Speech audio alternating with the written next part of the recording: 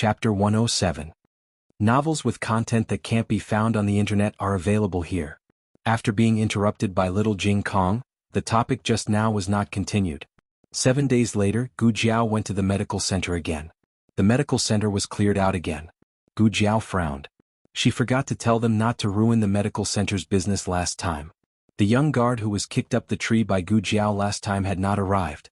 He brought the other guards to clear out the medical center first. Gu Jiao was a little angry. Huichun Hall was the only medical center in town. Many patients came to see the doctor every day. If they were all kicked out, it would delay the patient's treatment.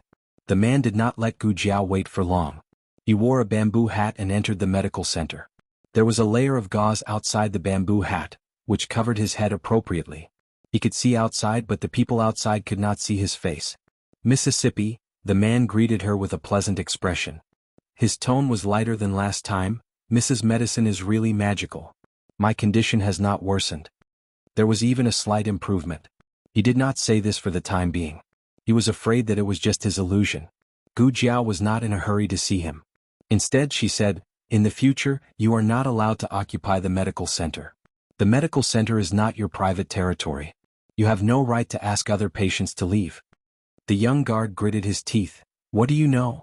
Do you know who my master is?" "Shut up." The man stopped the young guard. The young guard realized that he almost said something wrong and shut his mouth resentfully. Gu Jiao said lightly, "I don't care who you are. In short, you are a patient here.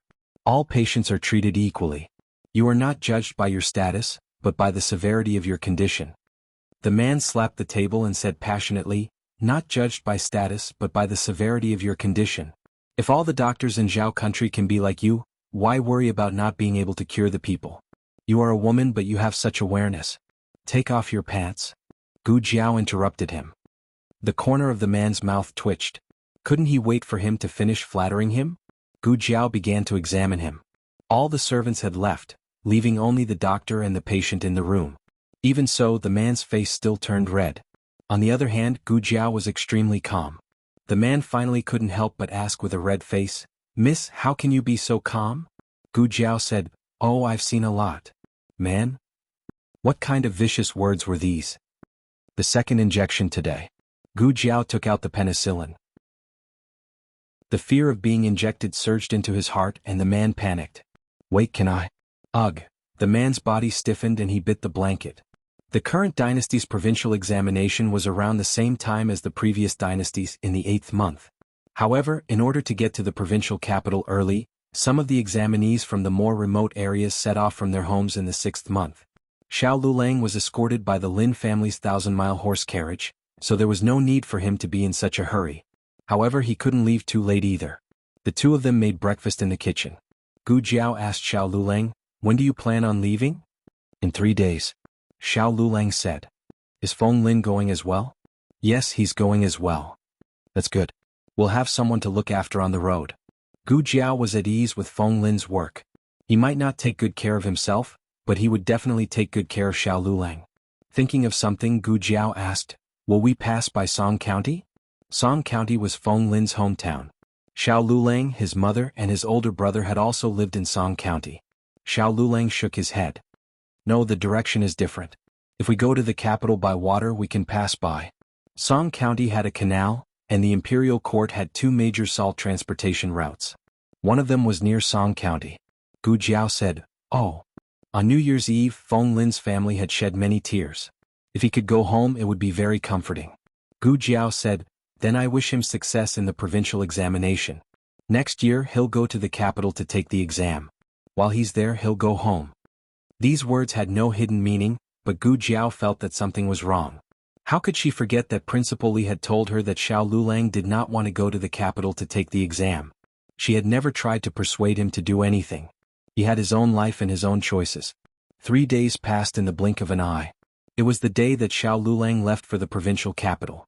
Steward Zhou had rushed the carriage to the village early. He knew that they needed to load the luggage, so he had the carriage stop in front of Gu Jiao and Xiao Yulang's door. The Lin family was the richest family in the provincial capital and was the overlord of the salt transportation. Their family's carriage was even more luxurious than the marquise. There were 4 tall and powerful horses that were taller than a grown man. According to the rules, merchants were not allowed to enjoy such a high-standard carriage. This was a privilege given to the Lin family by the imperial family. The carriage was large enough and there was even a soft couch inside. It was an ancient caravan. Gu Jiao was quite satisfied with sitting in this carriage to go to the provincial capital. There were many people in the village who came to watch the fun, but they did not dare to approach because of the guards and the horses. Only Go Hua, who always grew grass next door, did not fear the tiger. He climbed onto the carriage with all his might. Xuaningxiang awkwardly wanted to carry him down, but Go Hua refused. Steward Zhou smiled and said, "It's fine. Let him sit on the carriage. Just make sure he doesn't fall." Xuaningxiang understood that she was riding on the coattails of her neighbors. She was a young widow in the village and had been looked down upon by many people behind her back. Sometimes people were not evil, but the environment was cruel. When evil became a custom, good people would also raise their butcher's knife. But today she, a young widow who was looked down upon by others, could openly sit in the carriage with her son in her arms, which the villagers did not dare to approach. She suddenly felt a sense of exultation and elation. They were going to be back for a long time, so Gu Jiao prepared a lot of luggage for them. Feng Lin jumped off the carriage to help her carry the luggage, and listened to her explain what was in each bag. Little Jing Kong found his brother-in-law and started a conversation with him. The location was still the latrine. Xiao Lulang was speechless. What was the little monk's weird habit? Did he have to take off his pants to talk to people? Little Jing Kong sat on his small toilet bowl majestically. Those who did not know him would think that he was sitting on the dragon throne. He was very domineering. He said seriously, "You are going to leave home again. This time you will be away for a long time. Take care of yourself and don't let the family worry." Xiao Lulang did not want to hear the little trumpet girl's voice at this time. Little Jing Kong continued, "Also you are a mature examinee. Don't rely on others to motivate you. You must learn to be the first in the exam." Xiao Lulang was speechless. "Are you the one who helps me to be the first in the exam every time? Okay, stop talking so much. Take care." After saying that, little Jing Kong stretched out his little hand, intending to pat his brother-in-law's shoulder like an elder. However, he forgot that he was sitting on the small toilet bowl, so he only patted Xiao Liulang's butt. Xiao Lulang turned his head to look at the little hand that was grabbing his butt. He was speechless. There were no classes in the private school today. Gu Yan was a person who liked to sleep in, but he still asked Gu Xiaoshen to wake him up and get up to say goodbye to his brother-in-law. Then he went back to his room to sleep. "Is this all?" Feng Lin took the last bag and asked Gu Jiao. Gu Jiao nodded. "Yes, this is Liulang's food. I also made some pickles for you to eat on the way." Okay. Feng Lin happily went to the kitchen to get the pickles. Seeing him come out with a big jar of pickles, Steward Zhou thought to himself that the Lin family was the richest family in the provincial capital. How could they lack good food? Not long after Steward Zhou tasted the pickles, he began to complain that Feng Lin did not bring 2 more jars. This time they were really done packing. Gu Jiao sent Xiao Lulang to the carriage. Seeing that the carriage was about to leave, Madame Zhou and Gu Dashun, who had not appeared for many days, rushed over. "Jianyang, Jianyang." Madame Zhou changed her usual cold face and put on an extremely flattering smile. "Are you going to the provincial capital?" While talking, Madame Zhou and Gu Jiao had already arrived in front of Gu Jiao. Gu Dashun was a little reluctant to come over. Holding the bag, he was a dozen steps behind them. Xiao Lulang frowned slightly. Gu Jiao lowered the curtain, indicating that he did not need to come down. Gu Jiao turned to look at Madame Zhou. "What are you doing here?" "Hey, look at what you're saying. My nephew's son-in-law is going to the provincial capital to take the exam. How can I not send him off? Look, this is a little gift from eldest aunt." As Madame Zhou spoke, she handed a basket of eggs to Gu Jiao. Gu Jiao knew what she was up to and did not reach out to take it. Madame Zhou was embarrassed. She gave her husband a look. Gu Jiao coughed lightly and said to Gu Jiao, "Jianyang, the journey to the provincial capital this time is long. Liulang's legs are inconvenient. Why don't we let Dashun go with him? They can take care of each other on the way." "Who will take care of whom?" Gu Jiao asked bluntly. Even if Xiao Lulang was a little cripple, he usually did more work than Gu Dashun, who was able-bodied. Gu Dashun was spoiled since he was young. He did not know anything other than studying. He would be a burden if they brought him along. Gu Zhanghai choked. He was Gu Dashun's biological father. How could he not understand that Gu Dashun could not take care of himself when he left home? His clothes in the academy were brought home to be washed. If not, how could he beg Gu Jiao to let Xiao Lulang bring him along? Originally, Gu Zhanghai planned to bring Gu Dashun to the provincial capital himself. But life was hard at home and they could not afford the travel expenses of two people. He also heard that Xiao Lulang was tutoring people recently. The other party was from a wealthy family in the provincial capital and did not lack money. With Dashun's help, not only did they save on travel expenses, they also did not have to fork out money for food and clothing. He advised earnestly, Jianyang, eldest uncle has wronged you in the past, but your eldest brother has never offended you, right? Your eldest brother is focused on his studies and does not know about our grievances. He has never interfered. Your parents doted on your eldest brother so much when they were alive. How can you bear to see your eldest brother suffer? Gu Sanlang and his wife did dote on Gu Dashun when they were alive. But how did Gu Dashun, who was loved by them, treat Gu Jiao's mother?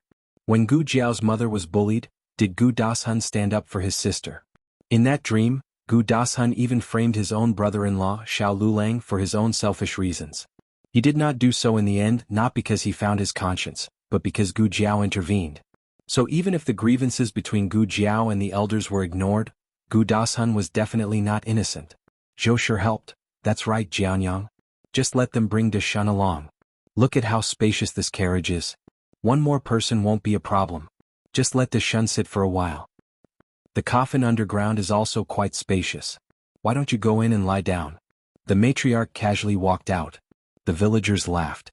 Liulang's grandaunt's eloquence really did not disappoint. Zhou Shi almost choked on her words. How can you say that? The matriarch spread her hands. I use my mouth to speak. Could it be that you use your butt? Zhou Shi was so angry that she fell backwards. The villagers laughed until they fell down. She was mocking Zhou Shi for her nonsense. But Zhou Shi was also to blame for digging her own grave. Did she not know that there was no joke in the world that the matriarch could not answer? In any case, she was the champion of the last imperial harem. The 3,000 concubines in the harem were all obedient to her. What was a mere Zhou Shi to her? He's not even a child of your Gu family. Why are you still blaming us? The matriarch pointed at Gu Dashun, who was not far away. If you really want to bring him along, it's fine. But let's make things clear first. Liulang's legs are not good. He's not going to be Liulang's boss. He's going to take care of Lulang. Gu Zhanghai politely said, Of course. Of course. It was fine as long as he could get on the carriage. If he really went to Dashun and did not take care of Lulang, could Lulang chase Dashun away? Scholars valued their reputation the most. If Xiao Lulang really dared to do this, they would go to the yamen and make a fuss. They would ruin Xiao Liulang's reputation. The matriarch said, Words are no proof.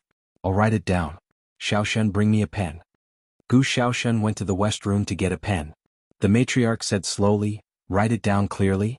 Gu Dashun will wake up at 3 o'clock every day to buy breakfast for Lulang, iron his clothes, wake Lulang up, help Lulang take off his clothes, wash his face and rinse his mouth. He has to personally deliver everything to Lulang. He has to wash Liulang's clothes and empty Liulang's chamber pot. Zhou Shi's expression changed drastically. Why is there a chamber pot? The matriarch ignored her and continued, When the weather is hot, he has to fan Lulang. When there are too many mosquitoes, he has to kill mosquitoes for Lulang. He can only sleep when Lulang is asleep. If Lulang wakes up in the middle of the night, he has to wake up. In short, he has to unconditionally satisfy any request of our Lulang. Also, he is not allowed to talk back. He is not allowed to be disobedient. Otherwise Lulang can beat him. You. Zhou Shi was so angry that her heart hurt. She almost leaned on Gu Zhanghai. However, Gu Zhanghai's expression was not much better than hers. Mrs. Zhou burst into tears and snot. My fellow villagers, please be the judge. How is this taking care of him? He is clearly ordering our Dashun servants around. The matriarch looked innocent. Huh? This is a servant? You have been treating the orphan of the third branch like this for so many years. I thought that your Gu family likes to take care of people like this. No matter how thick-skinned Zhou Shi was, she couldn't stand it anymore. She left Gu Jiao's house with her husband and son in disgrace. Gu Jiao lifted the curtain of the window and handed a money bag to Xiao Lulang. I put some broken silver and banknotes in it. There were 10 taels of silver and 100 taels of banknotes. In fact, the card of the bank was also in it, but it was sewn secretly. Xiao Lulang nodded, took the money bag and said to her, Let's go. Okay.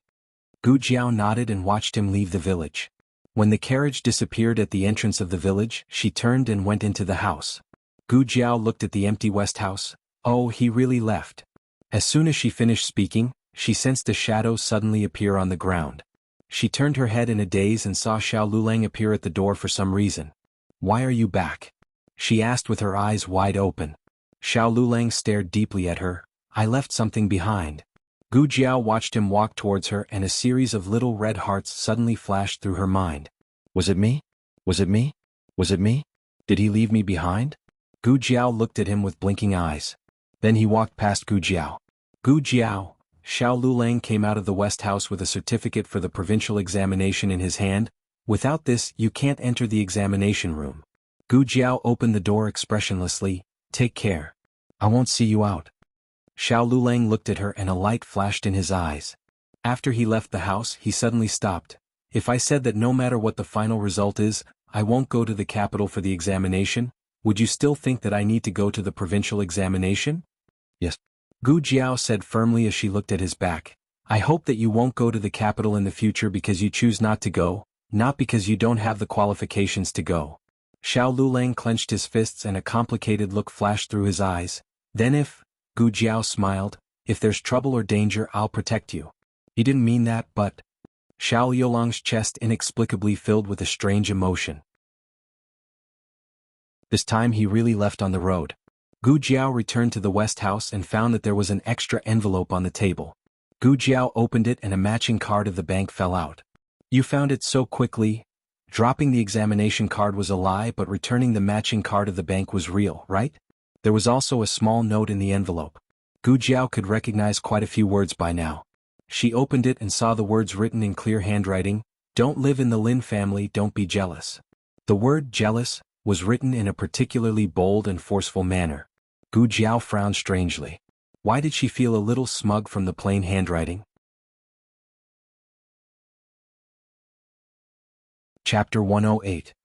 Gu Jiao went to the medical center. Today was the day of the follow-up visit with the mysterious person. The other party had been waiting at the Huichun Hall for a long time. This time he didn't let people clear the medical center. Gu Jiao came a little late to see Xiao Lulang off, so she made the other party wait for a long time. The young guard's face was completely dark. "Humph, you're the first person who dares to make my master wait." Gu Jiao spread her hands. "Oh, I'm honored."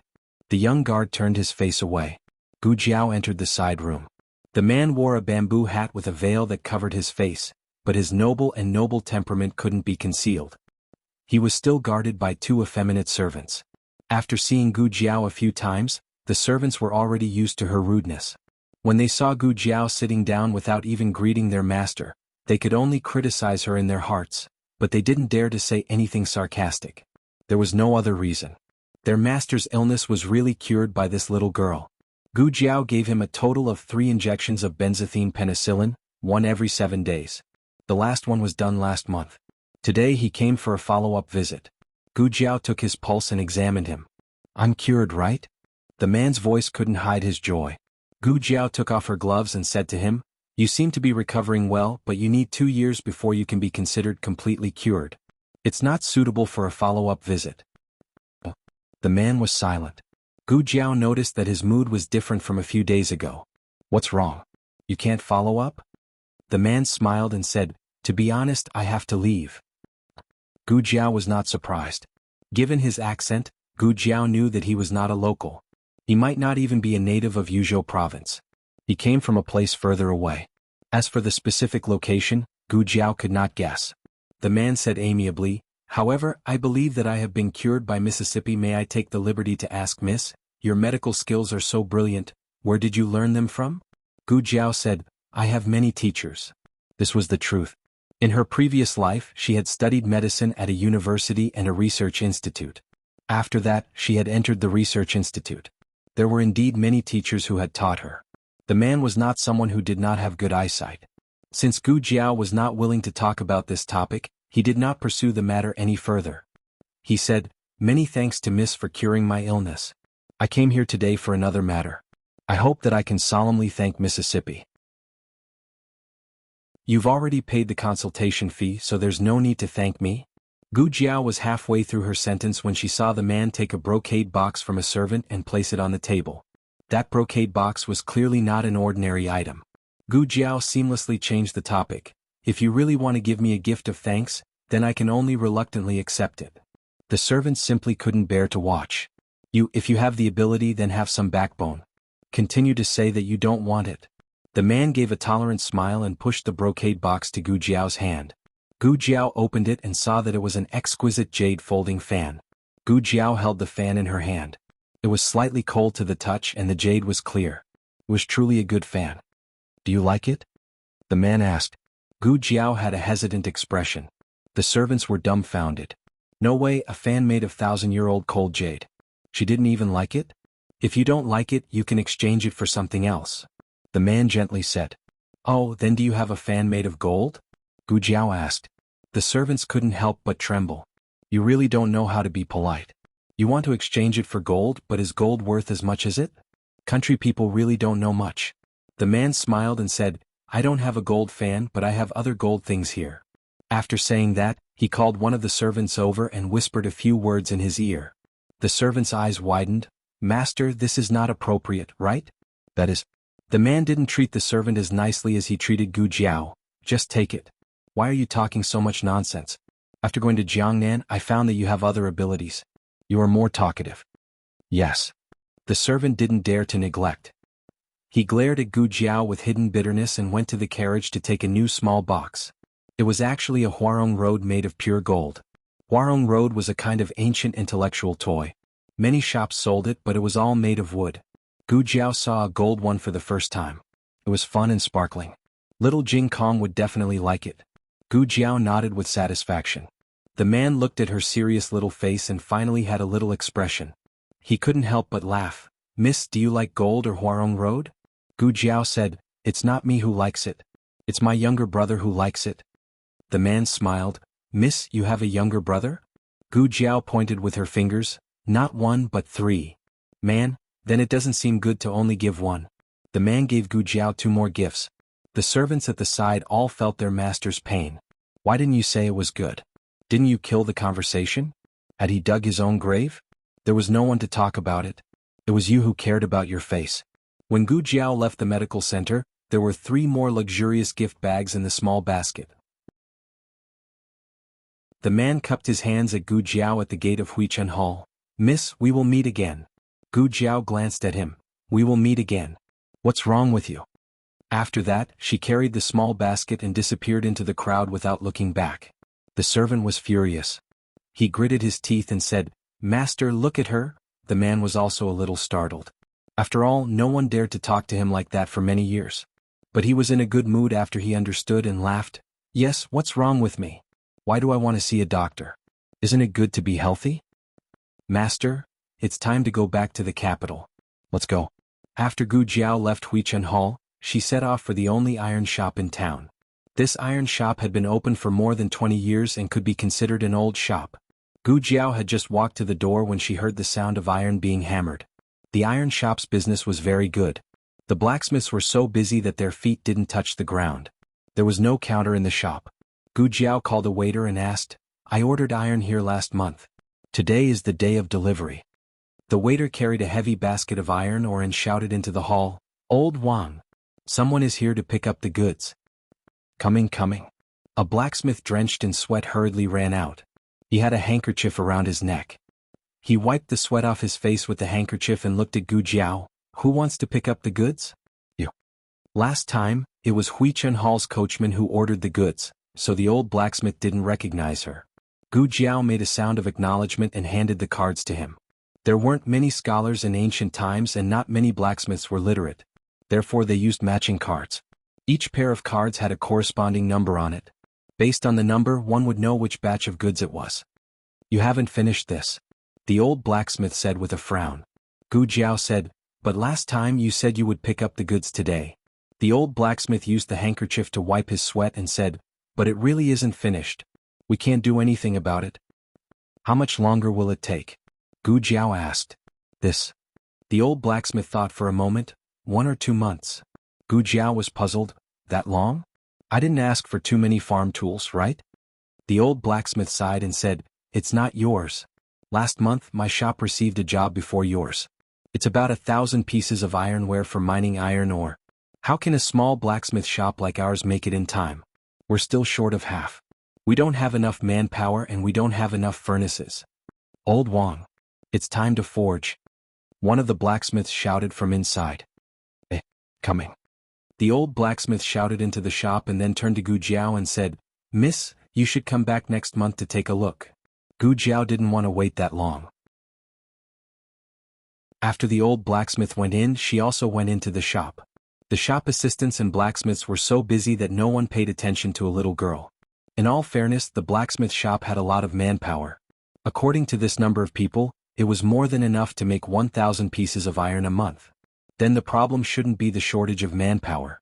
Gu Jiao looked at their blast furnace and suddenly found the problem. Smelting iron required an extremely high temperature. In order to reach this temperature, blast furnaces generally used blowers. Gu Jiao thought that the iron shops of this dynasty also used water pipes to blow the furnace. Who would have thought that it was the most primitive method of blowing the furnace by human power? The biggest disadvantage of human power blowers, commonly known as human power blowers, was that each port only had one tuah, bag made of horse skin. Every time the human power blowers, the tuah would close once. And a blast furnace had about 4 to 6 ports. In other words, a blast furnace could blow up to 6 times at the same time. This efficiency was much lower than that of water pipes. Water pipes were driven by water power. Every time the water wheel rotated, the tuah could close several times. Not only did it save a lot of time, but it also saved manpower. Gu Jiao told the old blacksmith her idea. The old blacksmith was very surprised. How could a little girl dressed in cloth know this? After being surprised, he said, I've seen what you said. It's only available in the Imperial Court's blacksmith shop. There were no craftsmen who could make water pipes. I can do it, Gu Jiao said. The old blacksmith was shocked. Gu Jiao thought for a moment, but what I'm going to do next is not water pipes. Gu Jiao said a name. What box? The old blacksmith said that he had never heard of it. Do you have paper? Gu Jiao asked. Ah. The old blacksmith was shocked silly by Gu Jiao and didn't react for a long time. Gu Jiao simply found a piece of bluestone on the ground, took out a charcoal pencil from her purse, and concentrated on drawing. The other blacksmiths were attracted by her. The old blacksmith scolded, What are you looking at? Go to work. The blacksmiths were afraid of the old master's prestige, so they suppressed their curiosity and went to work.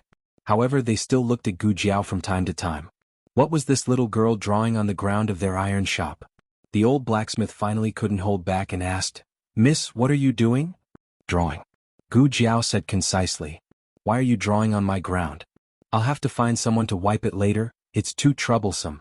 Gu Jiao smiled, I'll let you finish the remaining 1,000 pieces of iron in 10 days, don't you want it? 10 days? The old blacksmith stood up with his hands on his hips. Stop joking. He was a blacksmith, so how could he not know? Even if everyone in the iron shop didn't sleep or rest, it would still take at least a month. Unless they used the Imperial Court's water pipes, but that would still take 20 days. I'm not joking. The old blacksmith expressed his disbelief. If I do it, then what? The old blacksmith crossed his arms and looked down at her. If you do it, then I'll make your iron for free and won't charge you a single copper coin. Not only that, I'll also take care of all your iron in the future. I won't take a single coin from you. Gu Jiao seriously thought about it and felt that this deal was feasible. All right, I agree. The old blacksmith pouted. What do you mean you agree? You're bragging to the heavens. Gu Jiao quickly finished drawing and nodded her head in satisfaction. It should be like this. Go and find a carpenter later. The old blacksmith's mouth opened wide. What? Gu Jiao rolled up her sleeves. Don't be in a daze. If you keep on being in a daze, you won't be able to finish your iron. After saying this, Gu Jiao stood up and put the charcoal pencil back into her purse. Then she washed her hands and turned around to leave. The old blacksmith's face was filled with confusion. This can't be right? Was this little girl toying with him? How could she understand these things? But for some reason, the old blacksmith thought of the other person kneeling on the ground and calmly drawing. He still went to call the carpenter next door. The carpenter was knowledgeable. After looking at the blueprint on the bluestone board, his eyes immediately changed. Who drew this? What's wrong? The old blacksmith asked strangely. The carpenter didn't answer his question. He knelt down and touched the blueprint on the ground with both hands as if he was looking at a treasure. However, he was afraid that he would touch it, so he didn't dare to touch it. This cautious look made the old blacksmith puzzled. The carpenter's eyes lit up. Without saying anything, he went back to the shop and grabbed a pen and paper. He knelt on the ground and began to copy the blueprint devoutly. He had a vague premonition that this might be the most amazing thing he had ever done in his life. The old blacksmith was confused. He stared at the blueprint on the blue stone board. What's going on? Can it really be made?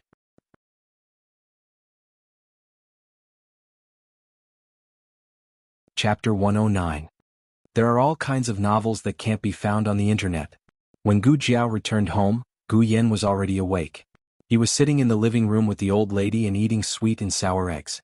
Seeing Gu Jiao enter the room, the old lady quickly pushed the sweet and sour eggs in front of Gu Yan. She said righteously, "I said I won't eat it. You have to be filial to me." Gu Yan was speechless. Who was the one who took away half of his sweet and sour eggs? The sweet and sour eggs were made by Xuaningxiang. Of course, the old lady didn't show up. She just encouraged Gu Yan to ask for it. Xuaningxiang couldn't resist Gu Yan's charm. She cooked a big bowl for him without hesitation. Little Jing Kong and Gu Shaoshan also had a small bowl each. Gu Shaoshan ate quickly. He had already returned to his room to study his wood carving. Little Jing Kong was still practicing on the tree trunk. He hadn't started eating yet. Gu Jiao decisively confiscated the old lady's sweet and sour eggs. In fact, the old lady who had already eaten half a bowl wiped her mouth and returned to her room. "As long as I eat fast enough, Jiao Jiao won't be able to catch me." Gu Jiao gave the 3 gifts from the man to her 3 younger brothers. She didn't need to ask, and the 3 of them accurately found what they liked. Little Jing Kong picked up the shiny golden Huarong Dao and couldn't put it down. Gu Yan picked a jade thumb ring made of 1,000-year-old cold jade. It was better than the original one. Gu Shaoshan got a dagger that could cut iron like mud. This dagger was smaller than a normal dagger. It was easy to carry and could be used as an excellent carving knife. The 3 of them were very happy. Xuaningxiang was helping Gu Jiao clean up the backyard. Xuaningxiang often came over to help. In return, Gu Jiao would help Xuaningxiang to work in the fields.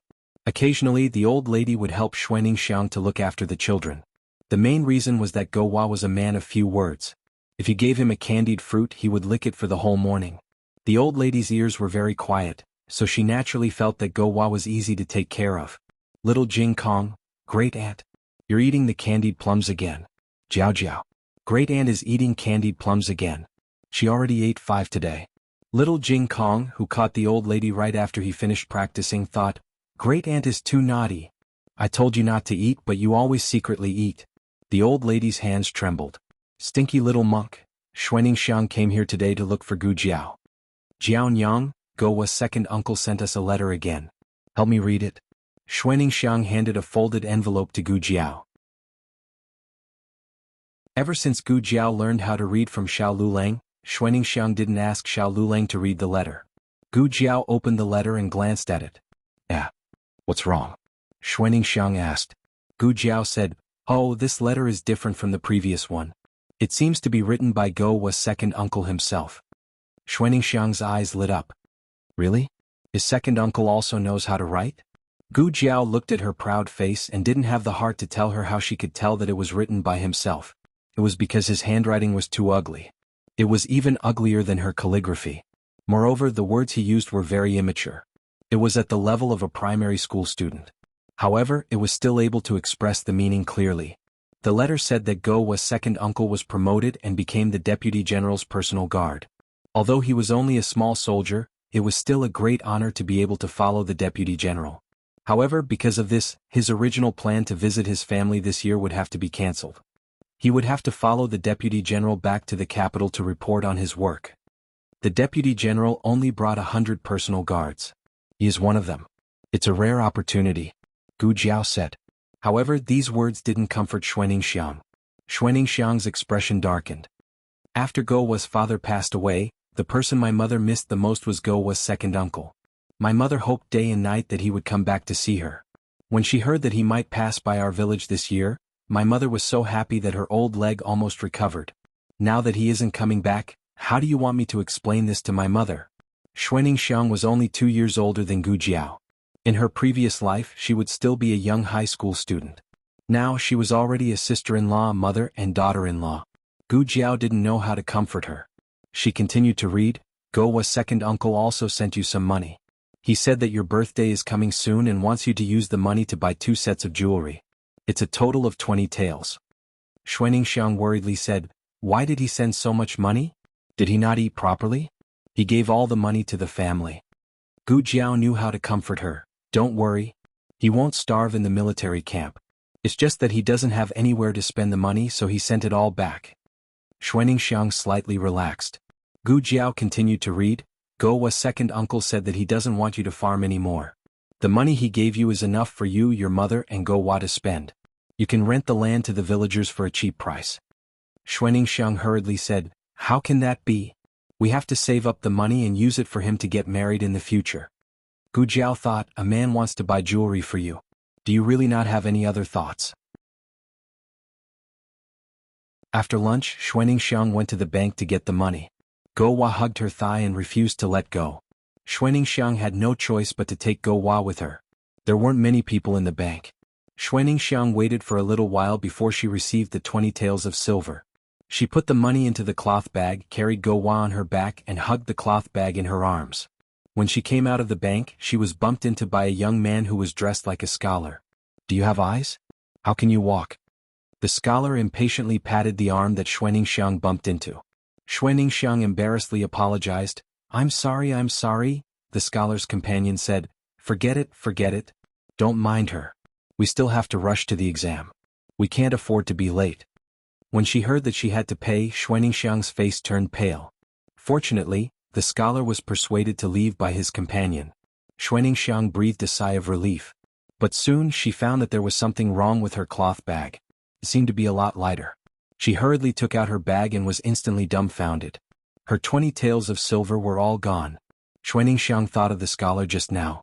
The expression in her eyes changed and she chased after them. "Wait!" The two young men stopped in their tracks. The scholar who bumped into her turned around and looked at her impatiently. "What are you doing?" Xuaningxiang gathered her courage and said, You stole my money." "What?" The scholar was puzzled. There was also a trace of shame and anger from being wrongly accused. Xuaningxiang was originally a bully at home. She was amenable to the soft but afraid of the hard. If she really confronted two grown men, she was more or less afraid. But that was 20 taels of silver. It was such a large sum of money. Gowa's second uncle risked his life to earn it. She couldn't let others steal it. It's you." She forced herself to gather her courage. "I just came out of the bank. The whole way I covered myself up tightly. Just now I was bumped into by you, and the money was gone." The scholar rolled up his sleeves and was about to get angry. His companion pulled him back. "What are you doing? Why are you arguing with an ignorant woman?" The scholar snorted. "It's not that I want to argue with her. She's the one who blackmailed me." His companion sighed. "Forget it. The exam is more important. Don't pay attention to her." "For your sake, I won't report it." The scholar snorted coldly and turned around to leave with his companion. Xuaningxiang rushed forward and grabbed the scholar's arm. "Give me back my money." "You're crazy." The scholar angrily stomped his feet and pushed her hand away. Xuaningxiang rushed over again. As the two of them pulled and pulled, the surrounding commoners surrounded them. The scholar indignantly said, "You said that I stole your money. Can you show me the evidence? If you blackmail me again, I'll report it. Since you're a woman and you're carrying a child on your back, I thought you were honest. Don't you feel ashamed bringing a child to do such a despicable thing?" You. Xuaningxiang's face turned green from his words. The surrounding people began to point at them. In today's world, men were superior to women. Moreover, everything was inferior except for studying. No one would believe that Xuaningxiang was a widow compared to a scholar. The scholar bitterly said, "I'm kind and won't report it. First, because you're a woman. Second, because we're rushing to the provincial exam. We don't have time to argue with you. This is too much. How can she blackmail a student who's rushing to the exam? Does she have any conscience? Isn't that right? She studied hard for 10 years just to be blackmailed by her? Look at her. She's not a good person." The passers-by began to criticize Xuaningxiang. Xuaningxiang felt so wrong that tears came out of her eyes. She didn't blackmail them. She really lost the money. Gowa was originally asleep, but he was also woken up by the noise. Seeing that he and his mother were surrounded by a group of people, he cried out in fear. Deanley had just come out of the dessert shop and was about to go to the town's medical center when he heard a heart-wrenching cry. This voice was a bit familiar. Deanley paused and then walked over. At this moment, Xuaningxiang was being criticized by everyone behind her back. No one believed what she said. Dean Li quickly recognized her. She was his beloved student's neighbor. Then he recognized Go Hua, the little fatty who called him father. Dean Li walked into the crowd. He was the dean of Tianxiang Academy. Even if he wasn't wearing the clothes of a teacher, his scholarly and noble aura could still suppress the crowd in an instant. What happened? He asked. Xuaningxiang was already sobbing. The scholar said, "This little woman blackmailed me." Dean Li asked, "What did she blackmail you about?" The scholar angrily replied, "She said I stole his silver." Dean Li asked again, "Did you steal it?"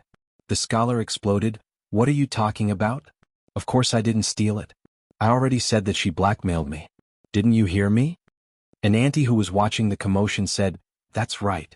The two of them are students who are going to the provincial capital to take the exam. They are really unlucky to be blackmailed by this woman." Dean Li looked at the two of them. "Which private school are you from?" The scholar straightened his back and said, "We are from Tianxiang Academy." Dean Li's eyes slightly narrowed. "Is that so? What are your names? Which class are you from? What does it have to do with you?" The scholar impatiently asked. Dean Li faintly smiled. "I am the dean of Tianxiang Academy. I don't remember the academy accepting you two as students." The scholar and his companions' faces changed. The surrounding people were shocked. Dean Li calmly said to a young man beside him, "I'll have to trouble little brother to report this to the authorities. Just say that someone here is pretending to be a student of Tianxiang Academy to cheat and bully women and children." The two of them were making a lot of noise, but they didn't report it to the authorities. Now that he had reported it to the authorities who was real and who was fake, it would be clear. The young man's mind was filled with one sentence. "Dean Li is talking to me. Dean Li is talking to me. I'll have to trouble little brother," Dean Li gently said.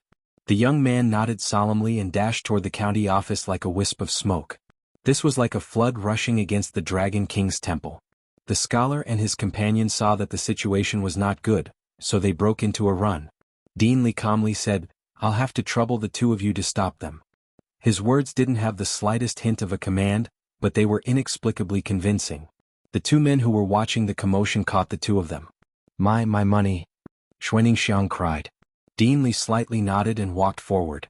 He searched the two of them and found Xuaningxiang's money. Seeing the money that she had lost and then regained, Xuaningxiang cried and was excited. In the end she burped, "Many? Burp. Many thanks. Burp. Father." Go Hua saw Dean Li. Xuaningxiang was so shocked that she didn't even burp. This child was randomly recognizing a father again.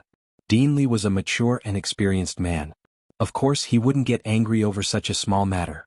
He had already asked the experienced teachers in the academy.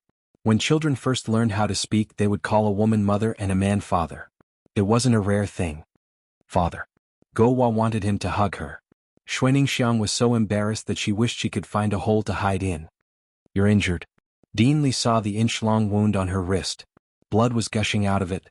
She was so focused on getting the money back that she didn't notice that her wrist was cut by the other party's pendant. Dean Li politely said, "Give the child to me. The medical center is nearby. I'll take you to bandage it." Xuaningxiang hurriedly covered her wrist with her sleeve. No need. It's just a small injury." Dean Li sternly said, "You still need to see it. The weather is hot and it's easy to get infected." Xuaningxiang thought for a moment, "I'll go by myself. I'm also going to the medical center. It's just on the way," Dean Li said as he carried Go Hua, who kept reaching out to him. After Go Hua had a father, she didn't want her mother anymore. She wrapped her chubby little hands around Dean Li's neck and buried her head in his arms. Xuaningxiang was so embarrassed. The two of them went to the medical center one after the other. Dean Li sent his old mother to the medical center. The reason was that when the servant was cleaning the courtyard, he found that his old mother was eating mulberries and suddenly fainted on the rattan chair. Old Madame Li was old and it was very dangerous for her to be in such a situation. Dean Li couldn't wait to invite the doctor home and directly sent her over. In the end the doctor said, "She's fine. Old Madame Li just fell asleep." Dean Li was speechless. He was worried that old Madame Li would be hungry when she woke up, so he hurriedly went to a nearby snack shop to buy some osmanthus cakes that old people like to eat. After entering the medical center, Dean Li found a doctor to treat Xuaningxiang's injuries. Go Hua was pressed down on the chair by Xuaningxiang. Dean Li gave Go Hua a piece of osmanthus cake. Go Hua ate it heartily. As he ate, he looked up and realized that his father was gone. He climbed down from the chair and sneaked to find his father. In the end, he followed him into a side room. Old Madame Li slowly woke up. The moment she opened her eyes, she saw a little bean. The little bean was chubby, round, and cute. Old Madame Li waved at the little bean. Go Hua was timid and retreated in fear. Coincidentally, Dean Li walked out from behind the green screen cabinet. Little Go Hua rolled over and hugged his leg. Dad? Dad? Dad? Old Madame Li looked at her son and then at the little bean. Her cloudy old eyes lit up. The Bodhisattva had appeared. She had a little grandchild. Because Gu Jiao was unwilling to return home, Marquis Gu and Gu Jinyu's return to the capital was delayed. Marquis Gu's original plan was to bring Yao Shi and the twins back to the capital by the end of June at the latest. However, Yao Shi and Gu Yan were both staying here because of Gu Jiao. This made Marquis Gu very vexed. Gu Jinyu was even more vexed. Consort Shu had promised to hold a grand hairpin ceremony for her and confer her the title of county princess during the hairpin ceremony. Being a county princess was a rare honor. As long as she became a county princess, even if the news that she was not the Gu family's flesh and blood spread, it would not be too degrading. But if she could not even return, how could she talk about a hairpin ceremony? Gu Jinyu was so anxious that a blister appeared on her mouth. Marquis Gu came to visit her.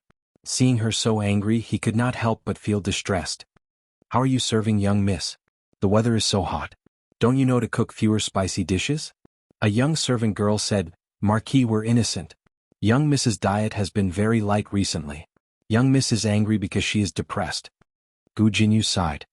Don't speak nonsense. You can all leave. Yes. The servant girls left. Gu Jinyu said to Marquis Gu, Father, daughter is really fine. Marquis Gu frowned and said, Nonsense. You just have something on your mind. You haven't smiled recently. Gu Jinyu lowered her eyes. Daughter just misses grandmother. Grandmother is old and fell last year. Although she has recovered, her body is not the same as before. Daughter doesn't know how much more filial piety I can perform for grandmother. These words struck a chord in Marquis Gu's heart. Marquis Gu was usually filial. Furthermore, the old madam only had him and Consort Shu as her children. After Consort Shu entered the palace, the old madam rarely saw her. As a son, he could not attend to his mother. Just thinking about it made him feel unfilial. Marquis Gu frowned and decided to give Yao Shi more trouble. Who knew that Yao Shi's heart was as firm as a rock? If I don't go back, Yen'er won't go back either. Marquis Gu sked. Mother hasn't seen Yen'er in many years? Yao Shi said, but she doesn't like Yen'er either. Marquis Gu retorted, when did mother not like Yen'er? Yen'er is her grandson. She dotes on him too much. But she did not dote on her 3 precious grandsons as much as she did on her previous 3. The previous Marchioness and the old madam were of the same clan. According to seniority, she called the old madam aunt. The marriage between the 2 families made them even closer. The old madam naturally doted on her children. In addition, her 3 sons had lost their mother early. The old madam's heart ached. Thirdly, the old madam looked down on Yao Shi's birth. When Yao Shi gave birth to the sick Gu Yan, the old madam felt that it was Yao Shi's own illness that implicated the Gu family's descendants. At first, the old madam treated Gu Jinyu indifferently. However, Gu Jinyu was too outstanding and gave face to the Marquis Fu. Imperial concubine Shu also thought highly of her. Only then did the old madam gradually change her opinion of Gu Jinyu. Marquis Gu's rebuttal did not have much confidence. He cleared his throat and said, but Jinyu is about to become of age. How can mother not be at her side when she holds the ceremony? Yao Shi said, then holding it in the villa is the same. Marquis Gu said, I can't always stay in the villa. If mother is here, father must also be here. Yao Shi thought for a moment. How about you return to the capital first and come back on the day of your birthday? Marquis Gu, why was it so hard to kidnap his wife and children back to the capital? Marquis Gu used all kinds of tactics, but Yao Shi refused to relent. Marquis Gu, what exactly will it take for you to return to the capital? Yao Shi said seriously, if I return on Jiao, I will return. Marquis Gu, how could that girl possibly return? Gu Jinyu came to deliver ginseng soup to Yao Shi and inadvertently heard the 2's conversation outside the door. The young maidservant was also present. The young maidservant served Gu Jinyu and already knew about her and Gu Jiao's past. The young maidservant complained on behalf of her mistress. Why did eldest young miss only return to the capital after madam? Could it be that second young miss is not madam's child? It was second young miss who has been filial to Madame all these years. Madame is too biased. Gu Jinyu held the ginseng soup on the tray and did not speak. The young maidservant said, aggrieved, on such a hot day, second young miss personally went to the kitchen to make ginseng soup for Madame. She even burned her hands. What did that eldest young miss do? She caused Madame to be so biased. Don't say any more. She is my older sister. She has suffered a lot. It is only right that mother dotes on her. Gu Jinyu finished speaking and left with a gloomy expression. For a few days, no one in the manor mentioned returning to the capital. The villa seemed to have returned to its peaceful days.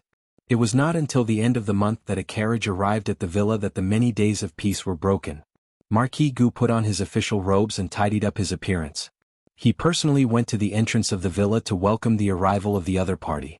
Dozens of guards lined up in a row, and a young man dressed in white slowly walked down from a carriage pulled by 4 horses in the lead. The young man's clothes were as white as snow and he looked extremely noble. Marquis Gu flicked the wide sleeves of his official robes and stepped forward. He cupped his hands and bowed. This official greets Royal Prince N. The young man who was called Royal Prince N slightly raised his hand and said coldly and politely, Marquis Ding, and does not need to be so courteous. My younger sister and I have traveled the world. This time, we are rushing back to the capital to take the examinations. We were passing by and suddenly came to disturb you. I hope Marquis Ding, and will not take offense. Marquis Gu smiled. Royal Prince N is too serious. It is this official's honor for Royal Prince N and your younger sister to visit my humble home. The weather is hot. How about Royal Prince N and young Miss Zhuang move to the villa and speak inside? Royal Prince N nodded and slightly turned his head. He said to the carriage behind him, Why haven't you alighted yet? The curtain of the carriage was lifted and a mischievous little girl stuck her head out. Her eyes darted around as if she was curious. She then jumped down with the help of the servants. She came to Royal Prince An's side. Older brother, is this the villa with the hot spring? Greetings Marquis Ding An. Royal Prince An said to his younger sister. The little girl curled her lips and bowed to Marquis Gu. Marquis Gu's title was below Royal Prince An's. Although the little girl was his younger sister, she did not have a rank. According to the rules, she should have bowed to Marquis Gu. However, putting etiquette aside, the little girl's status was too high. Although she bowed due to her older brother's authority, her attitude was not very respectful. Marquis Gu smiled and acted as if he did not see anything. He amiably led the brother and sister into the villa. Inside the villa, Yao Shi and Gu Jinyu also received the news. They were female and could not go out to welcome them. Thus, they waited in the Listening Wave Pavilion's reception pavilion for Royal Prince, and Yao Shi had left the capital for many years and did not care about the situation in the capital. She had never heard of this royal prince, and Gu Jinyu patiently told her about this royal prince and's legendary life. He is Imperial Tutor Zhuang's grandson. He is only 18 years old this year. He was conferred the title of prince at 18? Yao Shi was very surprised. Even imperial princes and Qin Wang were rarely conferred the title so early. Gu Jinyu shook his head. He was not conferred the title of royal prince at 18. He was conferred the title when he was 8. However, this conferment was not his good fortune. Rather, it was his misfortune. 10 years ago, the country of Zhao and the country of Qin fought, and the country of Zhao lost. The country of Qin proposed to use the crown prince of Zhao as a hostage. The emperor could not bear to part with his son, and the court officials were all against it. At this time, Imperial Tutor Zhuang stepped forward and was willing to let his most outstanding grandson replace the crown prince as a hostage in the country of Qin. If it was any other official's son or grandson, the country of Qin probably would not have agreed. However, the Zhuang family was the Empress Dowager's maternal family. Imperial Tutor Zhuang was the Empress Dowager's elder brother. His grandson was Empress Dowager Zhuang's grandnephew. Everyone knew that Empress Dowager Zhuang had been in charge of politics for many years. Her power was greater than the emperor's. Using her grandnephew as a hostage was not much less than the crown prince. Thus, the emperor conferred the title of Imperial Tutor Zhuang's grandson as royal prince and used his status as a prince to enter the country of Qin as a hostage. It was not until 3 years ago that the two countries fought again. This time, the country of Qin lost and Royal Prince An finally returned to the country of Zhao. There were many stories of Royal Prince An in the capital. Gu Jinyu had only heard of them and had never seen him in person. She was curious, but her expression was respectful and courteous. She did not overstep her boundaries. When Marquis Gu's group finally arrived at the reception pavilion, Yao Shi and Gu Jinyu finally bowed to Royal Prince, and Yao Shi had her eyes lowered the entire time. Gu Jinyu was still young. No matter how well-behaved she appeared, she could not help but glance at the other person curiously. Then she froze. How could there be such a handsome man in the world? He was noble but not arrogant. He was elegant and refined. His every movement was noble, and there was a hint of otherworldly immortality. "This is my wife, Yao Shi. This is my daughter," Marquis Gu introduced. Royal Prince nodded slightly. "Madame Gu, Miss Gu." Miss Zhuang walked forward. "You are Gu Jinyu? I know you." Gu Jinyu was slightly stunned. Yao Shi and Marquis Gu also looked at Miss Zhuang in astonishment. Miss Zhuang raised her eyebrows and said, "My fourth uncle praised your handwriting. He said that among people of the same age as me, your handwriting is the best." Miss Zhuang's fourth uncle was the provincial governor of Pingqing Prefecture, Zhuang Xianji. Miss Zhuang smiled coldly. "Ha, bring me a pen. I want to compete with you."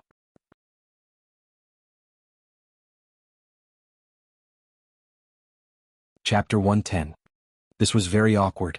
Gu Jinyu's handwriting was famous in the capital for being outstanding. Although this Miss Zhuang was Provincial Governor Zhuang's niece, she would probably lose badly against Gu Jinyu. Miss Zhuang did not look like a magnanimous person. If she lost badly, she might make things difficult for Gu Jinyu. Marquis Gu looked at Prince for help, hoping that he could stop his sister. But Prince had no intention of speaking at all. Marquis Gu secretly broke out in cold sweat. He gave Gu Jinyu a look without batting an eyelid, hoping that Gu Jinyu would deliberately lose to Miss Zhuang. When Yao Shi saw Miss Zhuang making things difficult for Gu Jinyu, she inexplicably thought of Gu Jiao. Gu Jinyu was a daughter who grew up in the Marquis' household, but she could still make things difficult for her. If Gu Jiao, who grew up in the countryside, returned to the capital, would she not encounter this kind of situation? The group entered the reception hall. The servants brought over brushes, ink, paper, and inkstone. "How does Miss Zhuang want to compete?" Gu Jinyu asked in a neither servile nor overbearing manner. Miss Zhuang raised her eyebrows and said, "Each of them will write a poem. My brother and Marquis Gu will be the judges to see whose handwriting is better." "The same poem?" Gu Jinyu asked. Miss Zhuang snorted, "Of course. Otherwise how can we compete?" This was what a layman would say. Gu Jinyu saw through it but did not expose it. "Miss Zhuang, please give us a poem." Zhuang Mingyun thought for a while, then waved her hand and wrote a poem written by Prince N. This was written by Prince N in his second year in the Qin Kingdom. He was not even 10 years old that year, but he had already written a 7-character quatrain filled with homesickness. His talent shocked the Qin Kingdom. The king of the Qin Kingdom pitied his talent and did not kill the hostage to vent his anger after the Qin Kingdom was defeated. Gu Jinyu knew which poem it was from the beginning. This poem was widely circulated in the Zhao Kingdom. While she admired Prince An's talent, she finished writing the entire poem smoothly. She was even faster than Miss Zhuang by a few strokes. After the two put down their brushes, the servants on both sides brought their works to Royal Prince and Marquis Gu to judge. Marquis Gu had originally intended to say that Miss Zhuang was more powerful no matter what, but after he saw the two's handwriting, he didn't even have the courage to lie through his teeth. Was this really written by a human? In any case, Miss Zhuang was the granddaughter of Grand Tutor Zhuang, and her uncle was the literary master, Provincial Governor Zhuang. It could be said that the Zhuang family was full of scholars and none of them were cowards. Why did Miss Zhuang turn a corner? Marquis Gu broke out in cold sweat. "Daughter, didn't I tell you to give in to Miss Zhuang?" Forget it, with such poor handwriting, there was no way he could give in. Miss Zhuang clapped her hands and arrogantly asked, "How about it? Who won?" Royal Prince smiled faintly. "Is there a need to ask? Naturally you win." Marquis Gu was taken aback. How could he be so good at lying through his teeth? Gu Jinyu was also very surprised. Was Royal Prince the kind of person who felt wronged by the truth? Miss Zhuang smiled proudly and was about to taunt Gu Jinyu when she heard Royal Prince speak again. "In terms of making a fool of yourself, who can compare to you?" Miss Zhuang was stunned. Marquis Gu and Gu Jinyu were also stunned. He was too disrespectful to his own sister. After Miss Zhuang recovered from her shock, she put her hands on her hips and stomped her feet. Brother, how could you say that about me?" Royal Prince calmly said, "Even a 3-year-old's handwriting is better than yours. If you can't even see this, then it's not that your handwriting isn't good, it's that your brain isn't good." Miss Zhuang was choked until her face and neck turned red. Royal Prince said, "If you want to continue making a fool of yourself, Then let's do it again. This time, do you want to compete in poetry, or do you want to take turns to lose to others in poetry? Miss Zhuang was so angry that she didn't want to bother with him anymore. She flung her sleeves and walked away angrily. Marquis Gu was embarrassed. Royal Prince N's way of teaching your sister is really original. Royal Prince N said unhurriedly, she's the youngest sister in the family. Her family has spoiled her. I've embarrassed myself in front of you, Marquis. Marquis Gu laughed dryly. How can it be? How can it be? Miss Zhuang is delicate and lively. She's quite cute. Royal Prince N nodded slightly. It's getting late. I'll go rest first. See you tomorrow. Marquis Gu, Lady Yao and Gu Jinyu bowed to him and respectfully sent him out. Watching his figure disappear into the night, Gu Jinyu murmured emotionally, this Jun Wang is different from the other princes. Gu Jinyu often went to the palace to accompany consort Shu and had seen many princes and princesses. They were all not as outstanding as Royal Prince N, whether it was appearance, talent or temperament. This kind of man, there was no woman in the world who could match him. Royal Prince N and Miss Zhuang were arranged to stay in the most elegant courtyard in the mountain villa. After Miss Zhuang returned to her room, she locked herself in her room. The maids wanted to comfort her but were all chased out by her. There was a knock on the door. Miss Zhuang said angrily, "Get out. No one is allowed to come in." "It's me," Royal Prince N said. "Brother?" Miss Zhuang stood up agitatedly. But when she thought of her brother's embarrassment, she sat down with grievance. "I'm coming in," Royal Prince N said. He waited for a while before pushing the door open and entering. Miss Zhuang turned her back and showed him the back of her head. Royal Prince N said softly, "You were the one who wanted to travel with me. I said that I wouldn't spoil you like father and mother. You also agreed." Miss Zhuang choked. She didn't expect her brother to keep his word. She thought that he would be like father and mother. He said that he wouldn't spoil her but in reality, he would indulge her without any bottom line. She choked, "I'm your sister but you're helping outsiders bully me." Royal Prince N didn't argue with her. He walked forward and handed her a palm-sized box. "What is it?" Miss Zhuang asked indifferently. "You'll know when you open it," Royal Prince N said. Miss Zhuang looked at the box in her brother's hand. Her brother's hand was really beautiful. It was as exquisite as a jade carving. Even if jade was in his hands, it wouldn't be as good as his. Miss Zhuang sighed and took the box. She opened it and found a luminous pearl inside. She loved these exquisite and fun things and her attention was immediately attracted. Royal Prince N said, "It's a 5-colored luminous pearl. It's the treasure of the king of Qin country. I used 2 poems to exchange for it." Once she heard that it was the treasure of the king of Qin country, Miss Zhuang loved it even more. Her brother still loved her. Miss Zhuang was happy. However, when she thought about how she compromised so quickly, she felt a little embarrassed. She cleared her throat and said seriously, "You're not allowed to help outsiders bully me in the future." After comforting his sister, Royal Prince N returned to his room. A man in black walked out from behind the screen. He cupped his hands and bowed, "Royal Prince." Royal Prince N said, "Are all your people here?" The man in black said, "They're all here. They're hiding outside the villa and waiting for your orders at any time." Royal Prince N said, "Tell them that they don't need to hide in the dark. Just change into civilian clothes." The man in black thought and said, "Royal Prince, are you sure she's in Qingchuan town?" Royal Prince N thought for a moment and said, "Previously His Majesty's people lost news of the Empress Dowager in Qingchuan town. In other words, the Empress Dowager did wander here. As for where she went, we still need to find her carefully." The man in black hesitated and asked, "Did the Empress Dowager really get leprosy?" Royal Prince N said, "Yes." The man in black frowned and said, "But His Majesty's people have already turned the town upside down. They even searched the villages under his rule. They didn't find anyone suspicious. Could it be that the Empress Dowager is already dead?" Royal Prince N's eyes were deep and dark. He said, "If she's alive, I want to see her. If she's dead, I want to see her corpse. No matter what, search her again." Everyone thought that this royal prince was ignorant of worldly affairs and was a weak young man who only knew how to play with words. However, if he was as weak as he looked on the surface, how could he live well after being a hostage in Qin country for so many years? No one knew how much the royal prince had suffered in Qin country. The royal prince didn't even tell his biological parents. However, the man in black stayed by the royal prince's side and witnessed the royal prince's dark days with his own eyes. He knew the royal prince's methods better than anyone else. Once he made up his mind to do something, he would definitely do it to the end.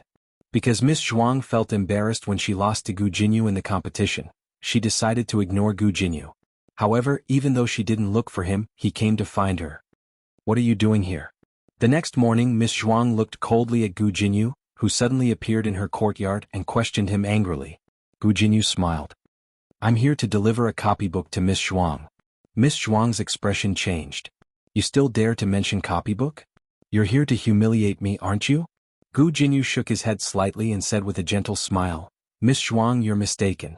Why would I humiliate you?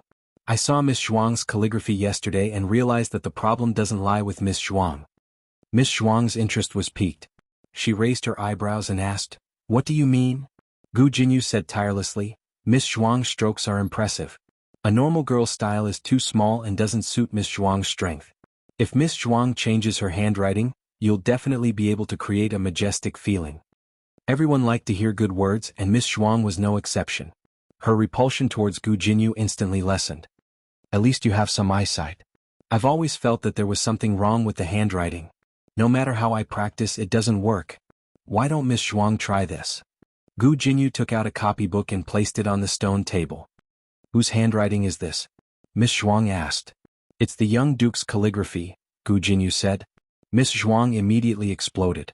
"You want me to practice a man's handwriting?" Gu Jinyu smiled and shook his head. "Handwriting doesn't differentiate between men and women. It's just that women have less strength and it's easier to learn the style of a hairpin style. But if we're talking about handwriting, the young duke's handwriting is still the best." This was the truth.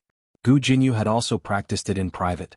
Even if it wasn't the essence, it was still much better than the style of a hairpin style. She had begged this copybook with great difficulty from Imperial Concubine Shu, and Imperial Concubine Shu had used all her effort to get it from His Majesty. It was extremely precious. She had also made a great deal of determination before she was willing to take out the invitation. Gu Jinyu said gently, "Miss Zhuang, why don't you try it? You can start by copying it." Miss Zhuang felt that the handwriting was indeed beautiful. It was 10 times, 100 times better than the copybooks the Zhuang family had collected for her. Gu Jinyu had also persuaded her so nicely, giving her a way out. She had someone bring over a brush, ink, paper, and inkstone. After copying a few words, she compared it with yesterday's handwriting. Indeed, there was an obvious improvement. Gu Jinyu praised, "Miss Zhuang is indeed extraordinarily intelligent. I practiced a lot in the past, but I still couldn't reach Miss Zhuang's handwriting. As long as Miss Zhuang works hard and perseveres, it won't be long before you surpass me." Miss Zhuang was pleased. Of course. After Xiao Lulang and Feng Lin went to the provincial capital for the imperial examinations, Gu Xiaoshan brought Gu Yan and little Jing Kong for lunch. Among the three of them, Gu Yan was the oldest, but he had the least life experience. He was truly Baby Gu. Baby Gu was also picky. "I don't want to eat noodles today." Baby Gu pouted and said, "But you should eat noodles today." Little Jing Kong spread his hands. Little Jing Kong was a person with a plan. He arranged their meals in an orderly manner every day. Xiao Lulang didn't care what he ate, so he let him eat. Gu Xiaoshan didn't care either. In the past, Gu Yan thought that it was his brother-in-law's idea and cooperated. Ever since he found out that it was little Jing Kong's plan, he started to disagree. "I don't care. I don't want to eat noodles." Gu Yan looked up at the sky.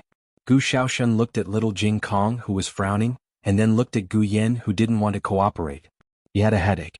He really missed his brother-in-law. How did he keep these two guys under control? Before Gu Yan appeared, Xiao Lulang and little Jing Kong were two people who were at odds with each other. After Gu Yan appeared, the internal conflict changed. In fact, if little Jing Kong wasn't a huge threat, Gu Yan and Xiao Lulang would also be at odds with each other. To put it bluntly, Xiao Lulang, the fisherman, benefited from the quarrel between his two younger brothers. Gu Xiaoshan was in a terrible fix and didn't know what to do. Suddenly, a familiar figure appeared in front of him. His eyes lit up. "Sister." The two who were at odds with each other instantly quieted down and turned their heads to look at her. Gu Jiao came to the gate of the academy with a small basket on her back. She looked at the three of them and said, "Why haven't you eaten yet?" "It's all because of brother Gu Yan. He didn't eat according to the plan." Little Jing Kong said with a serious face. Gu Yan snorted. "You only know how to complain all day long." Little Jing Kong put his hands on his hips. "I'm not complaining. I'm just stating the truth. Gu Yan snorted and said, You made the plan yourself. I didn't agree to it. Little Jing Kong said reasonably, I used to eat like this. Little Jing Kong had a little obsessive-compulsive disorder. Unless someone could persuade him with reason, he would change his plan. But obviously no one could win against him.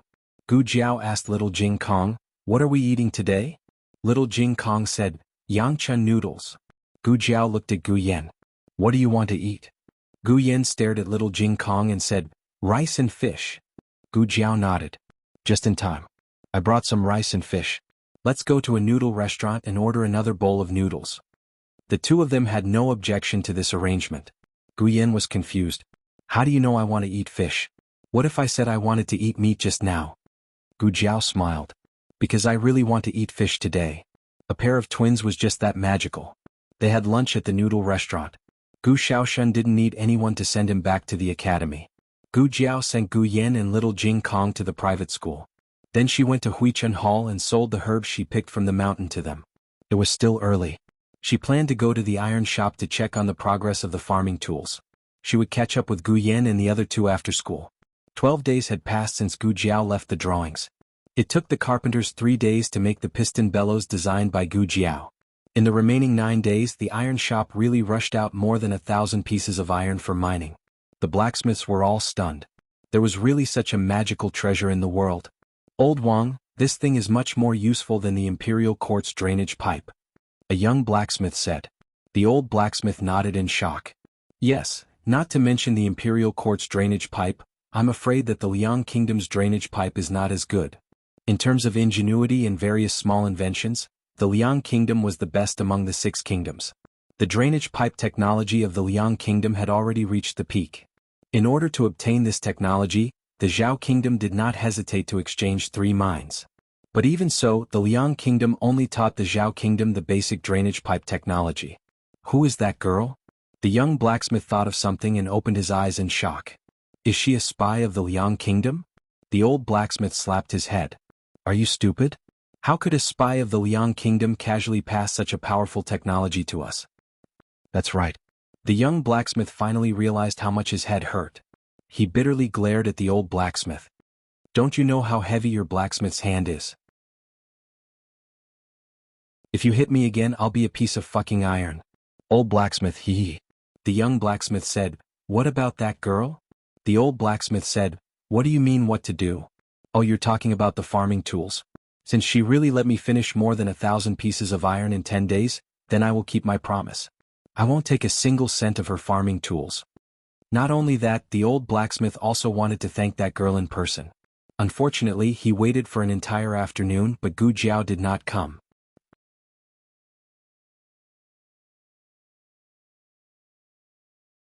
Chapter 111. Gu Jiao had planned to go to the iron shop, but she ran into some trouble. When she first arrived in town, she had already noticed that there were many more officers on her. She didn't know why, so she asked the boss of a bun shop. The boss of the bun shop was a warm-hearted person. He didn't ignore her just because she didn't buy any buns. Miss, you don't know? I heard that a prince from the capital came to our town. Those officers are under orders to protect him. It wasn't just the officers on the surface. Gu Jiao also noticed that there were many experts dressed as commoners among the seemingly unremarkable crowd. What a grand display. As expected of a prince. The road to the iron shop was blocked. Gu Jiao decided to go another day. She came to the private school to wait for little Jing Kong and Gu Yan, but she didn't expect to run into Gu Jinyu. Gu Jinyu had accompanied Miss Zhuang to town to shop. The two of them were waiting for Li Ji's osmanthus cakes. Miss Zhuang naturally wouldn't line up obediently. She spent money to buy all the osmanthus cakes behind her, but the cakes took some time to come out of the oven. Sister. Gu Jinyu saw Gu Jiao. She let go of Miss Zhuang's hand and came over to greet Gu Jiao. Gu Jiao didn't want to bother with Gu Jinyu. She glanced at her and didn't intend to stop. Gu Jinyu chased after her. Sister. Gu Jiao was annoyed. I said I'm not your sister. Don't call me that in the future. Gu Jinyu opened her mouth. But, hey. How can you speak like that? Miss Zhuang suddenly appeared beside Gu Jinyu. Because Gu Jinyu had given her the calligraphy and flattered her, Miss Zhuang and Gu Jinyu had turned hostility into friendship. She even saw Gu Jinyu as her friend. Miss Zhuang felt that she had been humiliated when her friend spoke to her in such a humble manner and even received a cold face from the other party. Gu Jiao didn't know Miss Zhuang and she didn't intend to know her. She kept a distance from the two of them with an expressionless face. Miss Zhuang had never been ignored like this before. She was furious. "Stop right there." Gu Jinyu tugged at Miss Zhuang's sleeve. "Miss Zhuang, forget it." Miss Zhuang said angrily, "What do you mean by forget?" She was just an unruly commoner, yet she dared to give the daughter of an aristocratic family a hard time. Who did she borrow the guts from? She. Gu Jinyu said awkwardly. "She's my elder sister." Miss Zhuang sneered. "What kind of sister is she? Do you think an unruly commoner is worthy?" Gu Jinyu explained, "I'm not lying. She really is my father's child." Miss Zhuang looked at Gu Jiao from head to toe. "Poor and ugly. I understand. She is your father's illegitimate daughter." Marquis Gu only had one daughter who had acknowledged her identity. If he had other children, then they must be mistresses, and mistresses were illegitimate children. Gu Jinyu tugged at her and said, "No, Miss Zhuang, things are a little complicated. I'll explain it to you later." Miss Zhuang snorted coldly. "You don't have to speak up for her. She's just a cheap wretch who can't be seen in public. Why do you have to give her face? I've seen many people like her. She thinks that she's a proper master just because her mother is a fox. She doesn't know that a pheasant will always be a pheasant. Even if she flies to a branch, she can't become a phoenix." She was scolding Gu Jiao, but Gu Jinyu felt as if she was scolding herself. Her face burned. Gu Jiao's expression was extremely calm, as if she wasn't the one being scolded. This made Gu Jinyu feel even more stifled. This Miss Zhuang was too good at scolding others. Miss Zhuang scolded Gu Jiao for a long time, but the other party didn't do anything.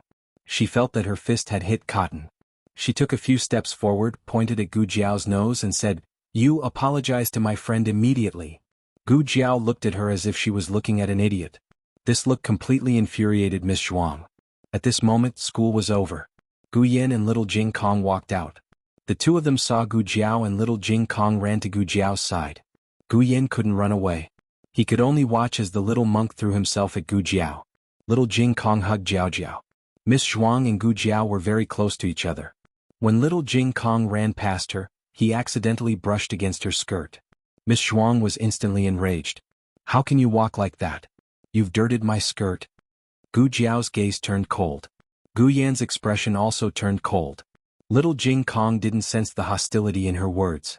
He let go of Jiao Jiao's hand and carefully studied Miss Zhuang's skirt. "Did I dirty your skirt? Let me see." Miss Zhuang suddenly pulled her skirt. "Don't touch me with your dirty hands." Gu Yan walked over coldly and took out a handkerchief. He squatted down and grabbed the little monk's hand to wipe it carefully. After that, he threw the handkerchief on the ground without hesitation. "Don't touch dirty things outside in the future." Miss Zhuang widened her eyes in disbelief. Did she hear it wrong?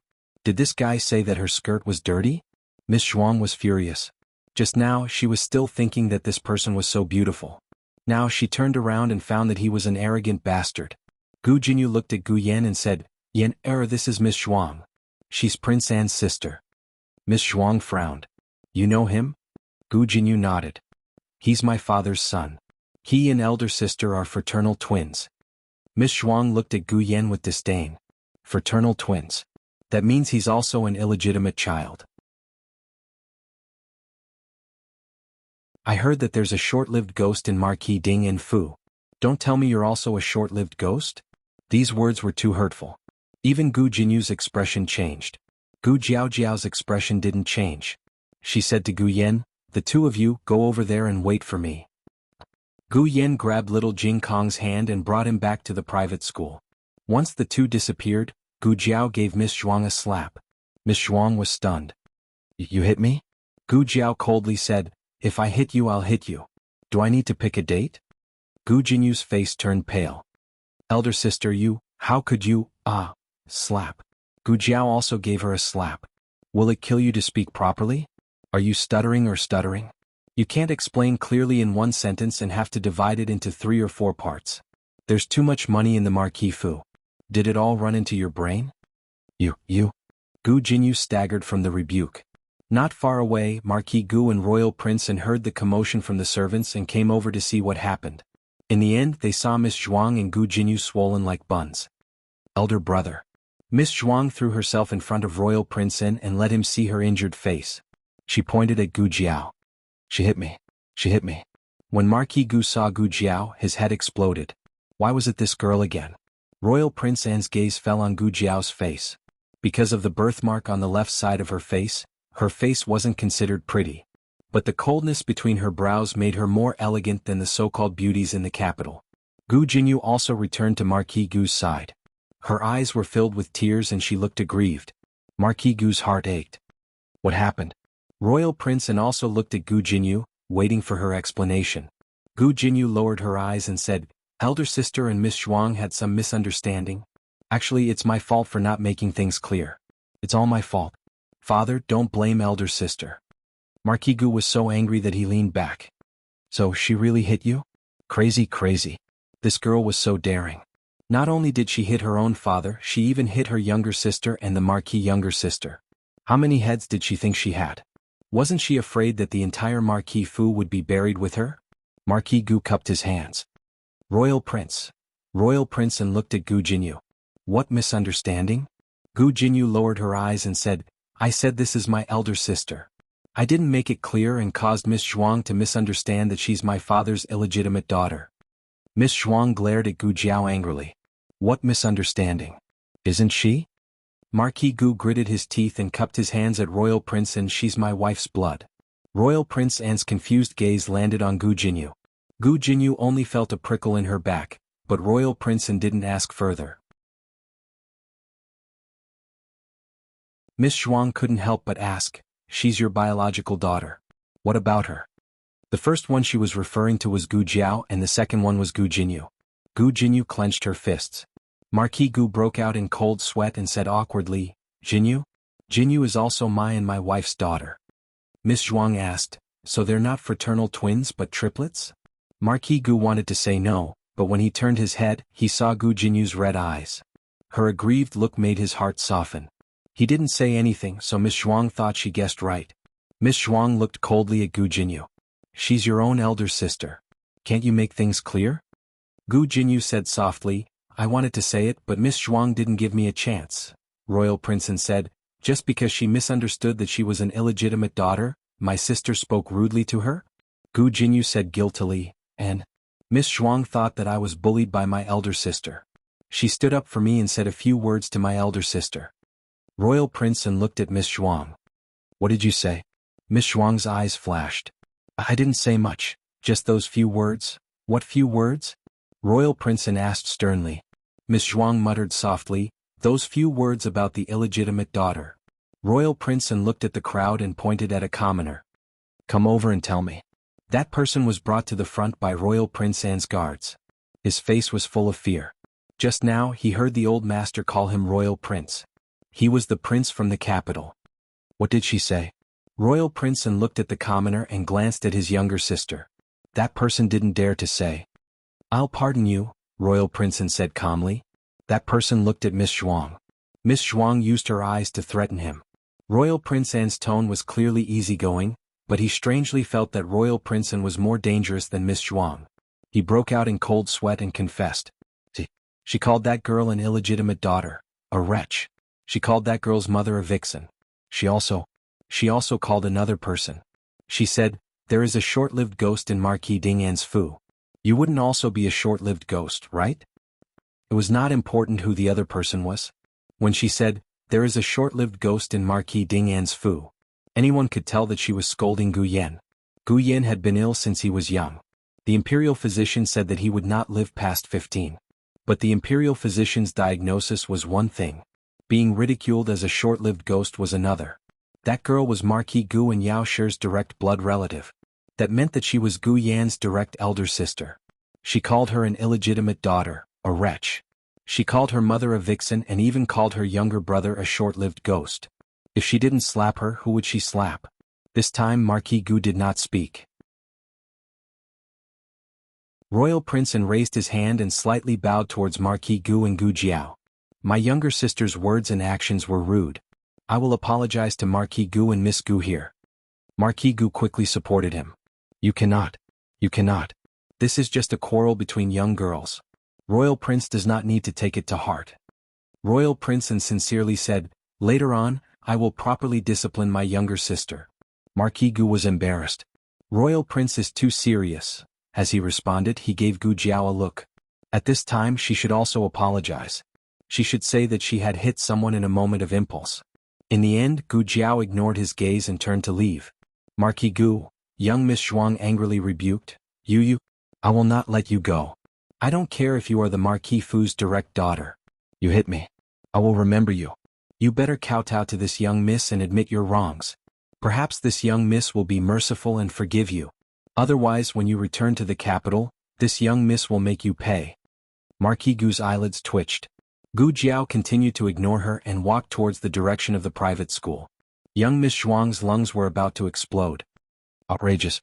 Do you know who I am? Grand Tutor Zhuang is my grandfather. The Empress Dowager is my great-aunt. When I return to the capital, I will make the Empress Dowager sentence you to death." Marquis Gu was so anxious that cold sweat broke out. The ruthless Empress Dowager Zhuang was famous for being protective. Whoever bullied her grandniece, she would really twist the person's head off. "The stupid girl, what will happen if you admit defeat?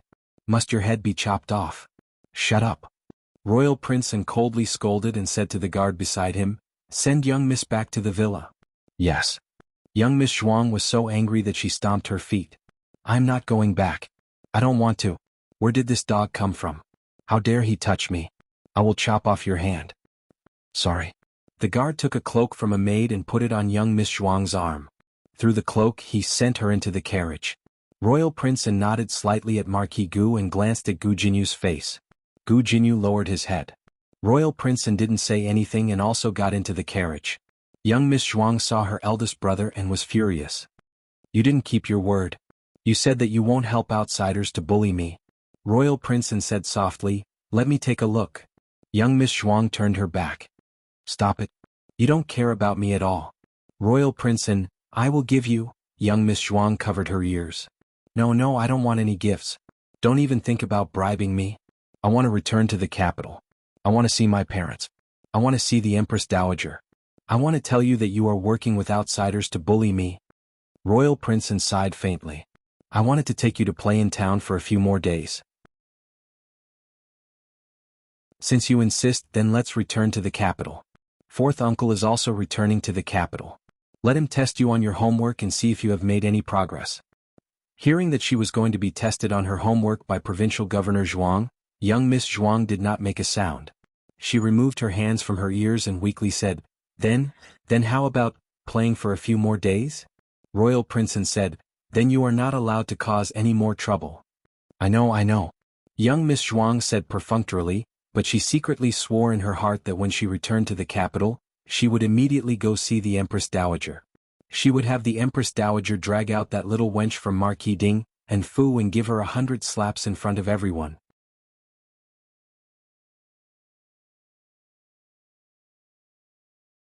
Chapter 112. Little Jing Kong had a serious expression on his face on the ox cart on the way back. He met a very fierce benefactor today and she said a lot of things that he didn't understand. It didn't seem to be anything good. But that was not the point. He seemed to be protected by Brother Guyen today. He was much smarter than Guyen. He skipped grades and got first place every time. Brother Guyen was like a baby. But when Brother Guyen squatted down to wipe his little hands and pulled him to the private school, he had the illusion that he was the baby. Little Jing Kong fell into deep thought. For the first time he was confused about his position with Guyen. On the other side, Royal Prince and Miss Zhuang returned to the villa.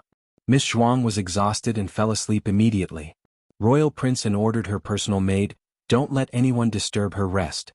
Don't see anyone who comes." The maid hesitated. "What if Miss Gu?" Royal Prince's eyes were cold. "I won't see her." "Yes." The maid hurriedly responded. Royal Prince returned to his room. Not long after, the black-robed man flashed in and saluted him with cupped hands. "Your Highness." Royal Prince poured himself a cup of tea and said lightly, "Did you find anything?" The man in black shook his head. "I've secretly checked all the inns and clinics in town. I didn't find any trace of the Empress Dowager." Royal Prince murmured, "Maybe she didn't go to the clinic or the doctors in town. She didn't stay in the inn either." The man in black was puzzled. "Then where did the Empress Dowager go? Did she hide in a commoner's house?" Royal Prince was silent. The man in black didn't care. Royal Prince, that's impossible. Have you forgotten that the Empress Dowager has leprosy? In the early stages of leprosy, there were only some small red spots on the body and face, which looked like frostbite or allergies. But as the disease progressed, the symptoms of leprosy would become more and more obvious, and eventually become completely different from normal people. It was impossible for a leper to remain hidden, unless she had gone into the mountains and lived alone. But that was even more impossible. The Empress Dowager had lived like a princess all her life. She didn't even know how to cook. If she really stayed in the old forest, she would starve to death sooner or later, even if she didn't die of illness or get bitten to death by wild beasts. Royal Prince said thoughtfully, "You're right, but if she didn't hide, where did she go? She has leprosy and causes a commotion wherever she goes." The man in black said, "Are you really not considering the possibility of the Empress Dowager's death?" Royal Prince said, "I've said it before. If he's alive, I want to see him. If he's dead, I want to see his corpse." The man in black was at his wit's end.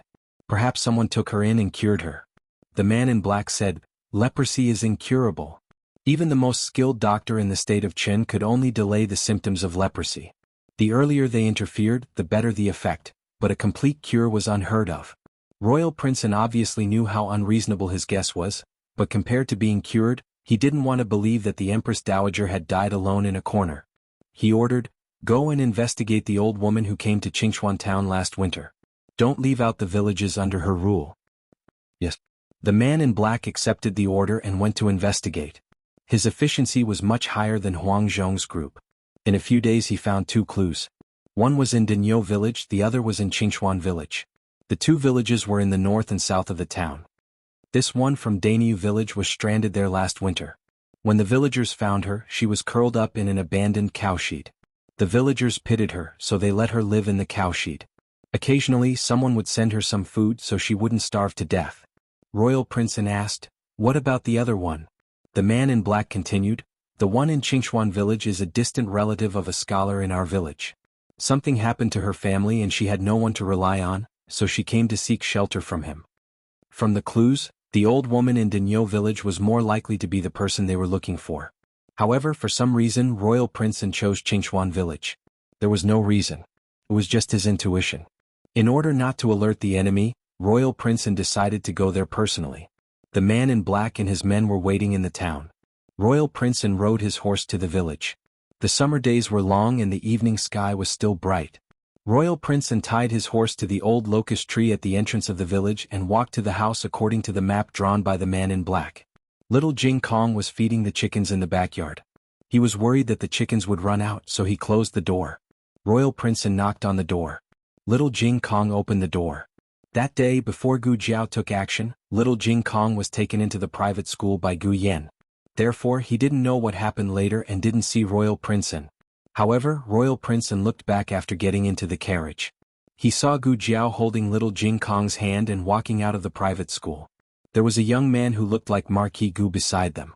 He must be Gu Yan, who the imperial doctor said would not live past 15. It was strange. Why was this little guy here? "Is this your home?" Royal Prince asked.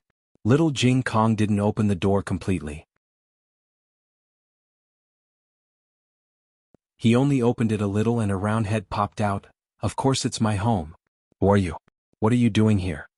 Royal Prince said gently, "I'm passing by and want to ask for a bowl of water." "Then wait." Little Jing Kong didn't invite him in but closed the door. After a while, he brought him a bowl of water. "Here?" This little guy was very cautious. Royal Prince took the bowl and drank all the water in one gulp. Then he returned the empty bowl to him. "Are you alone at home?" Little Jing Kong immediately became alert and closed the door a little. "Are you a trafficker? Why are you asking about this?" Royal Prince said without batting an eyelid, "Ah, no. I just wanted to thank your lady for drinking your water." Little Jing Kong said seriously, "I was the one who brought the water to you. You just have to thank me." Royal Prince had never seen such an unconventional child. He was stunned and said, "Ah, thank you very much. By the way, can I ask you how to get to Danyu village?" Little Jing Kong would know if it was Apricot Blossom village or Yanglu village. However, Danyu village was beyond his knowledge. Little Jing Kong was stunned. Royal Prince smiled. "Can you help me ask your family's lord?" "My lord is very busy. You can ask elsewhere. Go east." The seventh family surname is Luo. Second uncle Luo is an ox cart driver. He knows all the villages. Little Jing Kong closed the door decisively after showing him the way. He didn't forget to bolt the door. Jiao Jiao had said that strangers shouldn't be allowed in when there were no adults in the house. He was a child and his great-aunt was an old woman. They were not adults. In any case, Royal Princeton was someone who had been abroad before and had rich experience. Unexpectedly, he was rejected by a child. However, he didn't give up so easily. If the front door didn't work, he would go through the back door. He had to see that old lady today. Royal Princeton went to the back door. The back door of the kitchen was also closed but not locked. Royal Princeton paused and gently pushed the door open. Then he walked in. His footsteps were very light and almost didn't make any sound. Just as he took 2 or 3 steps, a figure suddenly jumped out from behind the door and hit him on the head with a rolling pin. With a bang, Royal Princeton fainted. The old lady threw the rolling pin back on the chopping board and looked down at the unconscious Royal Princeton. She snorted, "Sneaky. I can tell you're not a good person." The old lady heard the conversation between Royal Prince and little Jing Kong. He kept asking if the Lord was in the house. After being rejected, he sneaked in through the back door. Thief, he was a real thief. It wasn't strange that the old lady was so suspicious. After the family's life was not so difficult, they were indeed targeted by thieves. However, the thieves were all at night. At night, Gu Jiao and Gu Yan's secret guards were there. They could get rid of the thieves easily. However, she didn't expect the thieves to be so bold. They dared to steal things in broad daylight. The old lady looked at the handsome side profile and clicked her tongue. Even if you rely on your face to make a living, it's still better than being a thief. But, why do I feel that this boy looks a little familiar? Have I seen him somewhere before? The old lady hit him hard. When Gu Jiao, Gu Xiaoshen, and Gu Yan returned from cutting firewood in the mountains, he was still unconscious on the floor of the kitchen. Gu Jiao and Gu Xiaoshen put down the 2 bundles of firewood on their backs. Gu Yan also put down the half basket of dried branches and leaves that he had packed. Jiao Jiao, there was a thief in the house. Great Aunt is so powerful. She knocked the thief out. Little Jing Kong turned into a little loudspeaker in a second and told them what happened. Gu Jiao quickly recognized that he wasn't a thief. He was the young man in embroidered clothes that she saw outside the private school a few days ago. He was the royal prince and that Gu Jiao mentioned. Gu Jiao didn't have a good impression of him. He didn't shield his biological sister and even apologized to Marquis Gu and her. He was so understanding at such a young age. She didn't know if he was too fair and kind or if he wasn't simple at all. No matter what, he couldn't get into trouble in their house. Gu Jiao grabbed him with both hands and brought him to Gu Xiaoshuan's room. The old lady didn't show any mercy. There was a big bump on his head and he even bled a little. Gu Jiao applied medicine for him and wrapped him in gauze. After that, Gu Jiao took out silver needles and pricked his acupuncture points a few times. Royal Prince An slowly opened his eyes. Royal Prince An's facial features weren't particularly exquisite, but he had an aura that could make people sink into him. His eyes were beautiful but his gaze didn't seem right. Gu Jiao looked at him strangely. She took out her hand and waved it in front of his eyes. He didn't react. What was going on? Was he blind? At this time, the sky was dark and there was only a weak oil lamp in the room. Gu Jiao made the wick brighter but he still couldn't see. However, he didn't panic and didn't show any abnormality. He calmly closed his eyes and said, "My eyes hurt." The first thing he said when he woke up wasn't to ask where he was or who she was but to cover up the fact that he couldn't see. What a strange person. Since he said so, Gu Jiao naturally wouldn't expose him. After all, no one could guarantee that there wouldn't be any consequences after exposing him. The more you know, the faster you'll die. Then don't open your eyes. I'll find some herbs for you, Gu Jiao said. She randomly took some mint leaves and wrapped them in a cloth to cover his eyes. Jiao Jiao. Little Jing Kong poked his head in the door. Is he awake? It was the little fellow's voice. And Royal Prince began to guess Gu Jiao's identity.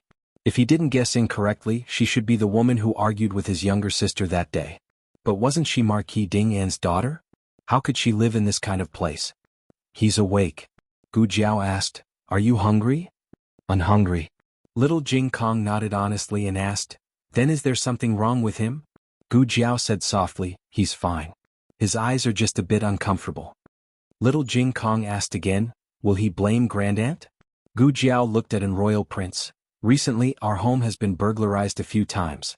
You came in through the back door, so my grandaunt thinks you're a thief. It's my fault. And Royal Prince said, You won't blame grandaunt. Gu Jiao turned to little Jing Kong and said, Go eat some snacks first. I'll cook immediately. Only then did little Jing Kong feel relieved and leave. And Royal Prince listened to Gu Jiao's voice and found it hard to connect her with the woman who slapped his younger sister and Gu Jinyu. It was as if they were two different people. It was also as if her patience and gentleness were all given to her family. When there was no one else in the room, Gu Jiao asked again, Royal Prince, and why did you suddenly come to visit? Originally it was just a guess. Now that she called him an Royal Prince, it confirmed his identity. After all, it was impossible for people who had never seen him to know that he was an Royal Prince. Commandery Prince and could not tell her that he suspected that the Empress Dowager was hiding in her house. He hesitated for a moment and said, To be honest, I'm here to apologize. Miss Gu has been wrong because of my sister. Gu Jiao, oh. And Royal Prince couldn't tell if she believed him or not. You're saying, the person who knocked me out was your grandaunt? Gu Jiao asked, What's wrong? And Royal Prince smiled without batting an eyelid, She's really strong. It seemed that the person wasn't the Empress Dowager. The Empress Dowager recognized him.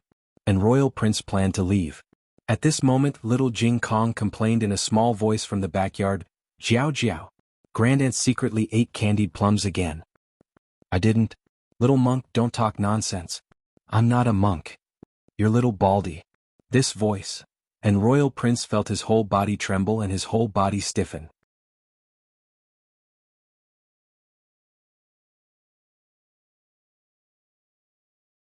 Chapter 113. Gu Jiao walked out and looked at the jar that the old lady was holding tightly in her arms.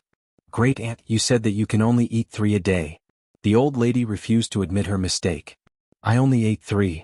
Gu Jiao pointed at the jar. But there are clearly 6 less in this jar. You ate it?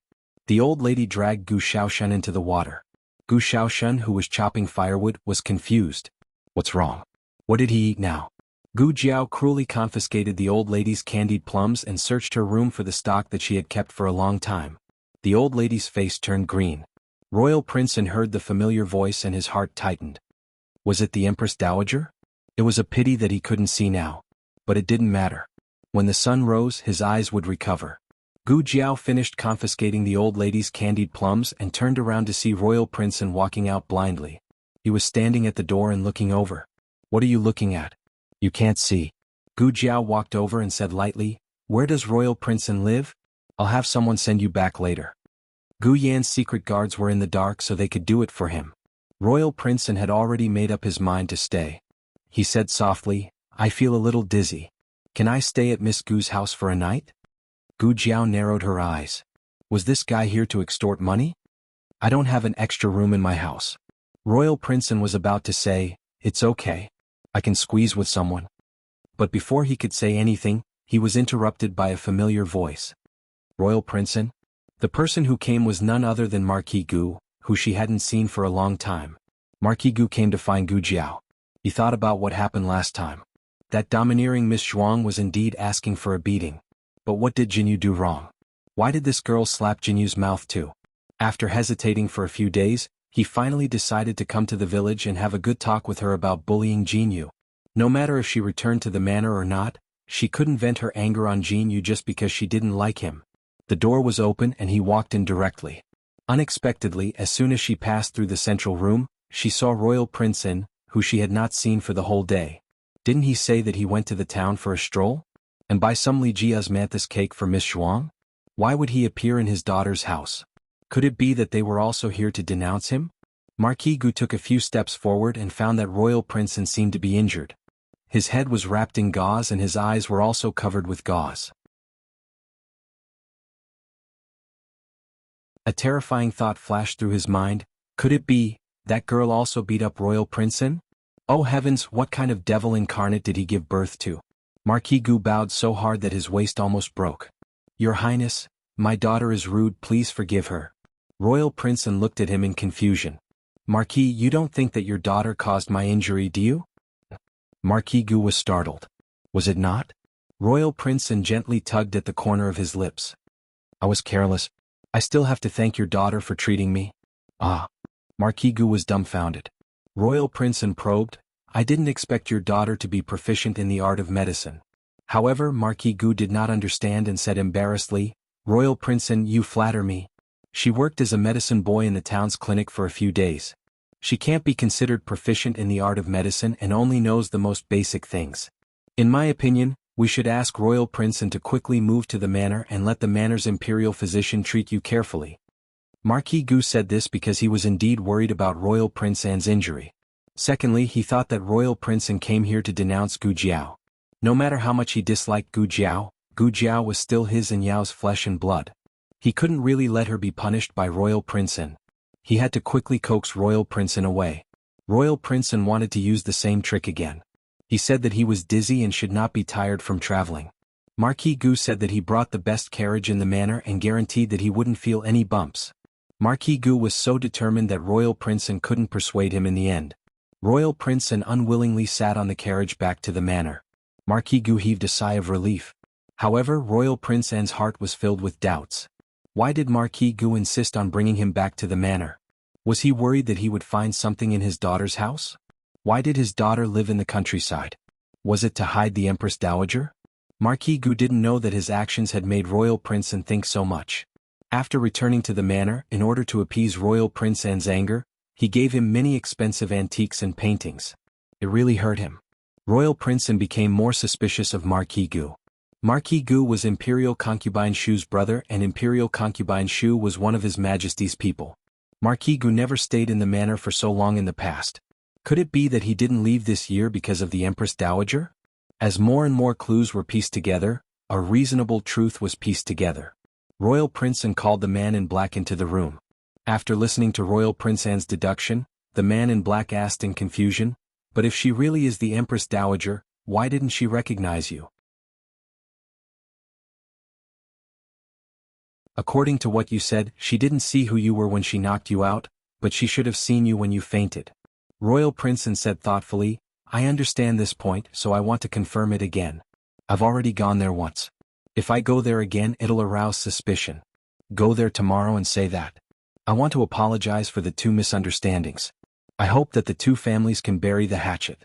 I also hope that she won't mention my sister's bullying to anyone in the capital, so as to not ruin my sister's reputation." The man in black replied, "Yes." Royal Prince An said, "You must see the Empress Dowager and tell her about the situation in the capital." The man in black cupped his fists. "Yes, sir." But, thinking of something, the man in black frowned and said, "If she really is the Empress Dowager, what do you plan to do?" Royal Prince An's eyes were cold. "What can I do? Of course I'll bring her back to the capital. I can't let her fall into anyone's hands. It doesn't matter if it's His Majesty or someone else." The man in black hesitated for a moment and said, "I'm afraid that the capital isn't safe now. It's still a mystery how the Empress Dowager got leprosy.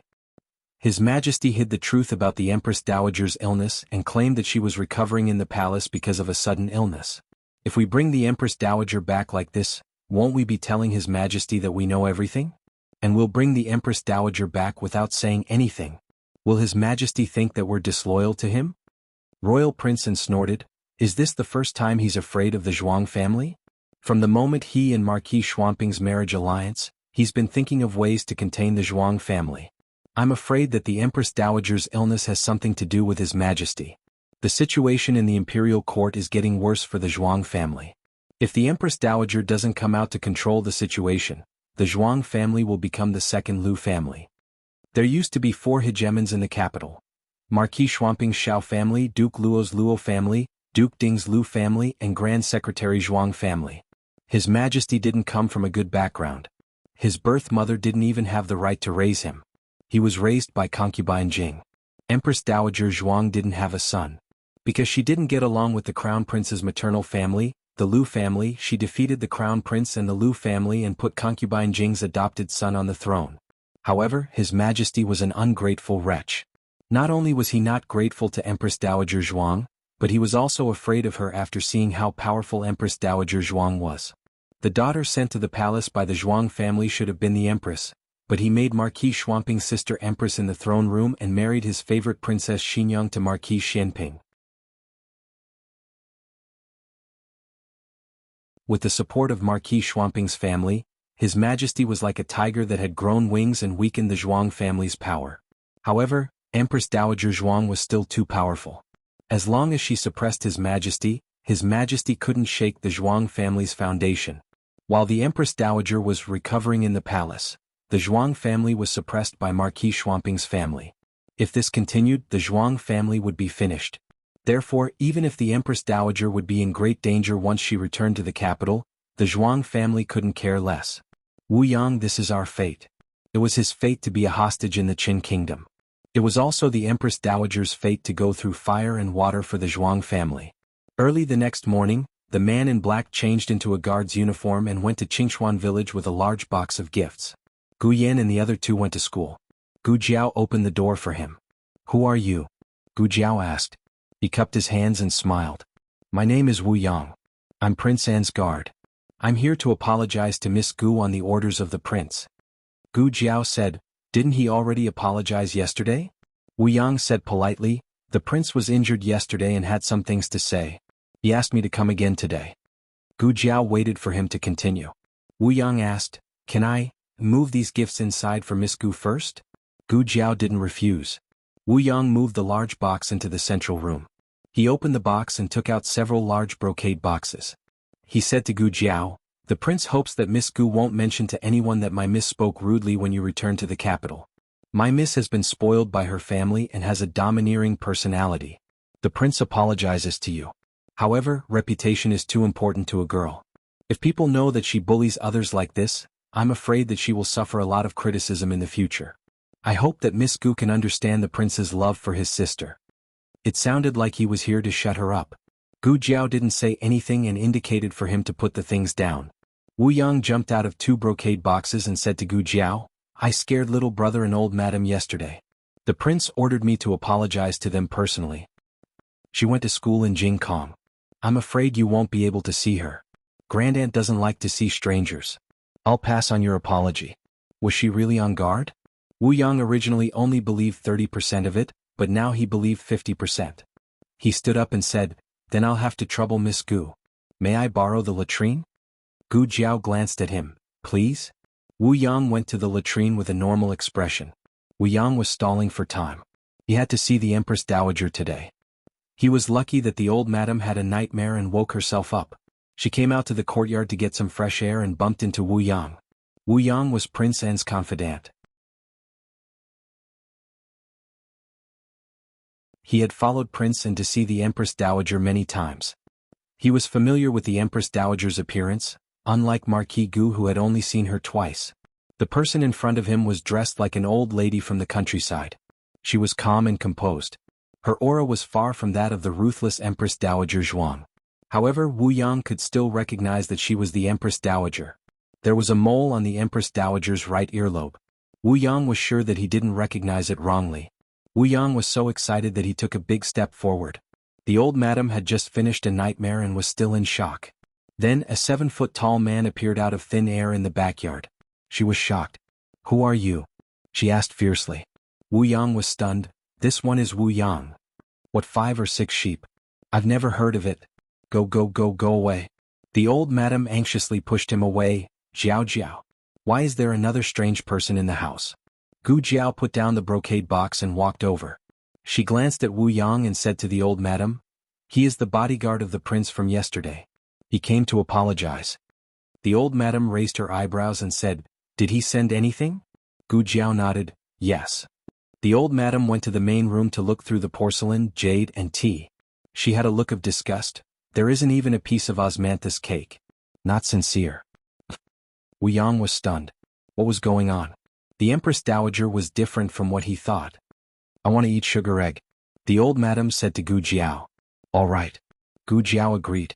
It was fine as long as there wasn't any sugar water. Give him a bowl as well. The old madam said in a serious manner. He sent so many gifts, so you have to ask him to stay for a meal. That's fine. Gu Jiao nodded. She went to the kitchen to cook 2 bowls of sugar egg. One bowl was half full and the other bowl had less sugar. The old madam generously said, Jiao, you can go do your work. I'll take care of the guests. Wu Yang gave the Empress Dowager a thumbs up in his heart. First she used the excuse of eating sugar egg to make him stay. Then she thought of a way to send the Gu family away. She was worthy of being the wise Empress Dowager. Gu Jiao carried a pole to the entrance of the village to fetch water. There was no third person in the room. The old madam's expression instantly became excited. Wu Yang was also excited. The Empress Dowager's great wisdom was really just an act. The Empress Dowager wanted to recognize him. Quickly. Jiao Jiao will be back soon. Yes, quickly. Wu Yang nodded like he was pounding garlic. In the end, he saw the old madam exchange a bowl of sugar egg with him. She then picked up a spoon and ate happily. Wu Yang.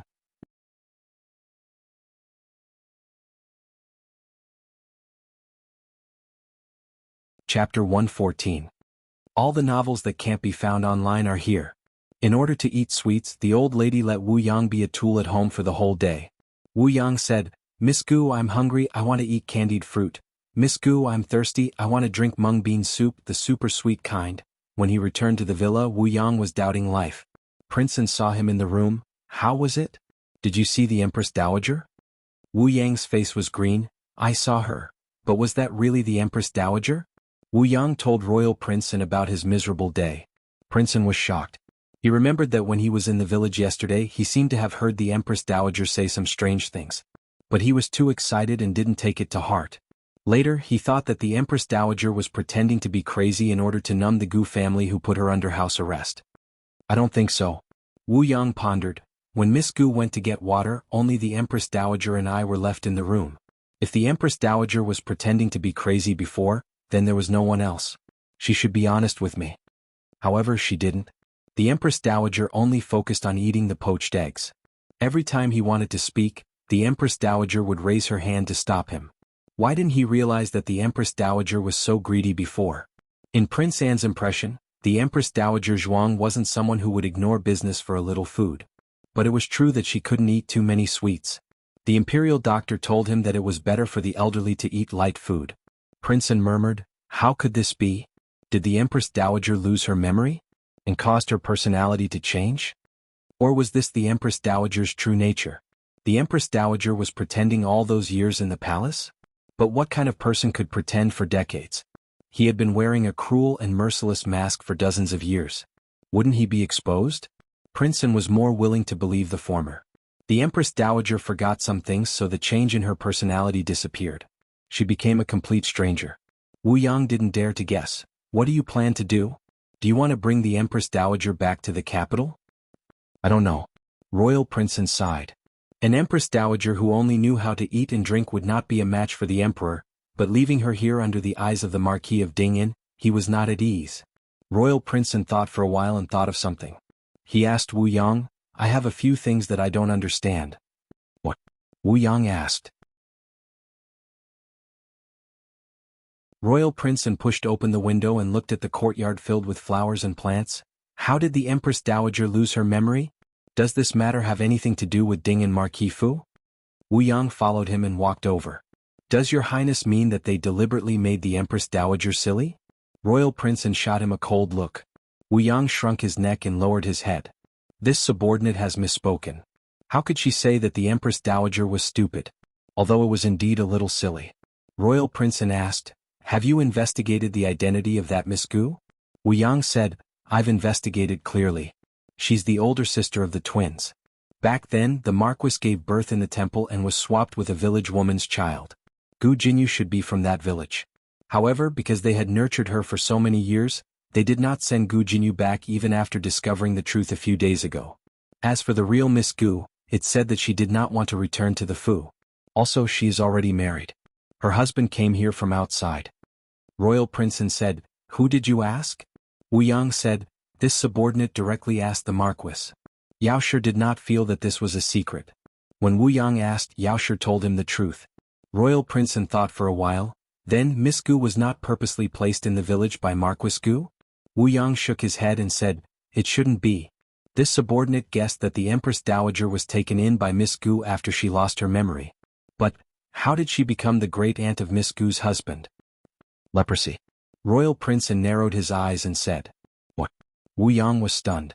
Royal Prince Anne raised his hand to touch the potted begonia on the windowsill. "Didn't you just say that Miss Gu's husband is from outside?"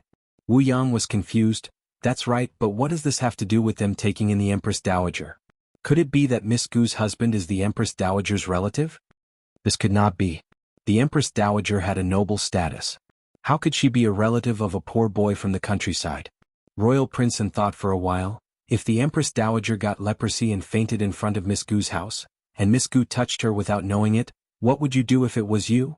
Wu Yang's eyes widened. How could that be? Leprosy is so infectious. If she touched it, she would be sent to Leprosy Mountain. Could it be?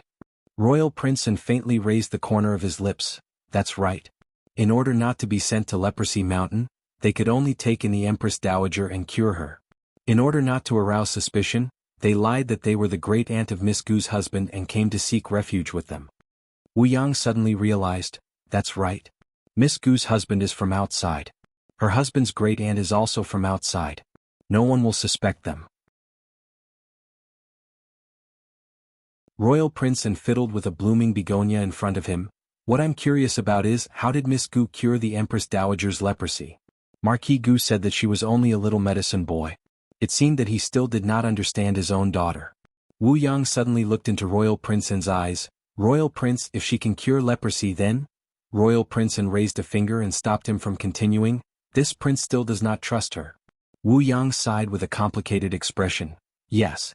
Then, what does Royal Prince plan to do with the Empress Dowager? Royal Princeton thought for a while. The Empress Dowager has lost her memories. If we really went to meet her, she would not leave with this prince. Moreover, her identity might be exposed. This is not a wise move. Call a few people and steal the Empress Dowager out in the middle of the night.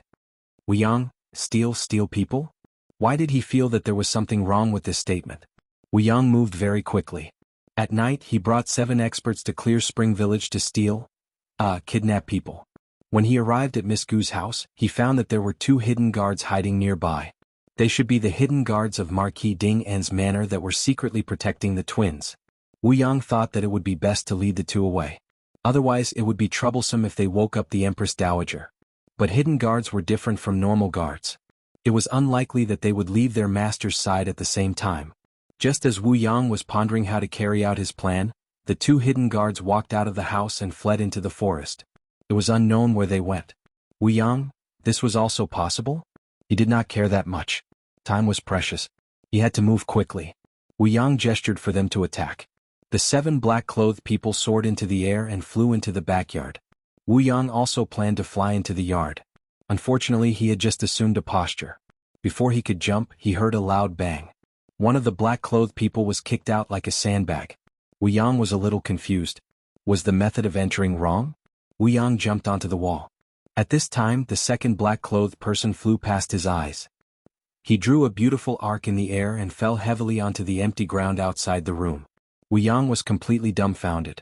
Didn't the hidden guards already leave? Could they have returned so quickly? He looked towards the backyard, but where were the hidden guards? It was clearly the young Miss Gu who had slapped Gu Jinyu and Zhuang Kaidai. That day he had felt that young Miss Gu had gone too far. She even bullied a weak girl who did not even have the strength to truss up a chicken. Now, it seemed that she had been merciful. Otherwise, with the strength of her hand that could send an expert flying with a single punch, if she really wanted to kill them, wouldn't Gu Jinyu and Zhuang Kaidai's heads be smashed? Although the people that Wu Yang had brought over were not top-class experts, they were still much stronger than the average expert. Even so, they had been beaten up by young Miss Gu to the point of not being able to retaliate. Wu Yang wanted to cry. He finally understood why the 2 hidden guards of Marquis Ding and Fu had suddenly fled into the forest. They were worried. They were afraid that with him here, they would not dare to charge in and ruin this young Miss Mood. Wu Yang calculated in his mind. He was afraid that he was not this young Miss Gu's opponent. Apologies for the offense, young Miss Gu. Wu Yang took out a crossbow from his back and knocked a short arrow. He aimed at Gu Jiao's shoulder and pulled the trigger. But in the blink of an eye, the matriarch's door suddenly opened. She walked out with a yawn. What is it that is so noisy? Wu Yang's hand trembled in shock. The arrow had missed. It had missed in the matriarch's direction. Wu Yang's heart trembled. The speed of a crossbow was several times faster than an arrow. It was already too late for him to grab his arrow back. In the nick of time he saw Gu Jiao jump up and land in front of the matriarch. She pulled the matriarch to the side. The arrow brushed past the back of her hand and nailed itself to the wall behind the 2 of them. The back of Gu Jiao's hand had been scratched and was covered in blood. She used her other hand to pull out the arrow and fiercely threw it in the direction of Wu Yang in the night. That arrow was too fast. It was so fast that even an expert like Wu Yang could not dodge it. His right shoulder was hit by the arrow. He gave a grunt and said to the black-clothed men on the ground, "Retreat." After the group of people left, the village regained its tranquility. The matriarch saw the blood on the back of Gu Jiao's hand. "Jiao Jiao, you're injured."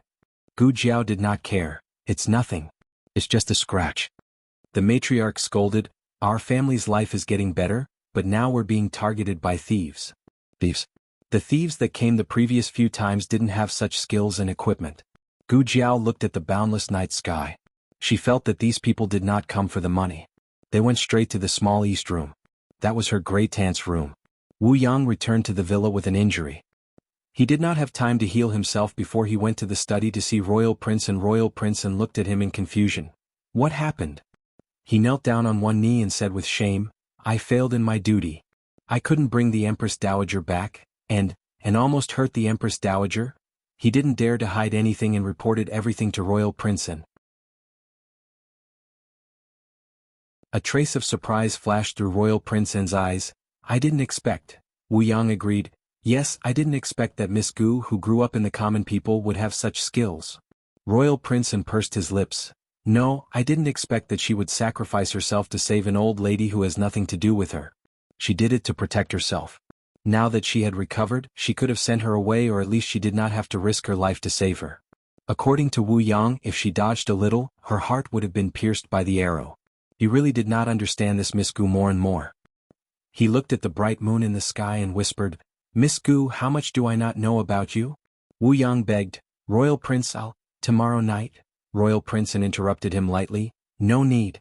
Since she protects the Empress Dowager so much, let the Empress Dowager stay by her side." Wu Yang was shocked. "Royal Prince."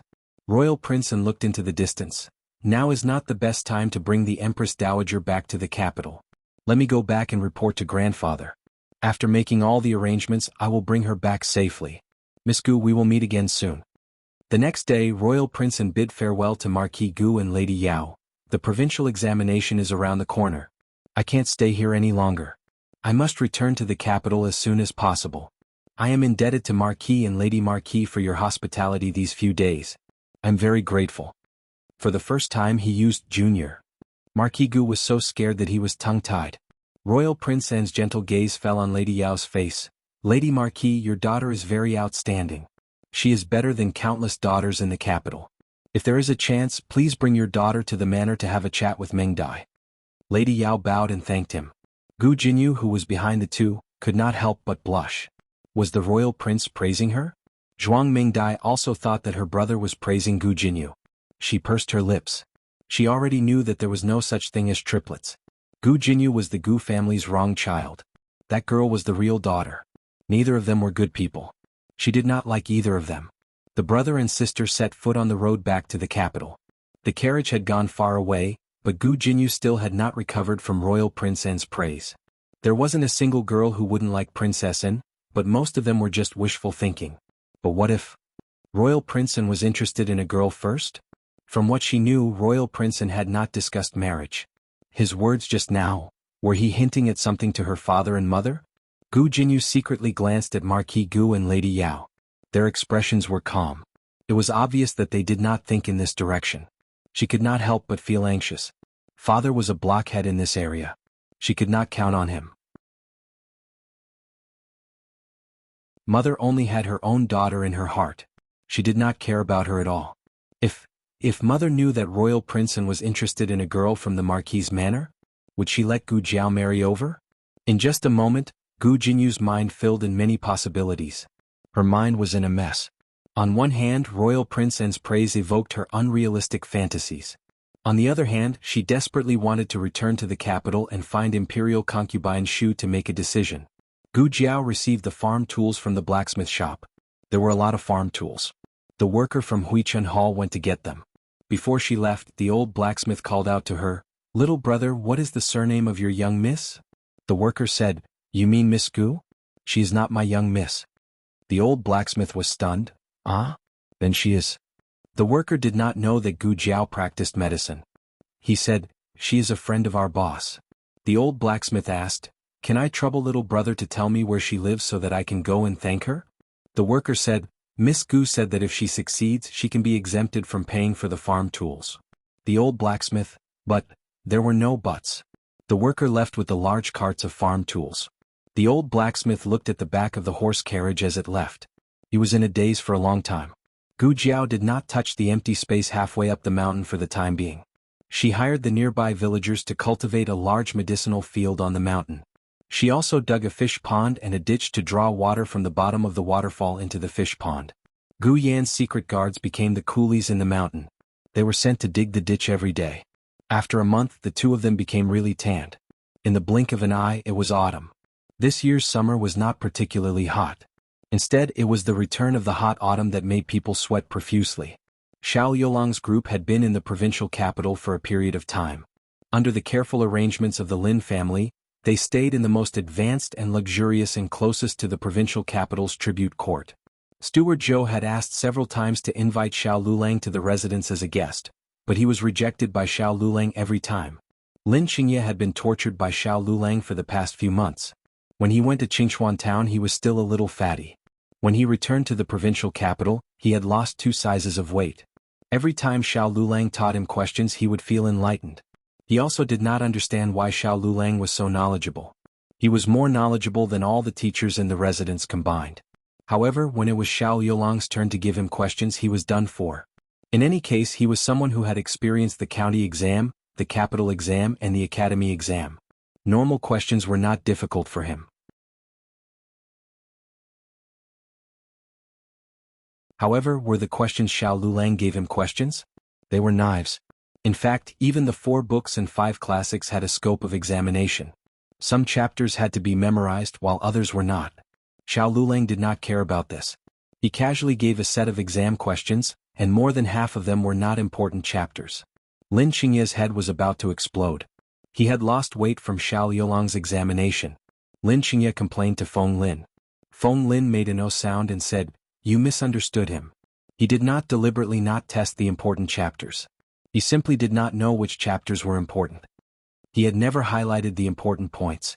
He directly went from head to back to tail. And he even memorized it backwards without missing a word." Even after being tortured by Xiao Lulang, Lin Qingye still did not choose to return to the residence after returning to the provincial capital. He, Xiao Lulang and Feng Lin stayed together at an inn. The provincial examination had a total of 3 rounds, and each round lasted for 3 days. The first round was on the 8th day of the 8th month, which was tomorrow. The inn was filled with provincial examination examinees, and the entire inn's atmosphere became tense. The only person who could be calm was Xiao Lulang. Feng Lin was also a little nervous, but he had too many things to do so he did not have the time to be nervous. "Little Lin, come and help." Feng Lin called Lin Qingye to the inn's small kitchen. This small kitchen was rented by the Lin family for a large sum of money, and they had even arranged for a chef to be in charge of it. The provincial examination did not care about the examinees' meals. The chef wanted to cook for them, but was rejected by Feng Lin. Before leaving, Gu Jiao gave him a list of things to take note of and related recipes. The recipes were very detailed. Gu Jiao even took the weather into consideration. If the weather was cold, the first recipe would be used. If the weather was hot, the second recipe would be used. Biscuits, jerky, oranges, pickled vegetables. Feng Lin and Lin Qingye fiddled in the kitchen for an entire afternoon, and finally prepared everything they needed. The jerky was roasted by them, and the aroma of the meat filled the air, making all the examinees in the inn hungry. The pickled vegetables had been pickled a few days ago, and now that it was done, Feng Lin filled 3 small jars. The biscuits could not be left for too long, and were made by the chef before dawn. Feng Lin instructed the biscuits to be dry without any moisture. Every provincial capital's provincial examination had 2 main examiners, appointed by the imperial court. They and the local examiners entered the examination courtyard on the 6th day of the new year, and first held a banquet. The inner curtain officials entered the inner curtain area in the back hall, and the examiners closed the curtains. The inner curtain officials were also known as the marking officials. They stayed from the day they entered until the end of the provincial examination, and only left after marking all the examination papers. The entire process could take up to half a month. During this time they were not allowed to interact with the outside world, and even the examiners outside the curtains were not allowed to interact with each other. On the 8th day of the new year, the examinees came to the examination venue early. Although each round had 3 days, the real examination only had 1 day in between. The first day was for the entrance inspection, and the third day was for the exit inspection. Early in the morning, there was a long queue outside the examination courtyard. Xiao Lulang and the other two came neither early nor late, and were in the 100th place. They were not in a hurry, but Steward Zhou was beside them. The provincial examination did not allow people to line up for them, otherwise their Lin family would have outsourced the examination courtyard. "Have you brought the water?" Steward Zhou asked Lin Qingye. Lin Qingye nodded, "Yes." Steward Zhou asked again, "Have you brought all the food?" Lin Qingye nodded again, "Yes." He could still say these 2 words without stuttering. Steward Zhou was still worried. "Then, are your clothes thick enough? I'm afraid you'll catch a cold at night." "It's hot," Lin Qingye said. Steward Zhou sighed. The weather this year was abnormal. It wasn't hot when it should be hot, but it wasn't cold when it should be cold. He heard that the crops in the countryside were not growing well. Steward Zhou wanted to say something more, but Lin Qingye frowned. "Leave annoying." "Steward Zhou, Aya." Steward Zhou had just taken 2 steps when he was shocked by Feng Lin, and almost fell. "What's wrong?" He turned around and asked. Feng Lin said, "I forgot to give this to you." Jianghu said that if the weather is hot, we should bring this into the examination hall. It can refresh the mind and also drive away mosquitoes and stop itching. It was 3 bottles of essential bombs. However, Gu Jiao had replaced the glass bottles with jade bottles. After adding a stopper, she sealed the bottles with wax. "Can we bring this?" Steward Zhou asked. Other than water and food, they couldn't bring anything else with them. Feng Lin explained, "This can be used externally, but it can also be taken orally." Jiangyang said that if anyone asks, we should drink it and show it to them. Xiao Yolang's gaze was subtle. "You two are very close now." Feng Lin didn't notice his companion's dangerous gaze and said, "I was ignorant in the past and misunderstood Jiangyang. She's actually a very good person. Lulang, really, to be able to get such a wife is a man's good fortune. I also want to." Xiao Yolang's gaze was like a knife, and Feng Lin finally couldn't ignore it.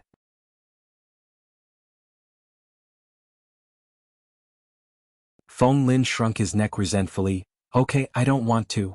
Xiao Lulang took the essential bombs. Was it the strange things in the box again? He had seen these words before. That night, most of the things that rolled out of the box had these words on them. However, that night he didn't see these few bottles of green things. So it wasn't his imagination. That small box was able to produce strange things, and they were always different? Did it have some kind of strange trick or mechanism? Since these bottles were medicine, then could the ones he saw before also be medicine? Was it a small medicine box? Even someone as smart as Xiao Lulang couldn't understand Gu Jiao's small box. Soon it was his, Feng Lin's and Lin Qingye's turn to be searched by the guards. Feng Lin indicated that they had brought water. When he opened the bottle and drank a drop, he almost died from the taste. "Oh my God, this is too refreshing." After entering the examination hall, the examinees were assigned to their respective examination sheds. Some people also called them rooms. The rooms were simple and crude. There were only 2 wooden planks. One was used as a table and the other was used as a chair. They were respectively embedded in the grooves on both sides of the room. At night, the examinees would put the 2 planks together to make a bed and spend the night there. During these 3 days, the examinees weren't allowed to leave their rooms. They had to eat, drink, go to the toilet and sleep inside. The first test was about memorization and poetry. It was reasonable to say that it would be the Analects of Confucius, the Doctrine of the Mean or the Great Learning or the Mencius, as well as a 5-character 8-rhyme poem that he had composed himself. However, this year's provincial examination questions were especially abnormal. There was an additional test, the Classic of Filial Piety. Strictly speaking, the Classic of Filial Piety wasn't long. It was less than 2,000 words. However, the problem was, it wasn't tested. If it wasn't tested, who would memorize it, right? When he saw that he had to memorize the Classic of Filial Piety, Lin Qingye's hair stood on end. It wasn't because he was scared, but because he was excited. Because Xiao Lulang had tested it. Xiao Lulang was a very strict teacher. As long as Lin Qingye didn't know how to answer the questions, he would retest him a 2nd, 3rd, or even 4th time until Lin Qingye knew how to do it. Not only did Lin Qingye lose weight, but he also became bald at a young age. It was all because of Xiao Yolang's torture. However, at this moment, Lin Qingye loved Xiao Yolang's torture to death. Lin Qingye knew that there would be very few people memorizing the classic of filial piety in the provincial examination. Just the first test alone was enough for him to lead many people.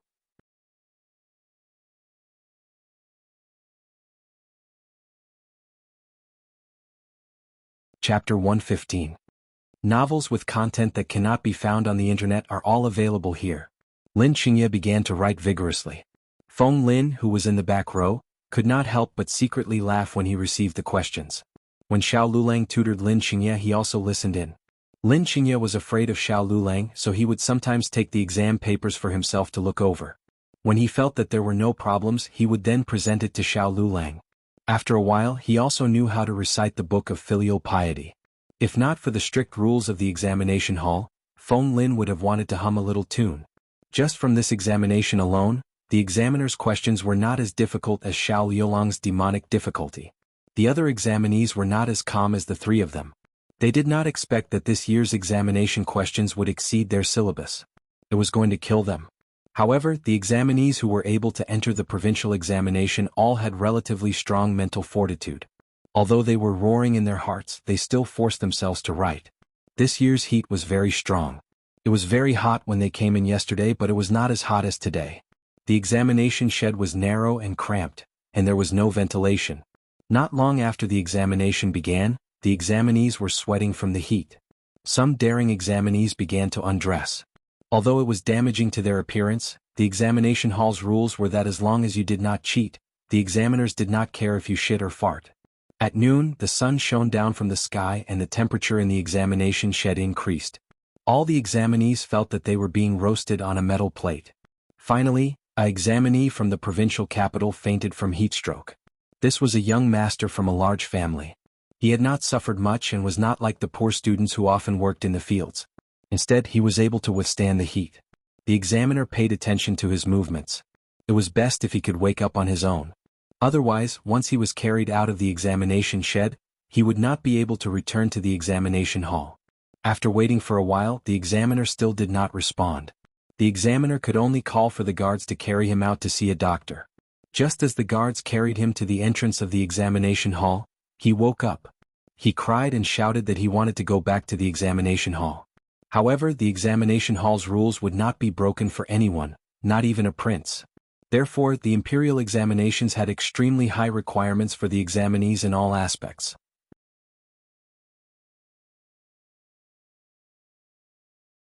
Not only did the examinees need to have a strong mentality, but their physical fitness must also be good enough. Otherwise, they wouldn't be able to withstand such a high-intensity examination. This small episode also created a huge psychological pressure on the rest of the examinees. Coupled with the fact that the weather was indeed getting hotter, everyone felt that their exam booth had become a huge furnace. At first, the examinees who refused to take off their clothes could no longer care about anything else. Not taking off their underwear was already the last bit of respect they could show to the examination hall. Xiao Lulang also felt the heat. If it was in the past, he would have fainted from the heat. However, for the past 6 months, Gu Jiao had dragged him to do the re-examination every day. Even when he went out for exams, she would ask Feng Lin to keep an eye on him. At first, he thought that everything she did was in vain because he could not get rid of the shadow in his heart. He could not stand up like a normal person. Only now did he realize that her efforts had not been in vain. His body had become much stronger. After another hour, the temperature in the examination shed reached its peak, and another 2 examinees fainted from the heat. All of the examinees were vexed and their minds were dizzy, unable to think properly. Xiao Lulang took off his outer clothes, but it was still not enough. His gaze suddenly landed on the bag by his hand. He opened the bag and took out the little green bottle that Gu Jiao had Feng Lin bring over. He rubbed a few drops on his temples and forehead. Instantly, a cool air spread from his forehead to his entire body. He instantly felt refreshed and his ears and eyes became sharper. All of the heat in his body subsided at this moment. He calmed his heart and continued to write the questions. The weather was not so hot until the sun set. After the entire day of exams, the examinees were all paralyzed. It was not known whether it was because of the provincial examinations or because of the heat. Xiao Lulang, Feng Lin and Lin Qingye had it easier than the other examinees because they had Gu Jiao's magical medicine. During the day, everyone did not have much of an appetite. Now that it was cold, they finally remembered to eat. However, what made the examinees collapse was that the weather was too hot. The dry rations they had brought in had all gone bad. There was a faint rancid smell in the exam tent. The invigilators could not help but pinch their noses. But very quickly, a sweet and sour fruity fragrance floated over. It was oranges. Once the skin was peeled, a handful of orange-scented oil would splash out. It was extremely fresh. Rumbled, some of the examinees' stomachs grumbled. Immediately after, everyone began to drool. The oranges were too fragrant. They were sour and sweet. Xiao Lulang ate an orange and took out a piece of jerky and a piece of pancake. The pancake and jerky had been baked dry, so they were not spoiled. The pickled vegetables were also not spoiled. He began to eat slowly and carefully. The fragrance of the meat and the pickled vegetables filled the entire exam hall. All of the examinees collapsed. The difficult exam questions and bad weather during the day were already torturous enough. Why did they still have to eat such fragrant food in the exam hall? Were they really here for the exam? Who would bring such a sumptuous meal for the exam? If it was not for the fact that whispering was prohibited in the exam hall, the examinees would have shouted, "Brother, give me a bite of your food. In the future, wherever you go, I will protect you." Misfortune never comes alone. In such hot weather, how could there be fewer mosquitoes at night? Xiao Lulang and the other two applied essential ointment and slept comfortably for the entire night. When the examinees, who had been swatting mosquitoes all night, walked out of the exam hall, the dark circles under their eyes were almost unbearable. Fortunately, on the day they left the exam hall, there was a heavy rain in the provincial capital. The weather finally turned cold. On the 11th day, the examinees entered the exam hall again. The second exam was on the 5 classics. It was a discussion essay. The word count for each essay was not high. It had to be no less than 300 words. In previous years, it was mainly about people's livelihood and official career. For example, the world's industry and commerce, water conservancy, agriculture, the division of the 6 ministries, and so on. But this year it was on the pros and cons of removing the vassal state, which directly stunned the examinees.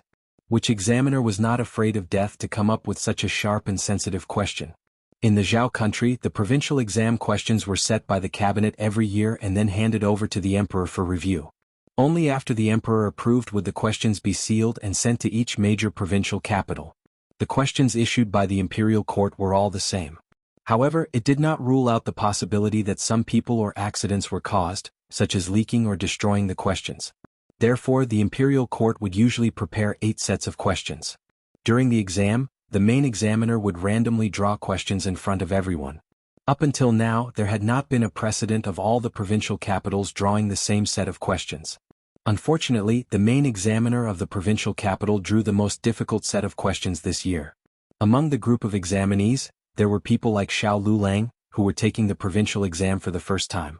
There were also people who had been taking the exam for most of their lives and whose hair had turned white. But anyone who had taken the exam many times could see that this year's questions were not simple. They did not follow the usual routine. Over the years, the examiners had their own preferences. When the examinees did the questions, they would do their best to cater to the examiner's preferences. This was also why every year, people would spend a lot of money to inquire about the examiner's origins and life stories. But the problem was that removing the vassal state was not an ordinary matter of people's livelihood. It could not be decided by the examiner's preferences. This mainly depended on the attitude of the imperial court. If the imperial court advocated removing the vassal state, then the examiner would definitely not give a paper that opposed removing the vassal state a high score. Otherwise, wouldn't the examiner be openly challenging the imperial court and the emperor? From the imperial court's recruitment of the Lin family, the examinees generally understood the imperial court's attitude toward the vassal state. At least for the next 10 years, it would be impossible to remove the vassal state. To be on the safe side, most examinees chose to cater to the imperial court's whims. They quoted classics, eloquently described the drawbacks of removing the vassal state, and vigorously advocated the imperial court's current appeasement policy. And in a certain examination shed, Xiao Lulang did not hesitate to write, "Removing the vassal state is imperative." The last exam was on the 14th. The exam would start on the 15th and it would be on the 8-legged essay. This was Lin Qingye's weakest area. In the children's exam, he had never obtained a high score in the 8-legged essay. He had almost always relied on his essays and essays to obtain the title of a scholar. However, this time, when he looked at the questions on the exam paper, He inexplicably felt that they were not as tricky as the questions that Xiao Lulang usually gave him. Moreover, Xiao Lulang taught him some eight-legged essay techniques and let him recite a few neat lines of flattery. There was no meaning, but it made the overall style of the essay look high-end and impressive. He wrote it smoothly and fluently. In short, it was hydrology. Lulang said, if you don't understand hydrology, use hydrology. Don't leave it empty. Lin Qingye felt that his hydrology was very good this time. He didn't even understand what he wrote. Although he didn't get a high score, he probably wouldn't fail like before. After the 3 exams, the examinees had lost a lot of weight. Steward Zhou was waiting outside the examination courtyard early in the morning. Seeing the examinees come out one by one, he was worried to death about his 6th young master.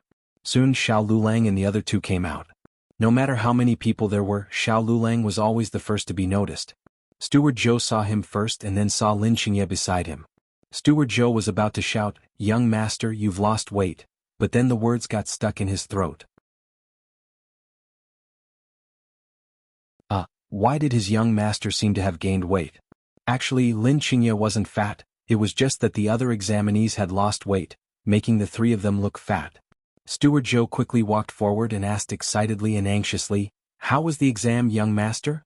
You didn't let me come over for the previous 2 exams, I was so bored. Can you pass? Are the questions difficult? Why do I feel that everyone's expression is not good?"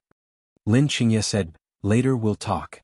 Steward Zhou looked at the examinees at the side and knew that he was too excited. How was this the place to talk? He smiled and said to Xiao Lulang and Feng Lin, "The exam is finally over, you 2 have worked hard during this period of time. My old master has set up a banquet in the residence, please do me the honor and follow me to the residence for a chat." The Lin family was the richest family in the provincial capital, and Feng Lin wanted to go and see the world. Who knew that Xiao Lulang would reject him? "No, we are going back to the county. We appreciate old Master Lin's good intentions, we will meet again in the future." Lin Qingye and Steward Zhou were stunned at the same time. Especially Lin Qingye. Even though he had expected that Xiao Lulang would have to go back after the exam, but when it really came to this moment he felt very reluctant. These days of tutoring with Xiao Lulang was the most miserable torture in his life, but when he entered the exam hall, he realized that it was his most precious experience. "You go later. I will send you." Lin Qingye was anxious and exposed his stuttering problem. His face changed and a trace of panic flashed in his eyes. Xiao Yolang's face did not show any difference, and the eyes he looked at him with were as calm and cold as usual. "No, you have been away from home for so long, you should go back and take a look." Feng Lin was a little surprised. After reuniting with Xiao Lulang for so long, this was the first time he heard him say such humane words. Thinking carefully, he had changed a lot compared to a year ago. In the end, Lin Qingye was unable to persuade Xiao Lulang to go to his house. He could actually feel that he had a good teacher-student relationship with Xiao Lulang. Xiao Lulang was cold, but his heart was not cold. But he did not understand why Xiao Lulang was unwilling to go to his house. Steward Zhou smiled. "6th young master, Miss Biao is here. She said that you have worked hard in the provincial exam, and wants to take you out to play for a few days." Lin Qingye did not like that love-struck cousin. Xiao Lulang and Feng Lin returned to the inn. When they went upstairs, Feng Lin asked, "Do we have to wait for the results to come out before we leave? It would take half a month for the results to come out." Xiao Lulang calmly said, "No need, the results will be reported to the county office." "That's fine too." Feng Lin nodded. Even though he wanted to know his and Xiao Liulang's results as soon as possible, but Xiao Liulang's anxious look clearly showed that he was homesick. He missed Jianyang. Aha, stinky brat. The 2 were heading to the guest room when they heard the excited voices of the examinees coming from the main hall. "Hey, did you guys hear? The Imperial College is going to be reopened in the capital." "Really? Who told you? Is there a need to tell me?" "The Imperial notice has already been posted. It's at the entrance of the government office. If you don't believe me, go take a look for yourself. Students with excellent results will have the opportunity to enter the Imperial College after being recommended by the government office. If you get first place in the provincial exam, you will be able to move to the Imperial College without a recommendation." Students were Shiozai. Generally speaking, the Junior 3 Yuan would have the opportunity to be recommended. If there were no Junior 3 Yuan, even if you got first place, you would still have the opportunity. Feng Lin pulled Xiao Yolang's sleeve. "Lulang, you got 2 first places." Even though he had missed the first place in the college exam due to some reason, He was still an outstanding student. Feng Lin slapped his thigh and said, "Aya, if you had known, you wouldn't have asked for that 1,000 taels of silver. No matter what, you should have taken the exam again. If you get into the Junior 3 Yuan, you will definitely be able to enter the Imperial College." The Imperial College was the highest educational institution in Zhao country. All the students in the world would be proud to enter the Imperial College. Xiao Yolang's expression was very calm. He stood on the stairs and listened to the heated discussions of the examinees in the main hall. But wasn't the Imperial College closed by His Majesty himself? Because the young chancellor was burned to death. Why did it suddenly reopen? It was Imperial Tutor Zhuang who led many important officials to kneel outside the throne room. They kneeled for 3 days and 3 nights before His Majesty finally moved. Imperial Tutor Zhuang is really a loyal official of Zhao country.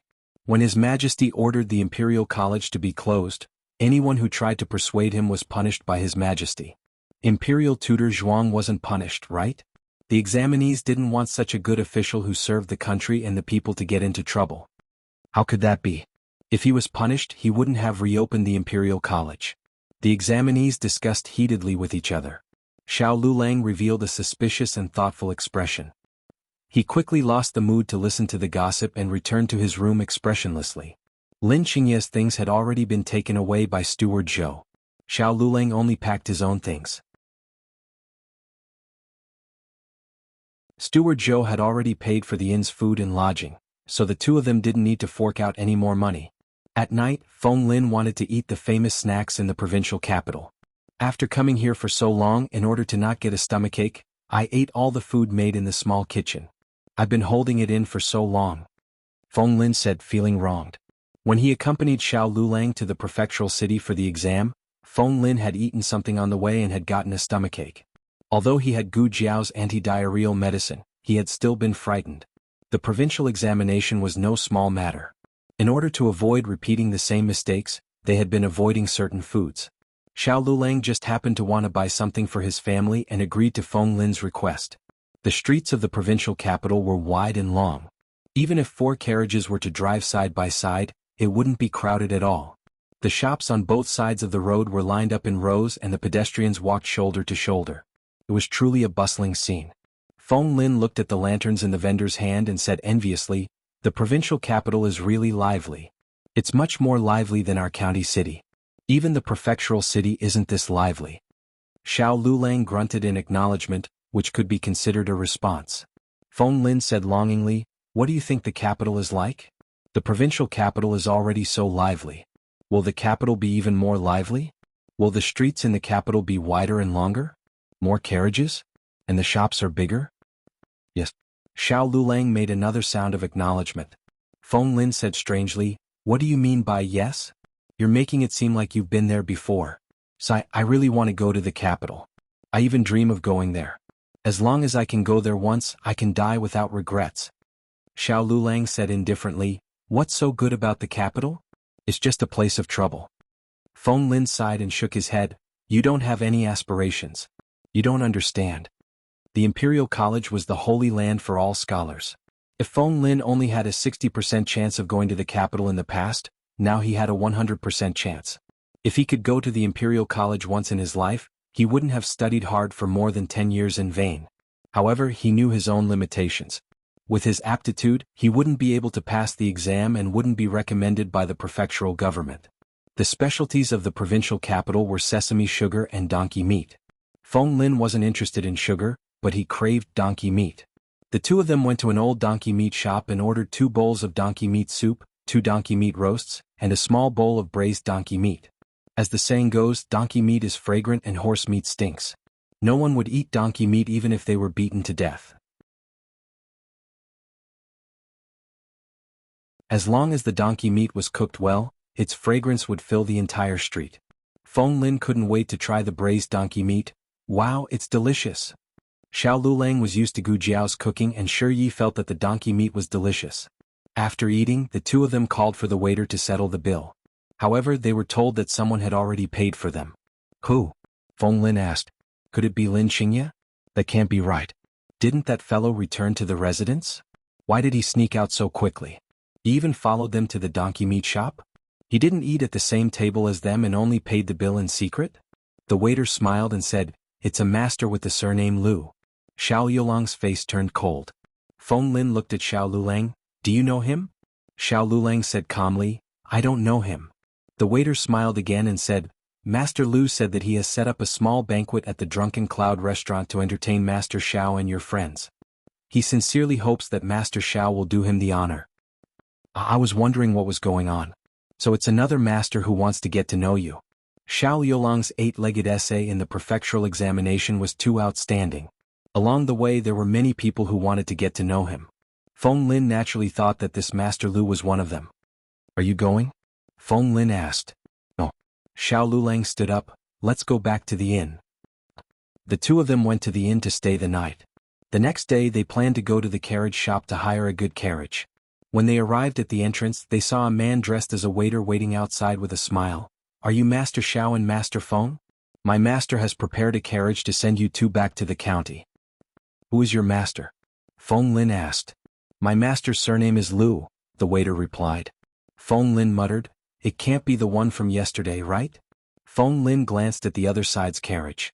Good fellow, it was even more luxurious than the Lin family's carriage. This Master Lu's background was not small. "I'm not sitting." Xiao Lulang refused without thinking. Feng Lin, great, talented and willful. The two of them hired the fastest carriage and spent twice as much silver as the other carriages. Without stopping they headed in the direction of the county. Lin Xingye left the Lin family early in the morning. He planned to send Xiao Lulang and Feng Lin off, but in the end there was nothing. He sighed. He didn't know if he would see them again in this life. After the provincial examination, the inner curtain officials began to grade the papers. There were a total of 12 inner curtain officials in groups of 4. Each paper was graded by 4 inner curtain officials. If there was not much difference in opinion, the total score would be calculated.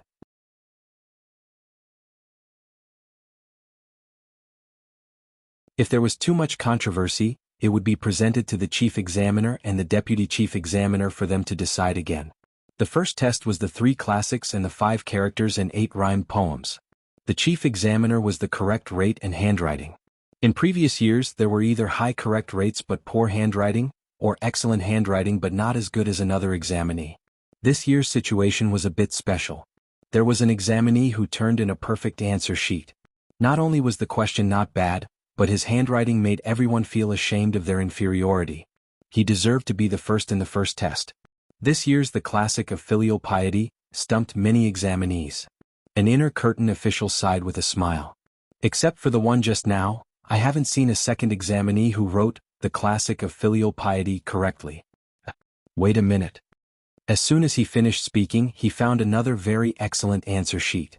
Although it was not all wrong, it was much better than the previous one. Especially The Classic of Filial Piety. He wrote it all correctly. The inner curtain official across from him said, "What a coincidence, I also have someone who wrote The Classic of Filial Piety correctly." The two looked at each other and smiled. This year's examinees unexpectedly made people surprised. But when they read the second test, the atmosphere became tense. The vassal kings had always been a big problem for the imperial court. They were either powerful dragons that had once occupied a region and had been given the title of vassal king by the imperial court, or they were feudal princes with royal blood. The former had military power, the latter had royal blood, so they were definitely a big problem. As the saying goes, how could one allow others to sleep beside one's bed?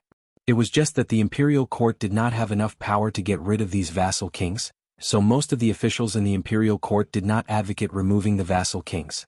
Xianping Marquis Fu had always been at odds with Grand Tutor Zhuang, but on the matter of removing the vassal kings, the two families' opinions were surprisingly consistent. No one knew that this time's test questions had been set by the emperor himself. The emperor had wanted to listen to the voices of the people and see what kind of foresight and temperament the students of the Zhao country under his rule had. The result was a lot of flattery. But in this pile of flattery, there was one with outstanding literary talent. Although he did not advocate removing the vassal kings, he was not pandering to the winds of the imperial court. Instead, he analyzed the possible consequences of removing the vassal kings in the short term from the current situation of the entire Zhao country and how to obtain a win-win situation from the economy and agriculture under the pacification policy. This was an article that stunned all the inner curtain officials. If there were no accidents, the first place of the second test would be this article. But very quickly, an examiner found another article that advocated removing the vassal kings. The words used were so sharp that the inner curtain officials' faces turned white. Why didn't this guy just go to the throne room and scold the emperor and the civil and military officials? But, although he scolded fiercely, the reasoning behind his analysis could not be found wrong at all. Originally, when they had read that article, they had felt that it was a win-win situation or a new way out for both sides. But after reading this article that advocated removing the vassal kings, they instantly felt that they were asking a tiger for its skin. If the vassal kings were not removed, the Zhao country would be finished. Mother, The deputy head examiner wiped the cold sweat from his forehead. He suddenly felt that the Zhao country was surrounded by danger. Was the Zhao country really in danger right now? Not really. It was just that this might not be the case in a few decades. This examinee had contained all the dangers in a few decades into a small discussion of the Tao, letting everyone personally feel the consequences and fear of not removing the vassal kings. This person's skill could be seen at a glance. In terms of literary attainment and writing skills, this examinee had won. The problem was, did they dare to give this kind of alarmist and even rebellious article the title of first place? If this was exposed to the emperor, who could bear the anger of the Son of Heaven? The emperor only wanted to see the thoughts of the examinees. He didn't really want to hear anyone scold him. The inner curtain officials hesitated. First put it to one side. The head examiner said. Once it was put to one side, it was put to one side for a long time. Even after the 8-part essay for the third test had been edited, they still hadn't decided which of the two articles would be first.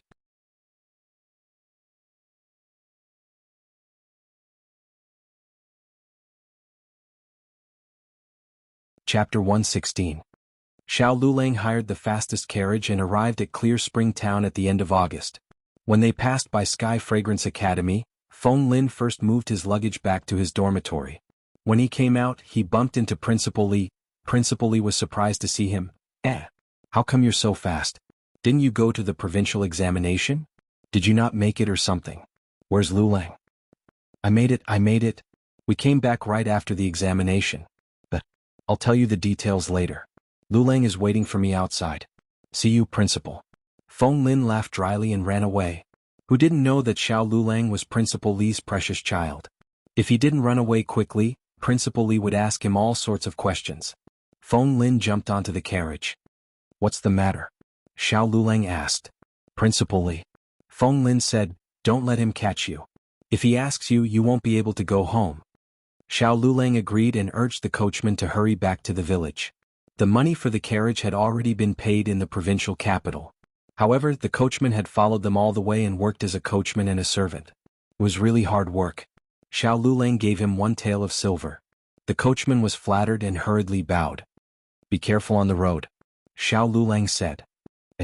Thank you, young Master Xiao. The coachman happily got on the carriage. People in their line of work were paid for their hard work. Even though they had been gone for more than a month, they only had 2 or 3 taels of silver in their hands. With this 1 tael, their family's life would be much better next month. Xiao Lulang and Feng Lin walked into the village. When they left the village at the end of June, the late rice had just been planted. There were only sparse rice seedlings, but now they were all green. Wow! Your village's wheat is growing really well. This year's weather was abnormal. There was little rain and the fields were dry, causing many crops to die from drought. They had walked all the way from the provincial capital and witnessed it with their own eyes. They were shocked. However, the crops in Qingchuan village didn't seem to be affected by the drought. They were growing healthily. It's rice. Xiao Lulang corrected him, but the same doubt flashed through his mind. Why did the crops in his village grow so well? Oh, Feng Lin replied and suddenly pointed to the front. Look, canals. Not bad, your village has even dug a canal. It's really different with Li Zheng around. After old Master Gu stepped down, the village elected a new village chief. Second Uncle Luo was a relative of the clan. It was said that he was almost 5 generations old. However, because they lived close to each other, the two families often interacted with each other, so their relationship was still considered close. Luo Lijing was not as cultured as old Master Gu, but he was a practical man. If any of the villagers in the village were in trouble, he would lend a helping hand. But when it came to digging a canal, it wasn't that Xiao Lulang looked down on Luo Lijing, but they were all neighbors. After interacting with each other for so long, Xiao Lulang knew what Luo Lijing knew and did not. He was a relatively conservative village chief. He wouldn't easily carry out large-scale construction. Moreover, the village didn't have the money to carry out large-scale construction. Hey, Lulang. Feng Lin, who was at the side, called out again. Look, water wheels. Oh my god. Am I seeing things? Your village actually has a water wheel. The number of times Feng Lin had seen a water wheel in his life could be counted on one hand. Water wheels were good things. They could divert water from lower areas to higher areas. It was best used to irrigate the fields. However, water wheels were rare in this kind of small county. Usually, only the wealthier villages had water wheels. On their way back from the provincial capital, they had seen water wheels a few times. However, because of the drought, the village's ponds had run out of water, so the water wheels had become mere decorations. Feng Lin didn't understand. Speaking of which, where did your village get the water? Xiao Yulang's gaze followed the canal all the way to the back mountain of second Uncle Luo's house. He frowned and muttered, did they use the waterfall on the mountain? That was no ordinary canal. It spanned half a mountain and required a lot of manpower and resources to dig it. Not only that, but they also needed to be very familiar with the terrain of the mountain. Oh my, Lulang is back. It was Aunt Zhang. Aunt Zhang had just come out of second Uncle Luo's house with a basket of wild fruits in her hands. She felt that her family was in luck. Every time Xiao returned from his exams, the first person he saw was her. Aunt Zhang. Xiao Lulang greeted her. Aunt Zhang. Feng Lin also greeted her with a smile. Aunt Zhang already recognized Chief Feng Lin when he came to the village. She smiled and said, you're finally back. This time you were gone longer than last time. The provincial capital is very far away. People in the countryside didn't know the date of the exams and the release of the results. They didn't know that Xiao Lulang was actually the first one to return home. They only thought that he had been away for a month longer than last time. Xiao Lulang didn't explain anything and said, yes, the provincial capital is farther than the prefectural capital. I walked for half a month longer than last time. I knew it. Aunt Zhang had an I'm very smart look on her face.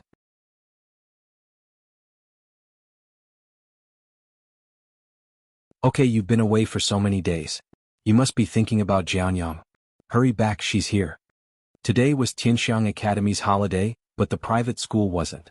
Gu Xiaoshen went to town to take care of the two babies. Gu Jiao was working at home. Xiao Lulang and Feng Lin entered the house. The first person they saw wasn't Gu Jiao, but a man dressed like a farmer. The two of them were stunned. The man heard movement at the door and turned around. His eyes lit up. Lulang? This is Scholar Feng, right? Feng Lin stared blankly. Oh, I am. You are? Luo Lijing. Xiao Lulang greeted him. Luo Lijing scratched his head and smiled. Feng Lin suddenly realized. You're the newly appointed Li Zheng? You're really amazing. You dug the canal and made the water wheel. All the crops in the village have been revived by you. Luo Lijing stared blankly at first, then smiled honestly. Scholar Feng, you're mistaken. The one who dug the canal wasn't me, and the one who made the water wheel wasn't me. Feng Lin's face was full of surprise. If it wasn't you, then who was it? Xiao Lulang had a vague guess in his heart. He subconsciously looked towards the back door of the central room. Coincidentally, Gu Jiao entered the central room while wiping her hands. When she saw Xiao Lulang, her steps paused. She knew when the provincial examination would end and when the results would be released. She estimated that Xiao Lulang would only return after the results were released. She didn't expect him to return so soon. Her stunned expression was a little naturally dazed. Xiao Lulang felt his heart tremble uncontrollably. He calmly shifted his gaze away and greeted Luo Lijing. Luo Lijing was confused. Didn't he just greet him? Gu Jiao looked at Xiao Lulang and unconsciously curved her lips. Why are you back so soon? Why didn't you stay in the provincial capital to play for a few more days? Xiao Lulang lightly said, there's nothing fun in the provincial capital. Gu Jiao, oh. Luo Lijing smiled. I was just talking about you. Feng Xiucai asked me if I dug the canal and made the water wheel. Ah, how could I have such ability? As he spoke, he said to Feng Lin, it's Jianyang. Oh. Feng Lin was dumbfounded. Gu Jiao opened up the mountain to plant herbs and even dug a fish pond. When the water from the waterfall entered the fish pond, she also dug a canal to the village. The weather was dry and the waterfall on the mountain was much smaller, but it was still enough to irrigate the farmland in the village. Xiao Lulang looked deeply at Gu Jiao. It can't be? You've only been gone for 2 months and you even dug a fish pond? Feng Lin knew about Gu Jiao buying a mountain, but he didn't expect Gu Jiao to be so swift and decisive. Luo Lijing said to Gu Jiao, "That's right, I went to the village's carpenters to make the wooden cart for threshing and transporting the grains that you told us about last time. But they couldn't make it so quickly. They told me to ask you what kind of wood is better." Gu Jiao thought for a moment and said, "Red pine, poplar, sandalwood or basswood are all good. They are hard and not easy to deform." "Okay, then I'll go first," Luo Lijing said and turned to congratulate Xiao Lulang and Feng Lin in advance, wishing them good results in the provincial examination. "What's a cart for threshing and transporting the grains?" Feng Lin asked curiously. Gu Jiao explained, "It's a cart that can separate the grains from the ears of the rice, as well as a cart that can filter out the grains that aren't full enough, leaving only the normal grains." "There's such a thing?" Feng Lin expressed his doubt. Although he couldn't distinguish wheat fields from rice fields, he still knew how to remove the grains.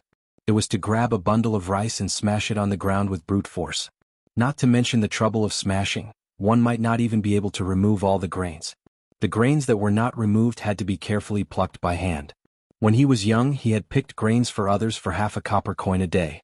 As for separating the grains from the good grains, it was usually done by drying the grains under the sun and picking a windy day to raise the grains.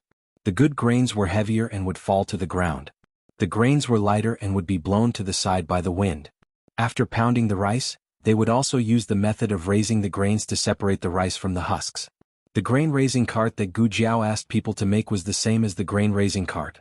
It could separate the grains from the bad grains and could also separate the rice from the husks. The only difference was that the grain-raising cart was more efficient, less laborious and more thorough. Originally, Luo Lijing didn't believe that there was such a useful thing, but after seeing Gu Jiao dig the canals and make the water wheel for the villagers, Luo Lijing believed in her ability and character without any doubt. In the evening, Gu Yin and his two brothers arrived home. Little Jing Kong's eyelids had been twitching since noon. When he entered the house and saw his bad brother-in-law, he finally understood why his eyelids had been twitching for the whole afternoon. He walked into the house and looked at his bad brother-in-law with a serious face. Well, he didn't lose weight. He didn't need to worry about Jiao Jiao. He pulled Xiao Lulang to the backyard and asked Xiao Lulang to pick the dates from the jujube tree for him. Xiao Lulang looked up at the branches and said, "It's almost September. Where are the dates?" Little Jing Kong stared at the top of Xiao Yulang's head. He had strictly recorded his bad brother-in-law's height before, and he could barely reach the first branch. Now, his bad brother-in-law had already surpassed the branch. His bad brother-in-law had grown taller. In fact, in the past 2 months, according to his strict observation, not only had his bad brother-in-law grown taller, brother Gu Yin and brother Xiaoshan had also grown taller. Even Jiao Jiao had grown taller. The only ones in the family who hadn't changed were him and his great-aunt. Jiao Jiao said that it was because he was still young. But Gouhua was even younger than him. Gouhua had grown taller. Little Jing Kong frowned miserably. "What's wrong with you?" Xiao Lulang looked at him and asked. "Sigh, nothing. Let's not talk about me." Little Jing Kong sighed like a little adult. He looked up at Xiao Lulang seriously and said, "Let's talk about you. How did you do in the exam? Were the questions difficult? Are you confident? If you don't pass, the family will have to support you for another 3 years." Xiao Lulang didn't expect that he could avoid Dean Li, but not the little monk. What kind of elder's tone was this? You still know that the exam is held once every 3 years. Xiao Lulang was annoyed and amused at the little boy's buzz cut. He passed a red date to him and said, "Here, take it and play with it."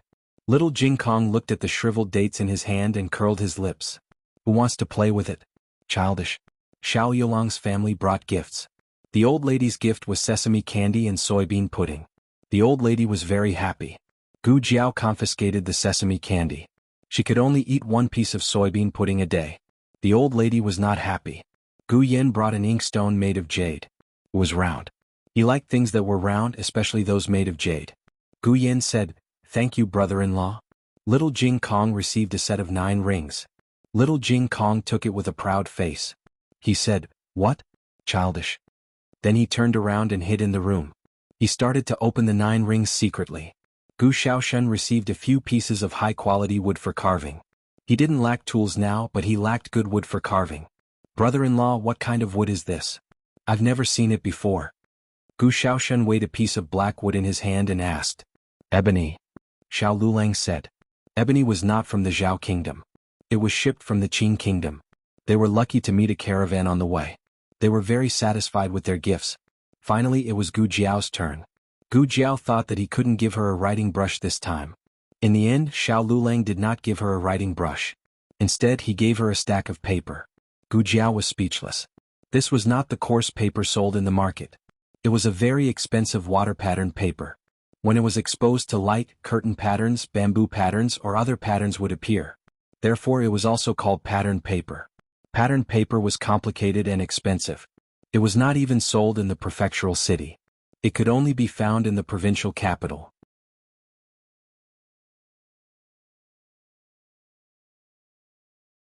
In the Zhao kingdom, giving pattern paper was equivalent to giving flowers. Under the moonlight, a beautiful woman would add fragrance to the flowers. However, Gu Jiao's smile froze on her face. The old lady whose sesame candy was confiscated, laughed until she was convulsing. There was a kind of romance that Lulang thought was very romantic. Feng Lin also brought some things. There were a few pieces of smoked donkey meat and a bottle of Shadaozi wine. The Shadaozi wine was a gift from the shop. Gu Jiao had never drunk ancient wine. It did not seem too strong. She tasted it twice. She did not have any reaction during dinner. When she was washing the dishes, the wine kicked in. Xiao Lulang first sent Feng Lin to the village entrance. Then he came back to give little Jing Kong a bath.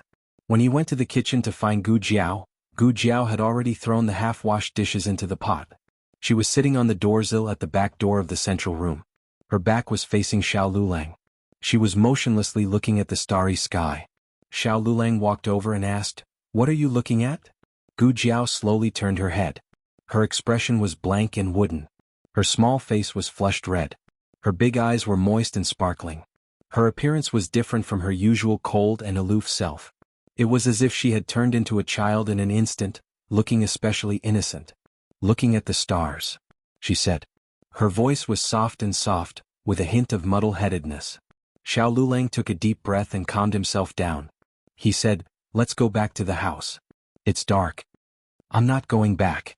She shook her head and pouted. Well, little Jing Kong was usually like this. She had drunk so much that she looked like she was 3 years old. Gu Jiao continued to look up at the stars. "Lulang," she suddenly said.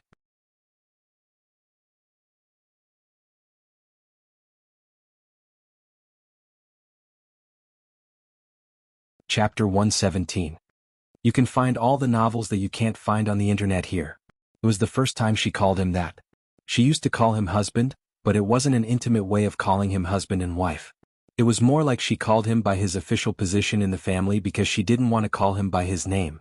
It was the same as when he called Gu Lijing or Luo Lijing. Xiao Lulang sat down beside her.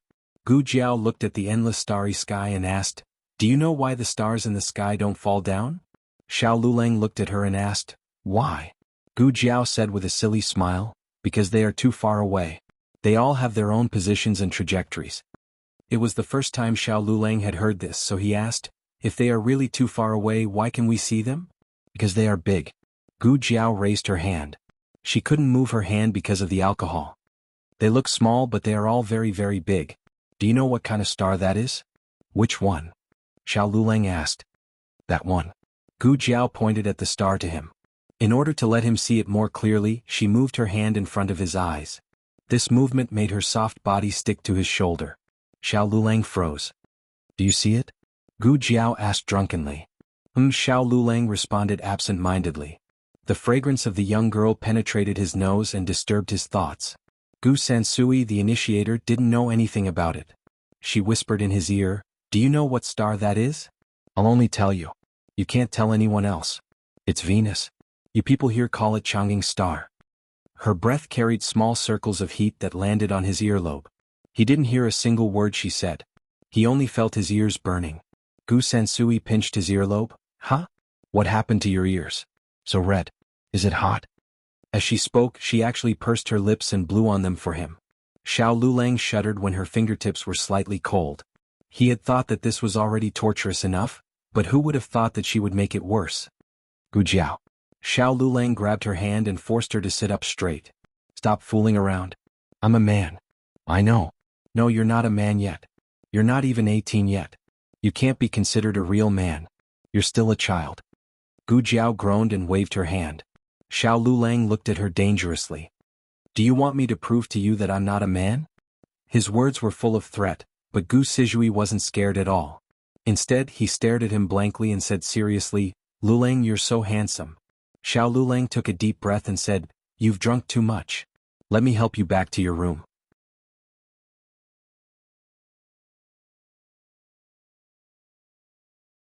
Gu Jiao mumbled, I haven't washed the dishes yet. Xiao Lulang said, Let me wash them. Gu Jiao said, Okay. Xiao Lulang helped Gu Jiao up. With one hand on the crutch and the other on her arm, he helped her back to her room. Lying on the soft bed, she kicked off her shoes and stared at him with wide eyes. Lulang, I really want to go out and have a look. Xiao Lulang had intended to ask her where she wanted to go when she was so drunk, but he realized that the go out she was talking about was probably not going out the door. Where do you want to go? He asked while looking at her. Gu Jiao let out a bitter laugh and lowered her eyes to look at the distant starry sky. I don't know. I've been here for so long, but the farthest place I've been is the hot spring villa. Come here? Was her mouth really muddled? Did she forget that she was born and raised in Qingchuan village? Gu Jiao rested her chin on her hand and asked, What's outside the county? Xiao Lulang thought for a moment and said, The big counties, prefectural cities and provincial capitals. Also the capital. Gu Jiao laughed mischievously. Then I want to go to the big counties, prefectural cities and provincial capitals. You don't want to go to the capital? Xiao Lulang stared at her. At this moment, Gu Jiao still had a trace of reason left. She remembered that he didn't want to set foot in the capital. She smiled drunkenly and waved her hand. I don't want to go. What's so good about the capital? It's enough to go to other places. If I go back one day I can brag about it to people. Xiao Lulang looked at her strangely, waiting for her to explain these strange words. However, she tilted her head and hugged his hand, snoring softly. The feeling of having a hangover was not good. When Gu Jiao woke up, it was already late in the morning. Her head still hurt. The moment she sat up, she felt that her head was going to explode. In her previous life, she wouldn't get drunk even if she drank 1,000 or 10,000 cups. This body was too weak. 1 cup was enough to burn a knife. Gu Jiao endured the headache and opened the small medicine box. At the top of the box was a box of hangover medicine. How did you know I was drunk? Gu Jiao weakly took the medicine and patted the small medicine box. This is the most considerate you've ever been. The small medicine box was as quiet as a chicken. Gu Jiao dressed neatly. After the hangover, her body was more than a little sluggish. She picked up her shoes 3 times and dropped them on the ground twice. Knock, knock, knock. There was a knock on the door. Who is it? Gu Jiao asked. Shivering dog, doll. It was Guowa's voice. Then it was Xuaningxiang's voice. Shu, don't disturb Jianyang's sleep. Guowa was taken away by Xuaningxiang. She guessed that she overslept and no one made breakfast. Grandma Bai didn't eat Xiao Liulang's dark cuisine, so she called Xuaningxiang over.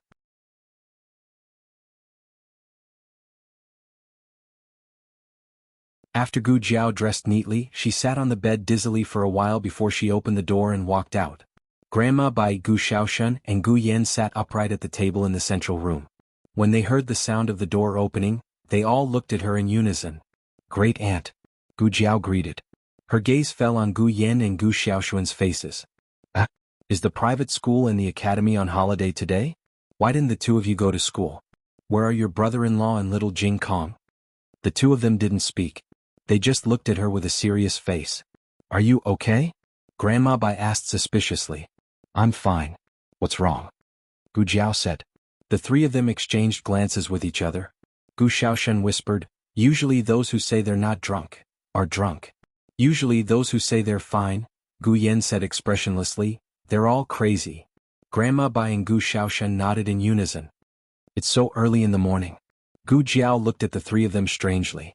Then she went to the kitchen to find something to eat. Little Jing Kong was squatting under the jujube tree to clean the chicken poop. He didn't see Gu Jiao walking behind him. Gu Jiao went into the kitchen. Xiao Lulang was making hangover soup. It was made with pea sprouts and added a little salt. It was a folk recipe for hangover. Morning, Gu Jiao said.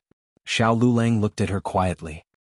He added a ladle of water into the pot and said, You're awake. Yes. Gu Jiao rubbed her dizzy temples. She suddenly remembered that she went to see the stars in the middle of washing the dishes last night. She couldn't remember what happened after that. I drank too much yesterday. I didn't do anything strange, did I? She asked casually. Obviously, she had full confidence in her alcohol tolerance. Xiao Lulang looked at her with a complicated expression. In the yard, Jing Kong finished cleaning up the last pile of chicken poop. He carried a bucket to water the pea sprouts that he planted in the vegetable field.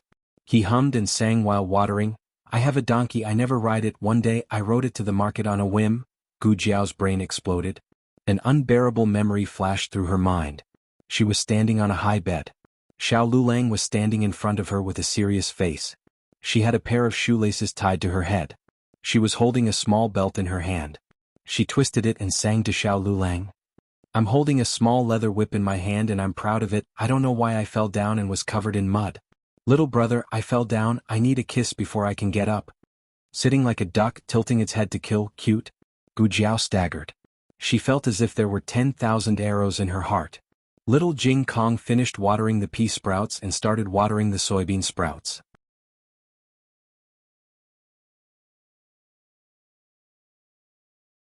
Then he changed the song he was singing. I'm the Mount Tai next door, hold on to the vines of love, listen to me, ow ow ow. In her mind, she lifted Liulang's chin and sang. You're the beautiful Jenny, hold my hand and wander around the capital, ow ow ow ow, don't be afraid of my Lulang, ow ow ow ow. Gu Jiao's legs went soft. She supported herself on the stove. She was so drunk, but she still knew how to change the lyrics. Gu Jiao's heart was filled with arrows. Her legs went soft and she supported herself on the stove. That's it, that's it? Gu Jiao waited in fear for little Jing Kong's follow-up song. She waited for a long time but there was no response. That's it, that's it, that's it. However, little Jing Kong started singing before she could breathe a sigh of relief. He was building up his emotions just now. The next song required him to put in a very sorrowful mood. This was a very difficult task for a 3-year-old child. He held a small bucket in one hand and looked forward solemnly. He raised a small ladle with his other hand. True love is as vast as the grassland, layers upon layers, wind and rain cannot stop us, there will always be a day when the clouds part, the sun shines on you and me. Gu Jiao's mind was filled with images again. She jumped down from the bed halfway through the song and looked at Xiao Lulang affectionately. Snowflakes fluttering in the north wind, heaven and earth are vast plum blossoms in winter standing proudly in the snow only for the fragrance of my lover, love my love without any complaints or regrets. The song was not finished yet. Xiao Lulang turned around and left, but she sat on the ground and hugged his thigh. She started to wail and howl, love even in death, I won't be happy if I don't fully express my feelings. Love even in death, I won't be happy if I don't cry until I smile. The heart of the universe is still there. Gu Jiao was in a bad mood. It was worse than walking 2 streets and only realizing that she forgot to wear her underwear. Xiao Lulang looked at her and said, the hangover soup is ready. Gu Jiao said awkwardly, no, I'm awake. But it was better not to wake up. Gu Jiao did not know how she got back to her room. She opened the medicine box and rummaged through it. Amnesia pills, amnesia pills. Knock, knock, knock. There was a knock on the door. I'm not in. Gu Jiao stuck her head into the medicine box. Xiao Lulang, who saw this scene through the crack in the door, was speechless. Xiao Lulang cleared his throat and said seriously, I'm going to the county office. The enrollment documents for the Imperial College have been sent out to all the counties. There's a recommendation for each county. I'm going to see if there's any news from the county office. He was the top scorer in the county. If there were no accidents, the recommendation would be his. Gu Jiao pulled her head out of the medicine box.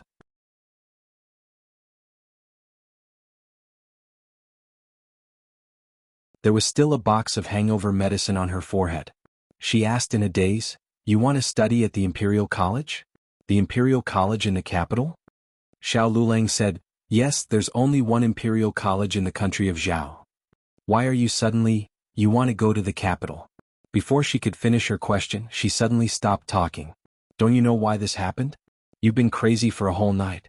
You don't want me to be scared out of my wits? Gu Jiao said, I'll go with you. Xiao Lulang said, okay. By the time Gu Jiao finished washing up and changed her clothes, no one could tell anything was wrong when she came out of the house.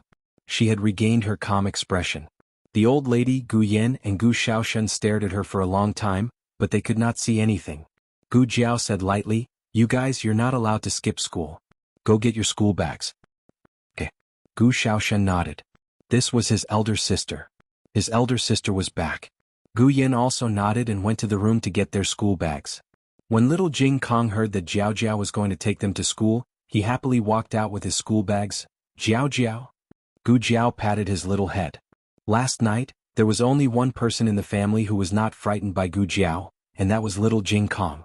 In his eyes, Jiao Jiao did not do anything strange. The way he looked at Jiao Jiao was also the same as usual.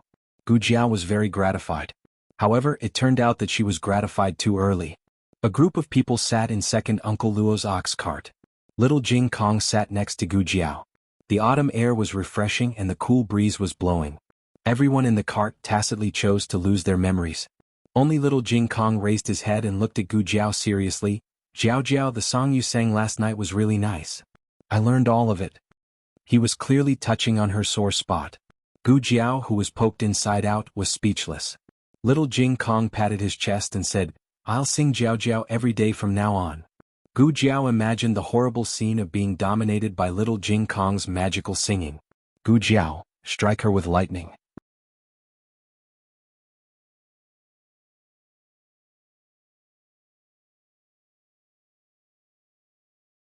Chapter 118. Gu Jiao and Xiao Lulang first sent their 3 younger brothers to Tianxiang Academy and the private school, then the 2 of them went to the Yamen together. The enrollment documents for the Imperial College had been issued, and the name list had been announced. However, it wasn't Xiao Lulang.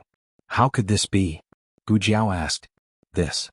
Magistrate Lu had an awkward expression. He awkwardly looked at Xiao Lulang, then looked at Gu Jiao. I don't know if I should say it. There's no harm in saying it, Xiao Lulang said. Magistrate Lu sighed. Anyone with a discerning eye could see that there was something going on behind the scenes. Ever since the county had held the exam, there had never been a student more outstanding than Xiao Lulang. Even though Xiao Lulang had failed in the exam, he was still ranked first in the county. Moreover, he was a student of Tianxiang Academy. Headmaster Li had unilaterally announced that he was a direct disciple. His reputation was clean, and there wasn't a single blemish on it. Magistrate Lu was also worried. The first person he wrote down was Xiao Liulang's name, but who let him? I really can't say. Please let me go. I'm just a lowly county magistrate. I can't afford to offend those nobles. Who did you give the name to? Gu Jiao asked. Magistrate Lu hesitated, then said, a student with the surname Feng. His name is Feng Lin. Gu Jiao and Xiao Liulang's expressions froze. Which Feng Lin? Gu Jiao frowned. The Feng Lin from Tianxiang Academy? Magistrate Lu was shocked. He looked at the 2 of them and said, Ah yes. You know him? Gu Jiao turned to Xiao Lulang and asked, How many Feng Lins does your academy have? Only 1. Xiao Lulang said. Gu Jiao mumbled, That's strange. Why is Feng Lin's result higher than yours? No, it's not about the results. Xiao Lulang said to the county magistrate, He's not a local at all. He's from Song County. How could he get a local quota? That's what I said, but... Magistrate Lu was halfway through his sentence when he realized that he had almost spilled the beans. He quickly corrected himself. In short, there's nothing I can do. Scholar Xiao, Lady Xiao, you can go back first. Magistrate Lu really felt sorry for Xiao Lulang. He was such a good seedling. It was a pity that he didn't join a good family. Otherwise, how could his future be estimated?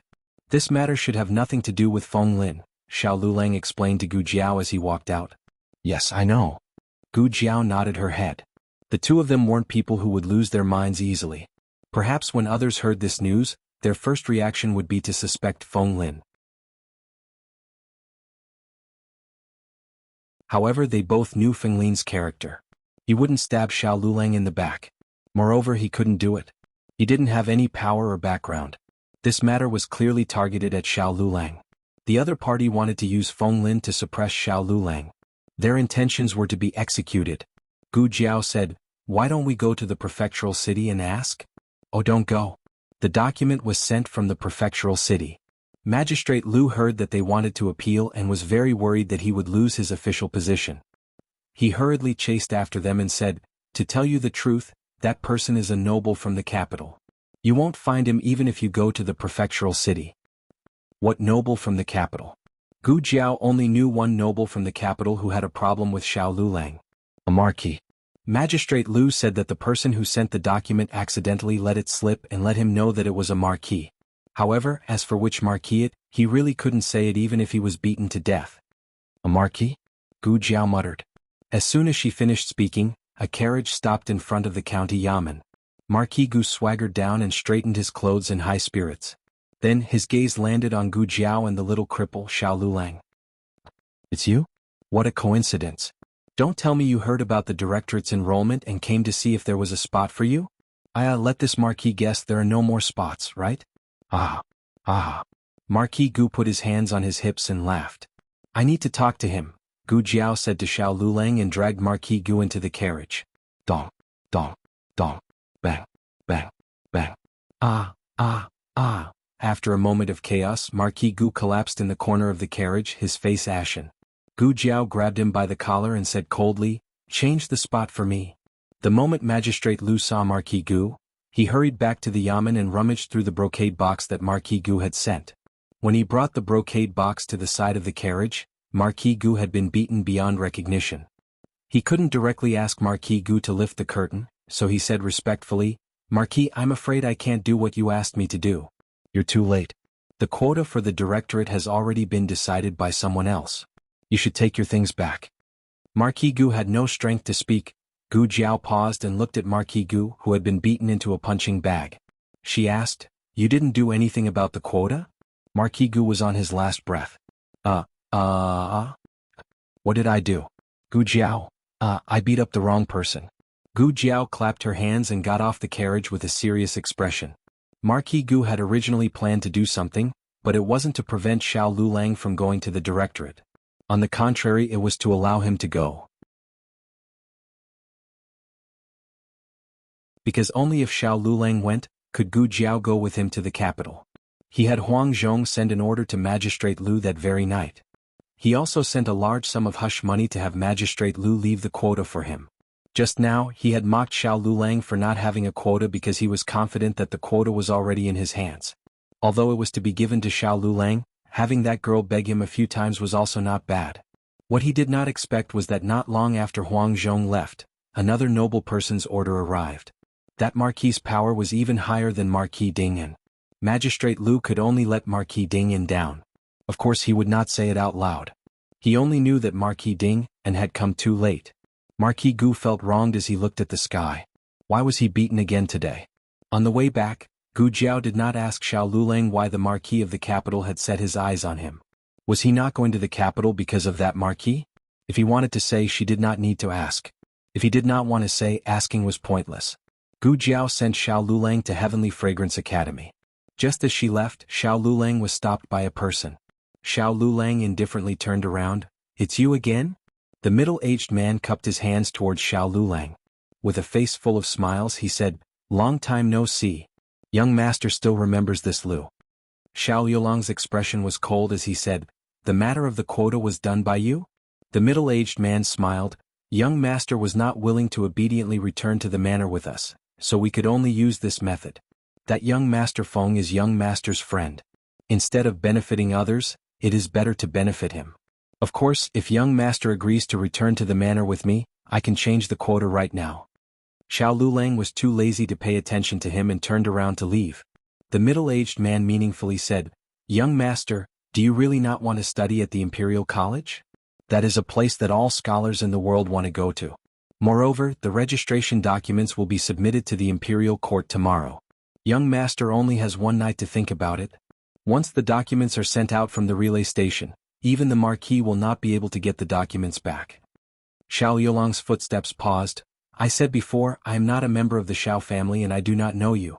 I will not return to the Xiao family with you. You should give up. The middle-aged man sighed. Sigh, why bother? Young master, this isn't a wise decision. You don't want to walk on the broad road, but you want to cross the single-plank bridge. Xiao Lulang said, you can let me go back, but write my name and Feng Lin's name together. Young master, you must be joking. I spent a lot of effort to obtain this quota.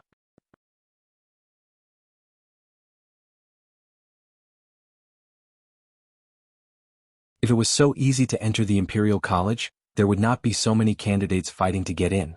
Xiao Lulang turned around to look at him. Isn't there still the provincial examination? Since you are so powerful, why don't you just change my results to first place? I am a top scorer, so I can enter the Imperial College without any recommendation. Top scorers from all over the country were directly admitted to the Imperial College. This was the rule of Zhao country. The middle-aged man smiled. We cannot interfere in the provincial examination. There is only one quota. I advise young master not to waste this opportunity. I will remind young master one last time. After tomorrow there will be no turning back. If that is the case, then you cannot interfere in the provincial examination. Xiao Lulang coldly curved his lips and walked away disdainfully. Steward Lu was confused. He touched his chin and sucked in a breath of cold air. Did he miss something? In September, the provincial examination results came out. The relay station rushed to send the newly released second-class roll to all over the country. The county magistrate woke up before the sun rose. He did not wait at the yamen, but went directly to the relay station. The moment he received the second-class roll, his hands began to tremble. He could not wait to open it. On the rightmost column there were 5 words written in large letters. Top scorer Xiao Lulang. The county magistrate cried on the spot. He sat on the ground and hugged his head. Woo woo woo. Woo woo woo. The constable at the side was frightened. County magistrate, you. What happened to you? The county magistrate's eyes were brimming with tears. I am so happy. The county magistrate under my rule has finally produced a top scorer. First place in the provincial examination was not so easy to obtain. There were many top scorers in the provincial capital. After all, the families and teachers of the provincial capital's candidates were there. The reason why so many people would travel thousands of miles to study at Tianxiang Academy was because Tianxiang Academy had the best teachers outside of the provincial capital. There were a total of 50 top scorers on the second-class roll. 10 of them were from Tianxiang Academy. This was a frightening ratio. However, these 10 top scorers were not all local scholars. Feng Lin and Lin Qingye were also top scorers. Feng Lin was ranked 17th. He was a scholar from Song County. Lin Qingye was ranked 45th. He was a scholar from the provincial capital. The county magistrate counted. There was only Xiao Lulang among the top scorers. 1 was 1. He was a top scorer. 1 was worth 10. He would not accept any rebuttals. The constable scratched his head and said, Actually, Scholar Xiao? No, I should call him top scorers now. Top scorer Xiao was registered in our county because he married Miss Gu. Otherwise he would still be a foreigner.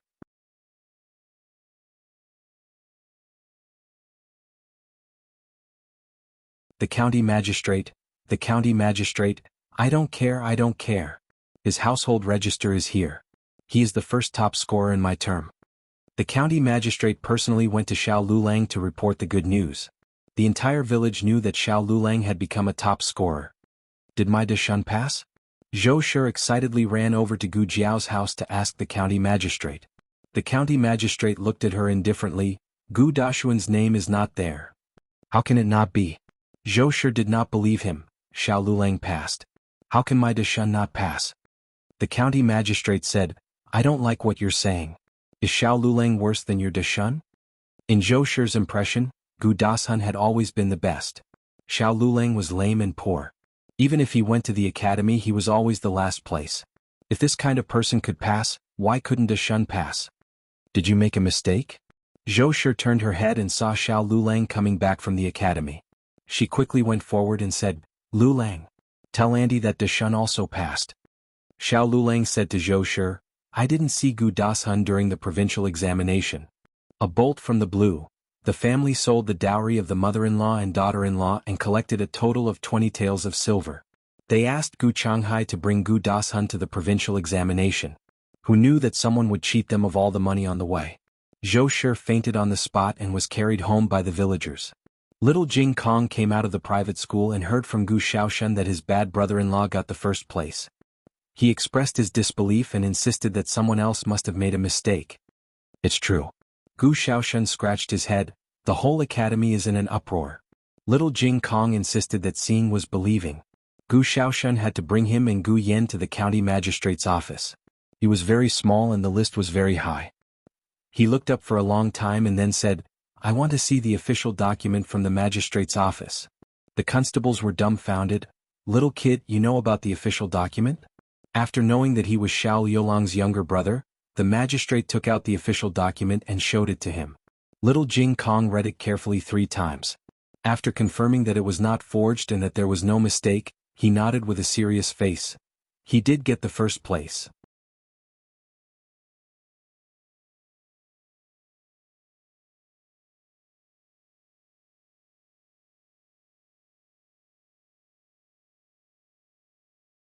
Chapter 119. All the novels that you can't find online are available here.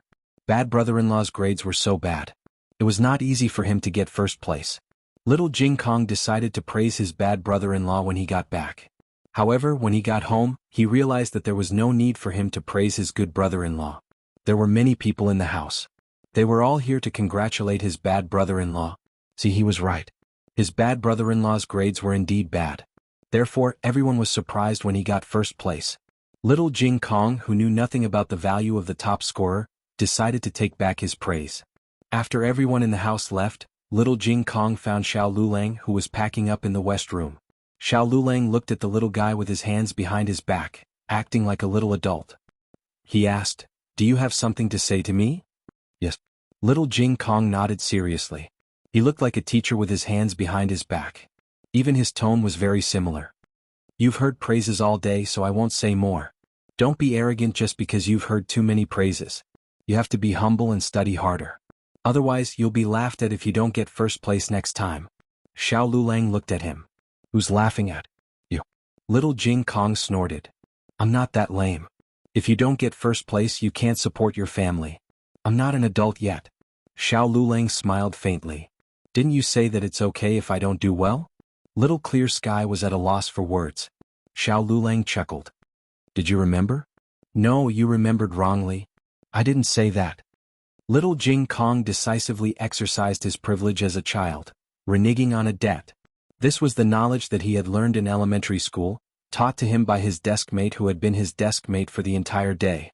Then little Jing Kong quickly changed his position and looked for Gu Jiao to be her little tail. During dinner, Gu Jiao talked about Xiao Lulang going to the Imperial College. "Aren't you going?" the old lady asked. Gu Jiao said seriously, "Why should I go? I'm not studying, I'm not curious about Beijing, not at all." Everyone looked at her in disbelief. Who was the one crying and singing that she wanted to go to the capital that night? Gu Jiao was inseparable from the family. It was okay for 1 or 2 days. Xuaningxiang could withstand it. If it was too long, she would die. In the end, the family unanimously decided to go to the capital together. But can a single travel permit bring our entire family?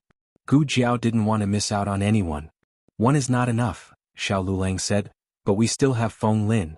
With his help, we should be able to enter the capital."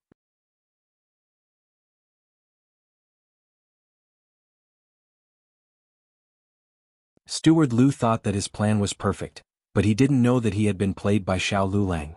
If he didn't scheme against Xiao Lulang wouldn't have gotten what he wanted. The Imperial College opened at the end of October, and it was already September. They had to hurry up and get on the road. Gu Jiao left the matter of opening the mountain to Luo Lijing.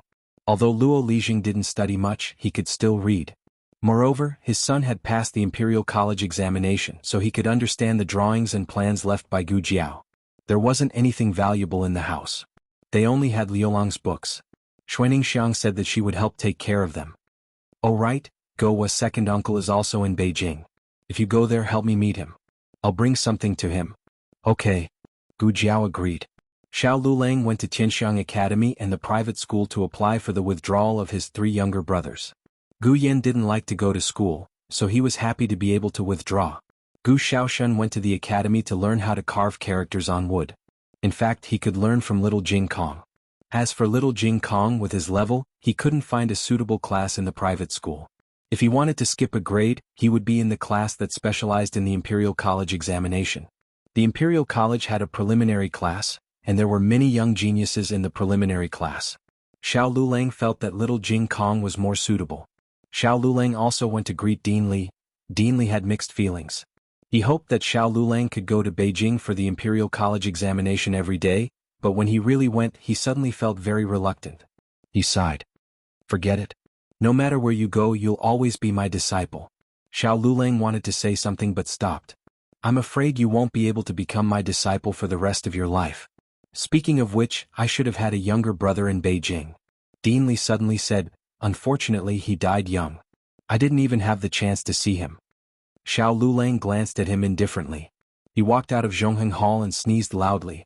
Gu Jiao took little Jing Kong to the temple. Little Jing Kong said goodbye to the abbot, his senior brothers and his friends. He didn't see his master. However, little Jing Kong was used to it. His master was rarely in the temple all year round. Are you going on a long trip too? Little monk Jing Fan asked. 4 little monks sat on the steps of the temple, each holding a string of vegetarian meatballs made by Gu Jiao. Little Jing Kong ate a mouthful of Chinese characters and sighed. Yes, my bad brother-in-law is admitted to the Imperial College. Our whole family is going to go to school with him. But why did you say so?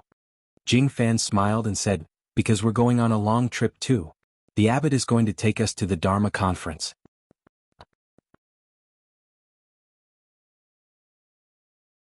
Little Jing Kong was actually a little tempted. However, this might be the price of going down the mountain. Since he had Jiao Jiao, he was destined to give up some things. In his heart, Jiao Jiao was still the most important thing. Gu Jiao brought a lot of delicious food. In addition to vegetarian meatballs, there was also vegetarian roast duck, vegetarian dongpa pig knuckle, and 2 boxes of osmanthus cake bought from Li Ji. The 4 little monks had a pleasant afternoon. Gu Jiao also went to the medical center to say goodbye to the second boss. However, shopkeeper Wang told her that something happened to the Hu family and he had already returned to the capital. She might be able to see him in the capital. Gu Jiao went to Dean Li's house and gave some mountain products and hawthorn cakes to old Madame Li. Old Madame Li was still in a daze, but her complexion was much better. The servant said that when old Madame Li woke up, she said that she had a little grandson and was very happy. At the hot spring villa, Marquis Gu rested for a few days and finally recovered from the wounds on his face and body. He went to Madame Yao's courtyard to find her. Madame Yao was ordering the servants to pack their luggage. Marquis Gu was stunned. Madam, what are you doing? Don't you live in the villa? Are you leaving? That's right, I'm leaving. Madame Yao nodded. Marquis Gu panicked and stepped forward to grab Madame Yao's hand. I was wrong. I will never bully that girl again. I will not drive a wedge between them and divorce. You're angry. Don't go. This time it was Madame Yao's turn to be stunned. Marquis, what are you saying? Who are you bullying? Jiao Jiao? You went to find them and threatened them to divorce? Marquis Gu panicked. Marquis. Madame Yao painfully pulled her hand back. Marquis Gu quickly denied it and said, I did not. I am saying that I plan to. Madame Yao was shocked and angry. You still plan to? Marquis Gu shook his head like a rattle drum. Small ripples appeared on his cheeks. I won't go now. I will listen to everything you say. Don't go. Madame Yao calmed her emotions and said to Marquis Gu, if I don't go, how can I return to the capital? Marquis Gu was surprised. You're finally willing to go back? You've thought it through? But what about Yener and Koff and Jiao Jiao? Madame Yao smiled but did not say anything. On the side, Nurse Fang happily said, Marquis, you probably don't know yet. The son-in-law has become a top scorer and is going to study at the Imperial College. The young master and young miss are going to the capital with him. Marquis Gu was stunned. Did he hear wrongly? That little cripple had become a top scorer?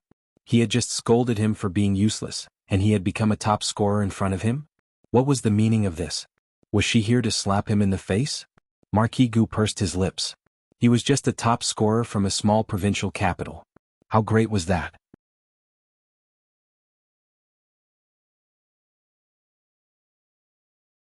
There were 20 to 30 top scorers like him in the whole of Zhao country. He was probably the worst of them all. However, this solved his urgent problem. If they still did not return to the capital, Jinyu would have to go through her hairpin ceremony at the villa. Gu Jinyu also heard the news that Madame Yao was packing her luggage. She happily came over to help Madame Yao pack her things. Unexpectedly, she accidentally heard the reason why Madame Yao agreed to return to the capital. It was because Gu Yan and Gu Jiao were going to the capital. Gu Jinyu felt like her heart had been pierced by something. Mother said that she treated her like her own, but in her heart, the person she loved the most was her own flesh and blood. All right. Marquis Gu suddenly remembered that the son of the Gu family was also taking the provincial examination this year. What was that child's name again? Gu Shunzi? Gu Shunfeng? Gu Dashun. Did Gu Dashun pass the examination? Marquis Gu asked. Madame Yao personally went to the Yamen to look at the list. She remembered the names on the list clearly. There was no candidate with the surname Gu. Nurse Fang disdainfully sneered. The son-in-law is talking about that family's son, right? I heard that he also went to the provincial examination. Unfortunately, he didn't even pass the provincial examination. He's far worse than our son-in-law. There's a saying that dragons give birth to dragons, phoenixes give birth to phoenixes, and mice give birth to babies that can dig holes. Other than the deceased Gu Sanlang and his wife, no one else in that family is good, and they still want to pass the provincial examination? Bah. Maybe in your next life. These words were a bit harsh. She shouldn't lose her composure in front of her master. However, that family was indeed too harsh on Gu Jiao, so even the mild-mannered Madame Yao didn't refute Nurse Fang's words. Although Marquis Gu was a bit unhappy that Nurse Fang praised the little cripple so highly, he agreed with the rest of her words. That family was indeed hateful. As for Gu Jinyu, Marquis Gu never thought of her as a member of the old Gu family, so he didn't feel that she was being scolded. Nurse Fang originally didn't mean to scold Gu Jinyu. She was only referring to those from the old Gu family. However, the speaker didn't mean it, but the listener took it seriously. Gu Jinyu's face flushed red. It was even more embarrassing than being slapped by Gu Jiao on the street. In the end, she didn't go in to help Madame Yao count the luggage. Instead, she turned around with red eyes and silently returned to her room. Nurse. Madame Yao suddenly spoke from inside the room. In the future, it's better not to say such things. Be careful that Jinyu doesn't hear it. That child is sensitive. I'm afraid that she will think too much. Yes, madam. Nurse Fang bowed in response. Madame Yao looked at the 3 sets of clothes in the box. They were all personally made by her. After reuniting with Jiao Jiao, she was anxious to make up for Jiao Jiao and neglected Jinyu. These 3 sets of clothes were all made by her for Jinyu. Madame Yao knew that her daughter would be uncomfortable with them, so she didn't ask her to travel with her. Instead, she arranged for the Marquis's household's best coachman and carriage for her daughter. Marquis Gu didn't have any objections to this. After all, Gu Yan's body was weak. A good carriage would greatly reduce the bumpiness. Gu Jinyu sat in the bumpy carriage. She probably felt that she didn't have any weight in this family. They only gave her 3 sets of clothes but gave Gu Jiao a carriage. Gu Jinyu looked out the window, her face full of grievance.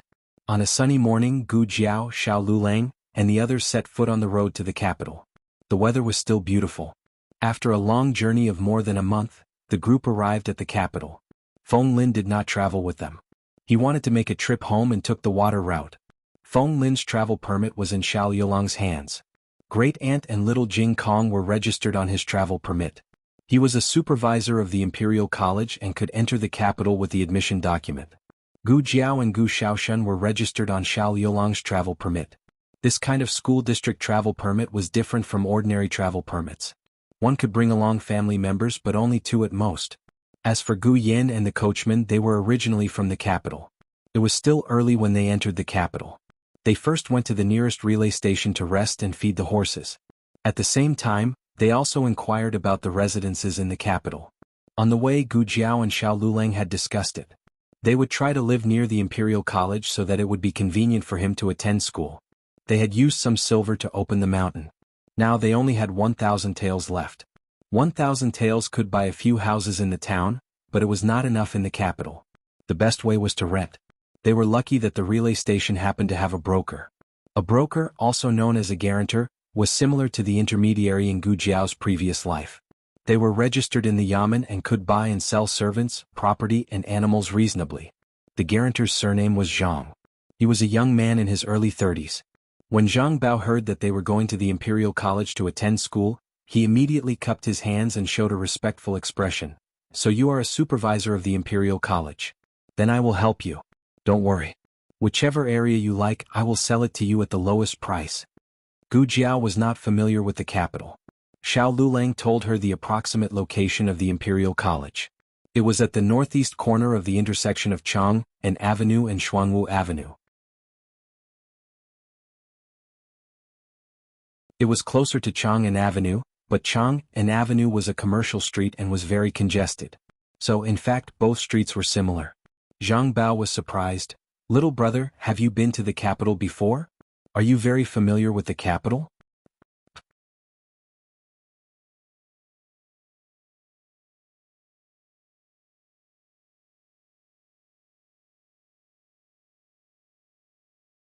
Chapter 120. Gu Jiao glanced at Xiao Lulang.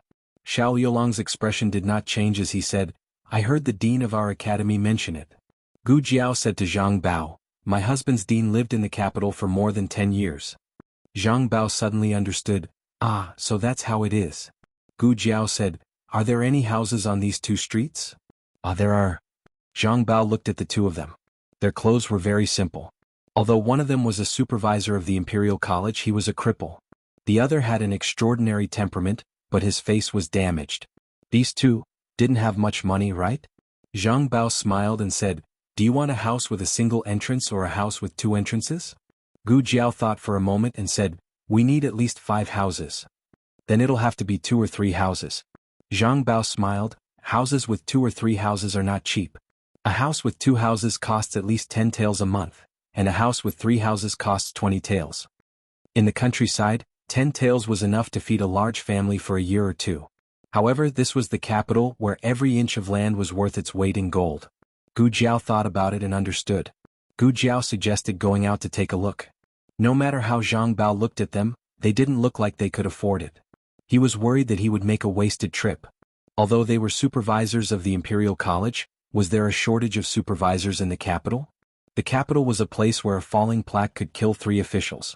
Zhang Bao really didn't think much of Xiao Lulang.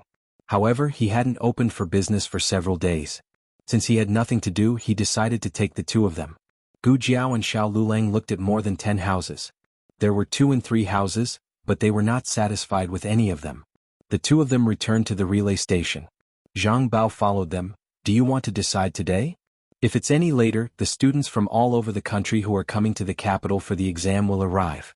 Even if we want to rent it, we won't be able to. Moreover, the price won't be this high. Gu Jiao said, it's too small and too secluded. Although it was said to be near the Imperial College, in reality, it was not the residences on the 2 streets, but the most remote alleys at the end of the street. Not only was it dark and damp, it was also very close to very noisy shops. If it was not a smithy, then it was a carpentry shop. There was even a coffin shop. How could he study in peace? I only have these houses at this price. If you want something better, you'll have to pay this price.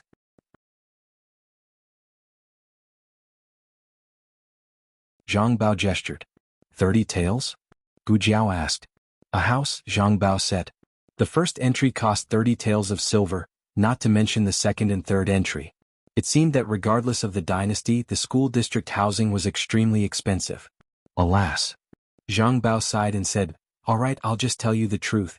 The houses in the capital are priced at this price.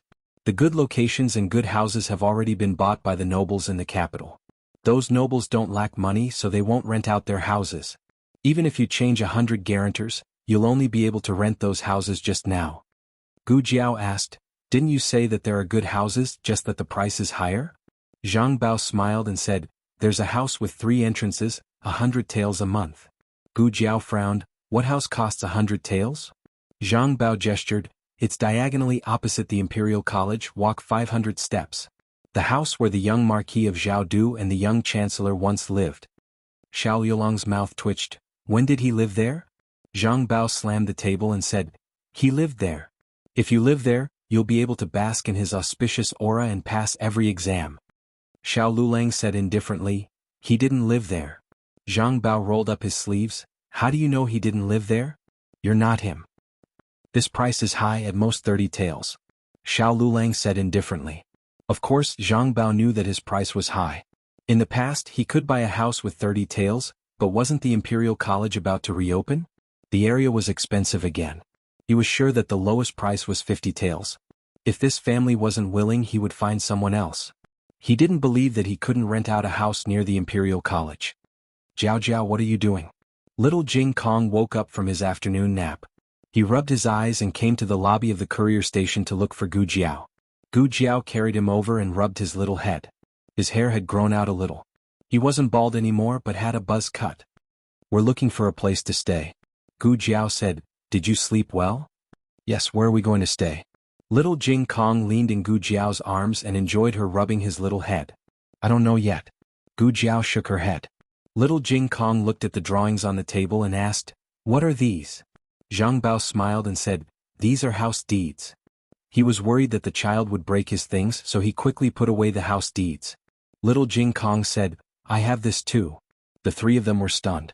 Little Jing Kong ran back to the carriage and took out a small box from his small box. He took the small box back to the lobby and put it on the wooden table in front of the three of them. The table was a little high so he couldn't reach it and open it.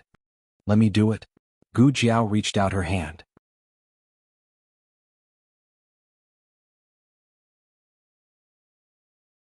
Gu Jiao had seen a few small boxes like this when she was packing up little Jing Kong's things at home, but she had never opened them. "Okay. Jiao Jiao, do it." Little Jing Kong nodded decisively. Gu Jiao opened the small box. There were a few thumb-sized seals and a few documents inside. They were not ordinary documents but house deeds. The three of them were very surprised. "Let me see," Xiao Lulang said. "Okay." Gu Jiao took out the house deeds and handed them to Xiao Lulang. Zhang Bao also came over to take a look. It was fine if he didn't take a look, but when he did, he was almost scared out of his wits. The houses on Chang'an Avenue, Xuanwu Avenue, and even Vermilion Bird Avenue. Did he go all the way to the Imperial Palace? "Is this a real house deed?" Gu Jiao asked Xiao Lulang.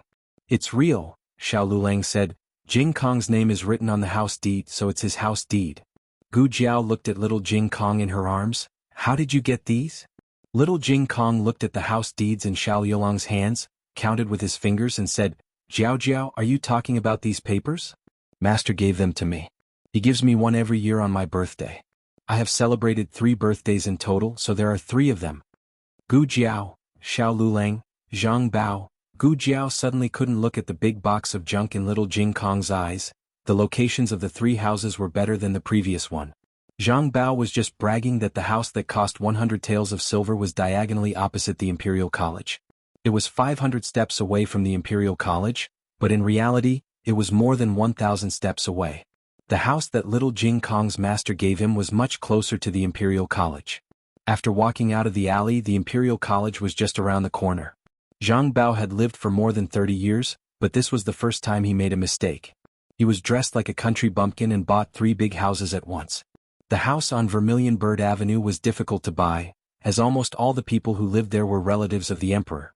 The 2 houses on Xuanwu Avenue and Chang'an Avenue were priceless. Where did this group of people come from? Little Jing Kong didn't understand what a house deed was. Gu Jiao explained to him that it was a very precious thing, and it was proof that he owned a house. He decisively put all the house deeds in front of Gu Jiao. "Give them all to Jiao Jiao." Little Jing Kong's home was wherever there was a Jiao Jiao. Gu Jiao had already accepted his zither, so she couldn't accept his house deed anymore. In the end, Gu Jiao proposed to rent the house in Little Jing Kong for 30 taels of silver a month. Little Jing Kong said seriously, "I don't want Jiao Jiao to pay me." Gu Jiao patted his little head and said, "Your brother-in-law will pay you." Little Jing Kong thought seriously, "If my brother-in-law pays me, I'll pay Jiao Jiao."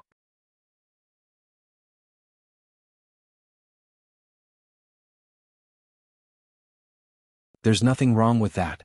Both parties asked Zhang Bao to be the guarantor and signed a house rental contract. This was little Jing Kong's first time doing business, so he took this matter seriously. Not only did he sign the contract, but he also put a stamp on it.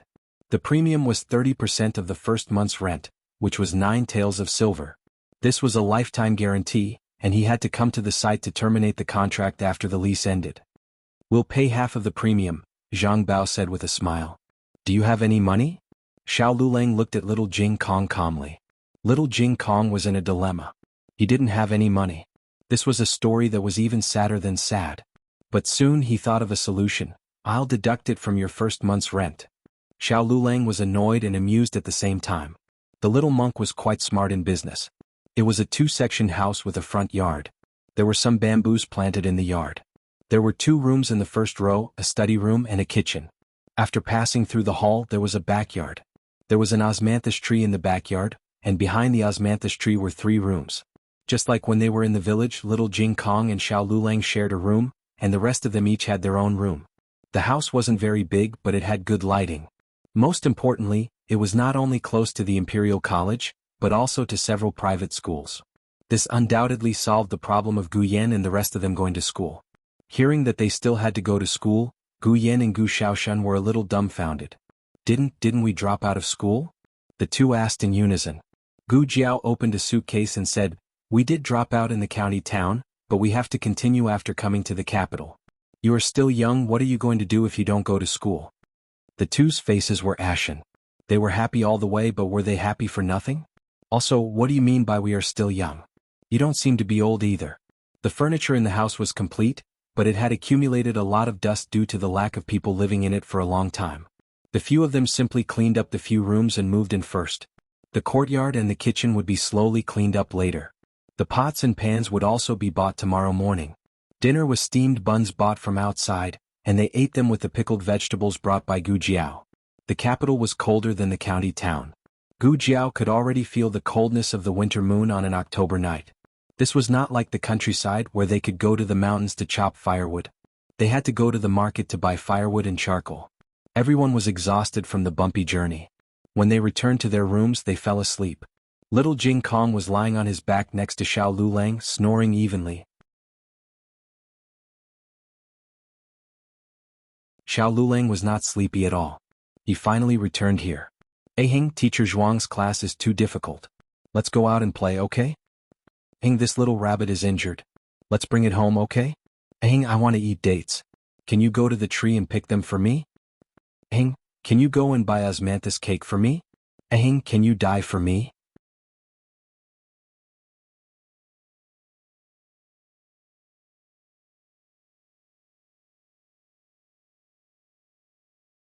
Chapter 121.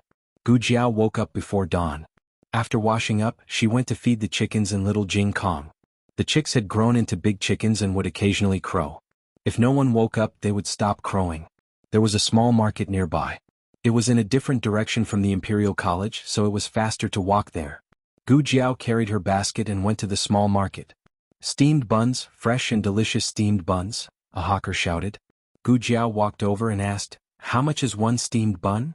The hawker saw the birthmark on her face, but he didn't show any strange expression. He was indeed from the capital and didn't find it strange. The hawker smiled and said, "One big meat steamed bun is 3 copper coins, 2 brown sugar steamed buns are 3 copper coins. How many do you want?" The steamed buns were very big and one was enough to fill him up. Gu Jiao took out the food box from the small basket and said, 8 meat steamed buns and 4 sugar steamed buns. They ate the meat steamed buns and the sugar steamed buns and little Jing Kong. She didn't know if 4 steamed buns could fill him up. The little guy's appetite was a bit shocking. "Okay. That's a total of 30 copper coins. I'll give you a steamed bun." The hawker packed the steamed buns and steamed buns for Gu Jiao. "Thank you." Gu Jiao paid and went to buy pots, bowls, ladles, basins and other kitchen utensils. Then she bought firewood. The firewood in the capital was not cheap.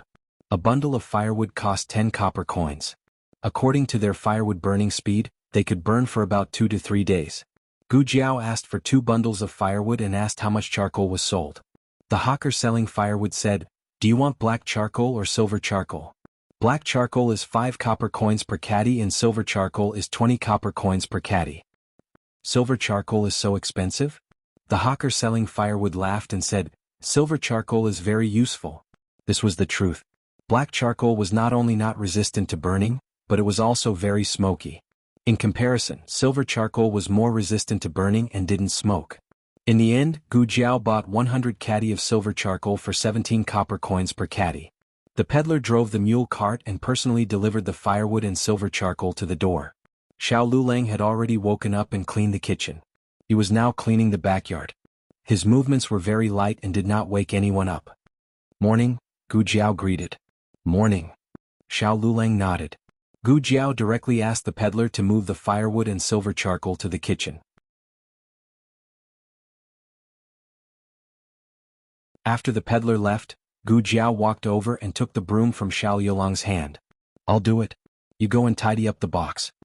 This time Gu Jiao, Old Madam, Gu Yen and Gu Xiaoshen didn't have much luggage. On the contrary, Xiao Lulang and little Jing Kong had several big suitcases full of luggage.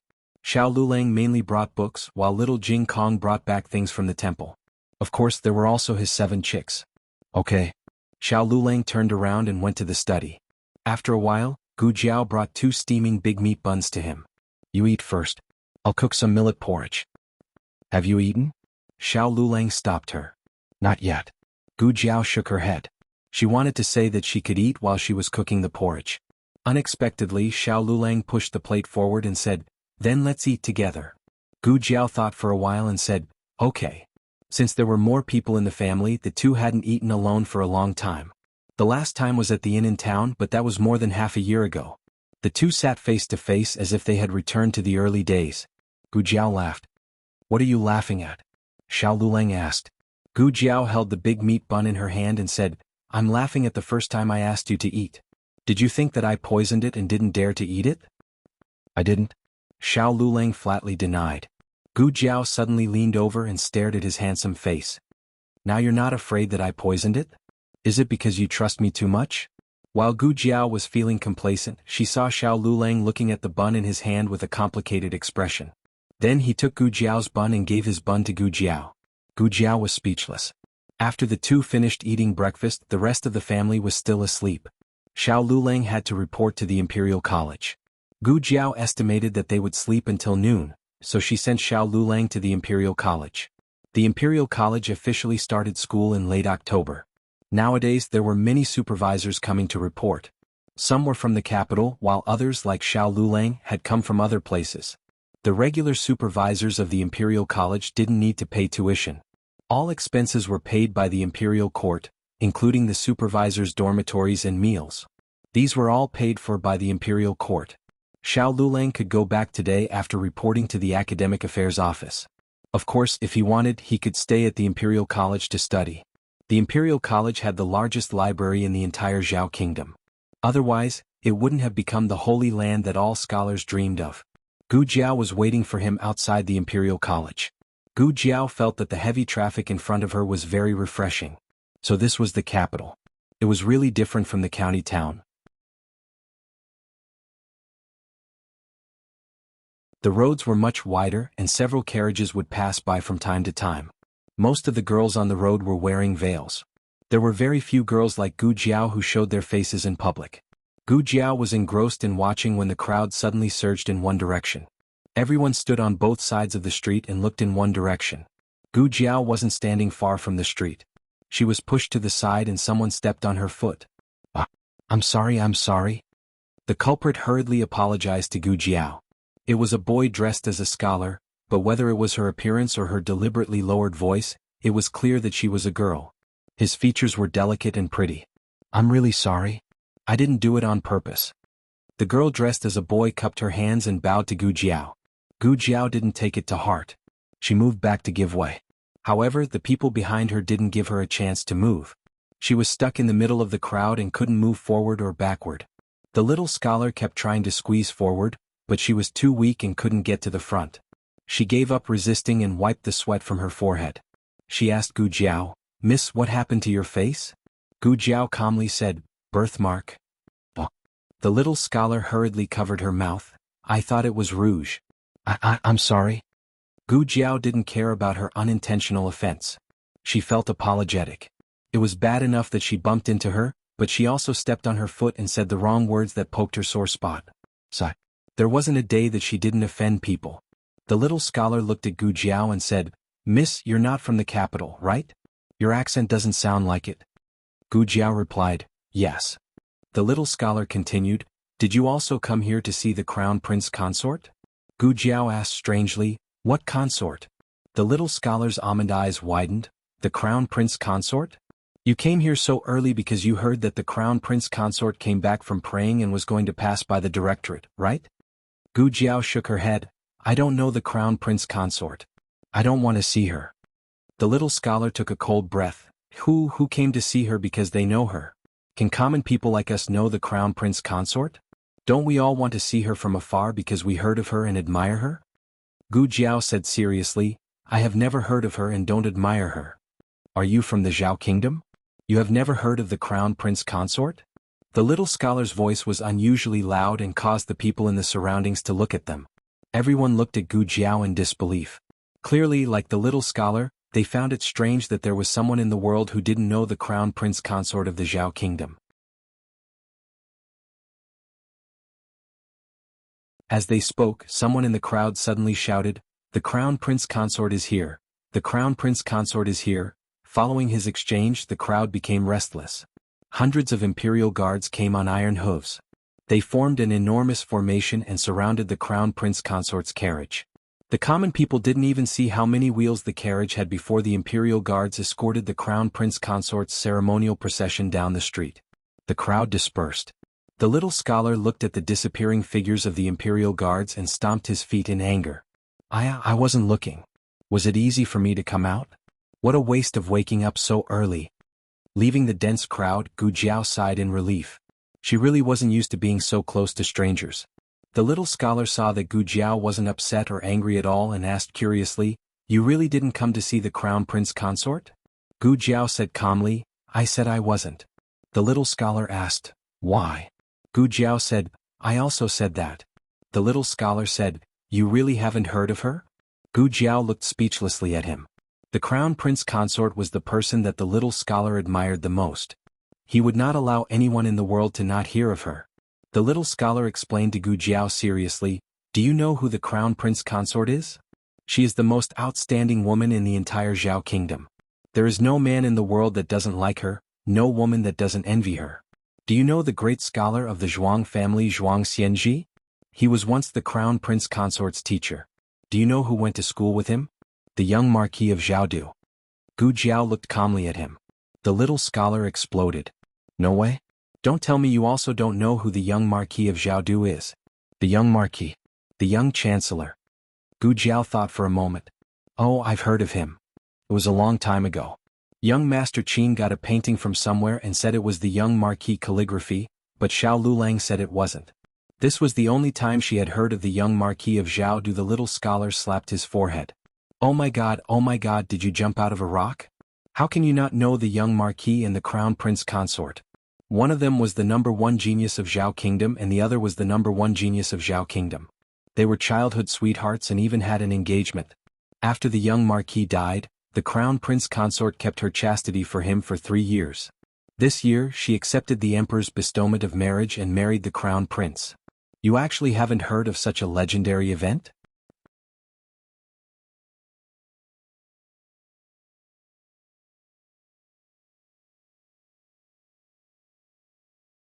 Chapter 122.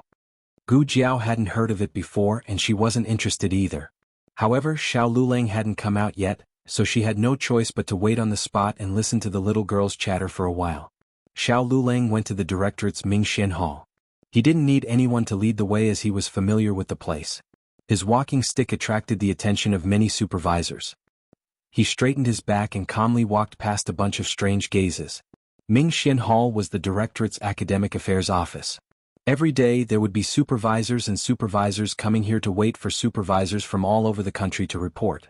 Today the supervisor of Mingxian Hall was a supervisor with the surname Gao, as well as 2 supervisors with the surname Wang and Su. All right, follow Supervisor Su to the dormitory. School will start at the end of October. If you have nothing to do, you can go to the library first. Thank you. A supervisor from another place walked out of Mingxian Hall under Supervisor Su's lead. Gao Shuejing lowered his eyes and sorted out the supervisor's information. Next. A slender jade-like hand placed an admission document in front of him. This hand was a bit too good-looking. Gao Shuejing subconsciously raised his head and was shocked by the other party's appearance. Offer what? Libation? Gao Shuejing suddenly realized that he had made a fool of himself. Little Chancellor had long passed away, so how could the person in front of him be him?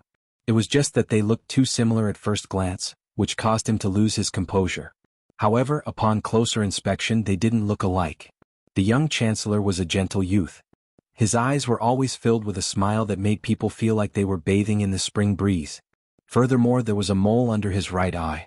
Not only did the person in front of him not have that mole, he also didn't have a gentle and bright temperament. Even his eyes were cold. Gao Shuejing was secretly annoyed that he had almost mistaken the person for someone else because he was too tired recently. He composed himself and sat down to pick up the document. Xiao Lulang? Someone from Clear Spring Village? His surname was also Xiao. Could they be relatives? Soon, Gao Shuejing shook his head in self-mockery. How could Marquis Xianping's mansion have a relative from a small village? Gao Shuejing then said, "Your results are not bad.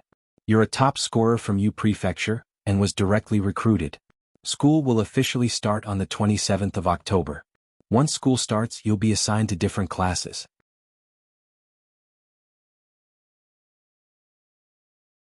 Don't be complacent just because you're a top scorer.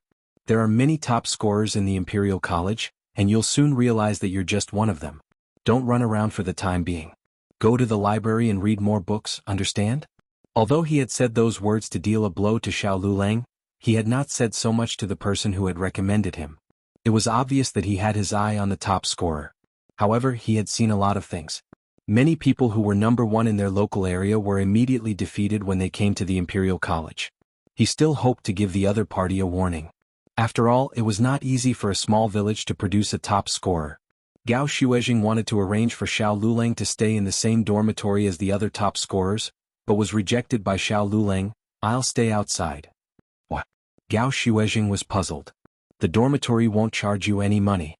You'll be able to focus on your studies if you stay in the Imperial College. The capital is filled with flowers.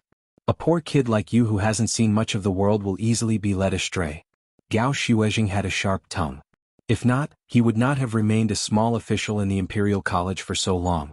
However, he was not a bad person. Xiao Lulang said calmly, "It won't affect my studies." Gao Xuejing sighed, "All right then. If you don't stay in the Imperial College, you'll have to come back 3 days later to collect your token." The Imperial College provided free food and lodging, but they could not force the students to stay here. Looking at Xiao Yulong's back, Gao Xuejing shook his head. What a pity. He had already predicted that Xiao Lulang would be blinded by the prosperity of the capital and abandon himself. From then on his grades would plummet. When Xiao Lulang walked out of the Imperial College, the talkative little scholar had already been found by his family servants and left dejectedly. Gu Jiao looked at him. "Is it done?" Xiao Lulang nodded. "Yes, I'll come back 3 days later to collect my token from the Imperial College." The two of them returned home side by side. The journey was really short. After coming out of the Imperial College, they took a few steps and turned into the alley where they lived. They lived in the middle of the alley. Not all the houses in the alley were occupied. The environment was quite peaceful. "It's more convenient than going to school in the village," Gu Jiao said with a smile. Xiao Lulang nodded and said, "In the afternoon, I'll go take a look at the private school for Gu Yan and Xiao Shun. Little Jing Kong will go take the Imperial College's entrance exam. He will take the exam 2 days later than me." Gu Jiao smiled and nodded. "Okay, I'll do as you say." After a few words they arrived home. Gu Jiao was very satisfied with this house. The two of them were just about to enter when a horse carriage came from the other side of the alley and stopped in front of their house. The carriage driver pulled on the reins and jumped off the horse. "Excuse me, is this top scorer Zhao's house?" Xiao Lulang saw the insignia on the carriage and his eyes turned cold. Gu Jiao asked, "What's wrong? What do you want?" The carriage driver said politely, "It's like this. My housekeeper knew that top scorer Xiao had come to the capital and specially asked me to send some things over. Winter comes early in the capital. Next month we will start burning charcoal. The carriage is filled with high-quality silver charcoal. There are also some materials and cotton wool, all of which are the warmest. You see, should I directly move the things in for the two of you?" Gu Jiao looked at Xiao Lulang. Xiao Yulong's expression was as cold as a knife. Gu Jiao said to the carriage driver, "No need, we are not lacking in silver charcoal. We also do not need cotton wool mattresses. Give them to your housekeeper to take back." The carriage driver said awkwardly, but housekeeper Lu said, "No buts. If he tells you to take it back, then take it back." Gu Jiao lightly finished speaking and entered the house with Xiao Lulang, closing the courtyard door. The carriage driver finally left. Gu Jiao looked at Xiao Lulang. "We just moved here yesterday. Only the Ding and Marquis carriage driver and Zhang Bao know where we live. That housekeeper Lu's information is very fast." Xiao Lulang lightly said, "No need to pay attention to him." Saying this, he turned around and went to the study to organize the books. Gu Jiao rubbed her chin. It couldn't be that someone had set their sights on them, right? Who would have the courage to set their sights on her people? The carriage driver drove the carriage out of the alley and came to a corner on the other side. Housekeeper Lu had been waiting for a long time. "How is it?" Housekeeper Lu asked. The carriage driver said, "Young master is not willing to accept it." Housekeeper Lu smiled. "This young master is more stubborn than I imagined." The carriage driver asked, "Should we tell the Marquis?" Housekeeper Lu faintly smiled. "No need. There is no need to trouble the Marquis over such a small matter. Just wait. He will quickly find out how difficult it is for a commoner to survive in the capital. When that day comes, he will obediently return to the manor." The matriarch and the others really slept until noon. When Gu Jiao and Xiao Lulang entered the courtyard, Gu Yan and the other two were soullessly squatting by the well to wash their faces. There was a public well near the alley, but there was also a well in the manor. This saved them the trouble of fetching water from the outside. The millet porridge in the kitchen was ready. Gu Jiao heated up the steamed buns and stir-fried a plate of shredded bamboo shoots and black fungus, a plate of green vegetables and bean sprouts, and a large portion of chives and eggs. Little Jing Kong was not allowed to eat eggs, so Gu Jiao stewed a small pot of tender tofu soup for him. Although Little Jing Kong's dishes were all vegetarian, the plate presentation and utensils were more exquisite than other dishes. Gu Jiao pretended that he could not afford to eat them. Little Jing Kong was particularly arrogant to show off his dishes. The people at the table were not greedy at all, but they all pretended to be envious. After the meal, Little Jing Kong valiantly went to wash his small bowl. This was a habit cultivated in the temple. He washed his own alms bowl. The others were not idle either. The matriarch went to pick corn cobs, and Gu Yin sat over to pick corn cobs with her. They were the least able to do physical work in the family. They used to be the most pampered people, but they still took the initiative to share the housework within their ability. Gu Xiaoshen went to chop firewood. Xiao Lulang tidied up the kitchen and Gu Jiao tidied up the two courtyards. She had thought about it. One courtyard was for planting vegetables and raising chickens and puppies, and the other courtyard was for the whole family to move around. There was a laurel tree in the backyard, and Little Jing Kong could practice martial arts on the tree. Gu Jiao took a hoe and went to the front courtyard to plow the ground. Little Jing Kong came over with the chickens. Jiao Jiao, I'm going to walk the chickens. Okay. Gu Jiao nodded, don't go too far. Okay. Little Jing Kong responded. Little Jing Kong used to walk the chickens from the front of the village to the back of the village. Here he decided to walk from the front of the alley to the back of the alley. Gu Yan's puppy was very envious and it also wanted to go out for a walk. However, its owner was too lazy to die. After picking the corn cobs, he lay on the rattan chair like a corpse. The puppy swung its butt and followed Little Jing Kong out. Little Jing Kong took 7 chickens and a puppy to the end of the alley and was about to turn back. At this time, 2 beggars nearby stared at his dog. The puppy was no longer a baby dog during its confinement period. It had a small fat body and its meat looked very fresh and tender. The beggar's saliva flowed out. The 2 beggars exchanged glances, and one of them took out a meat bun from his pocket, broke it open and shook it at the puppy. The puppy was a little stupid and it was immediately fooled. It eagerly ran over and was immediately put into a sack. Oh, the puppy barked. Little Jing Kong turned his head. Where's Xiaoba? That's right, Little Jing Kong named Gu Yan's dog Xiaoba. After the beggars caught the dog, they stared at Little Jing Kong's chickens. 7 chickens. It was enough to eat for a few days.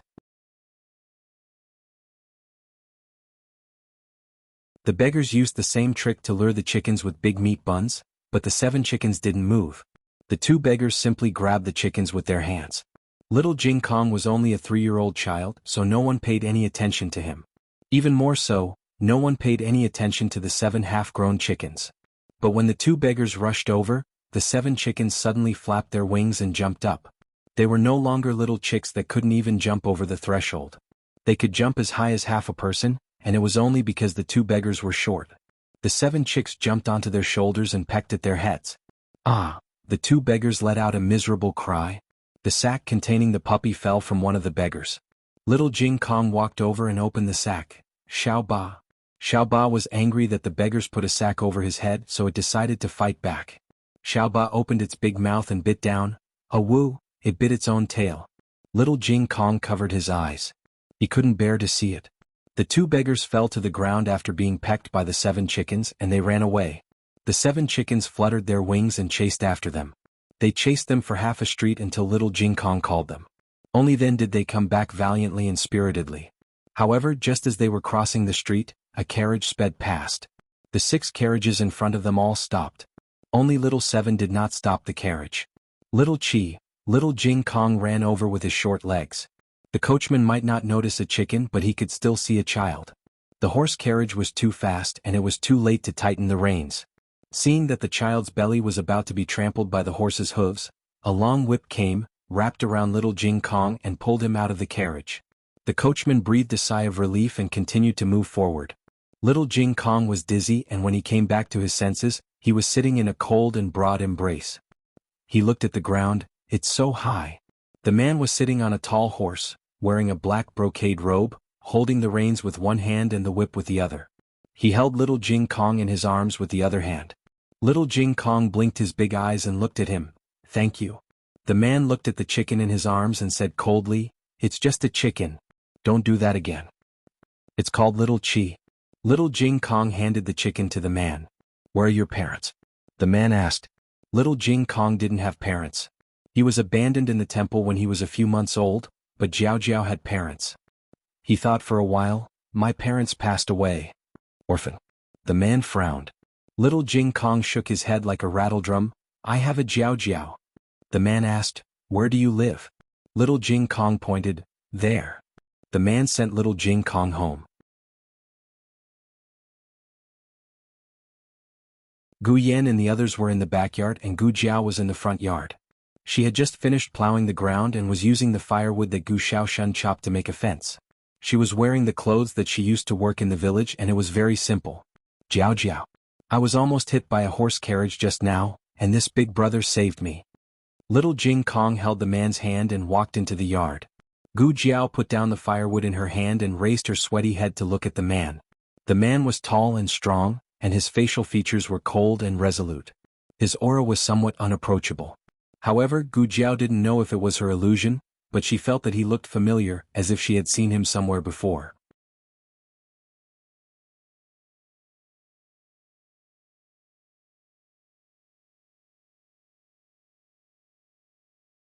Chapter 123. The man turned and left after sending little Jing Kong home. Gu Jiao didn't even have time to thank him.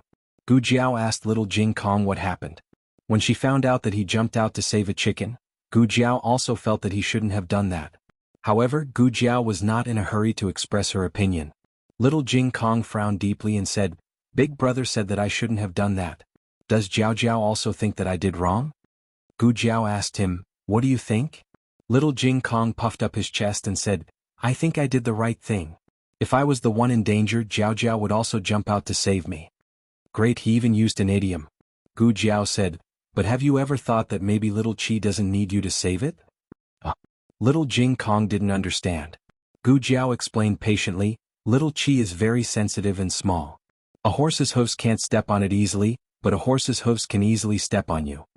Little Jing Kong suddenly realized something. He wasn't as sensitive as a chicken. Little Jing Kong secretly swore that he would practice even more diligently. He wanted to become more agile and protect his chicken. A few days later, Marquis Gu and his entourage arrived at the capital. The bumpy ride for more than a month made the three of them sick. Gu Jinyu had never sat in such a bad carriage. His whole body was so sore that it didn't feel like his own. Yao Shi didn't have any complaints. She was very glad that she sat in this carriage. If it were Jiao Jiao and Yan who had to suffer like this, her heart would ache. It's been hard on you.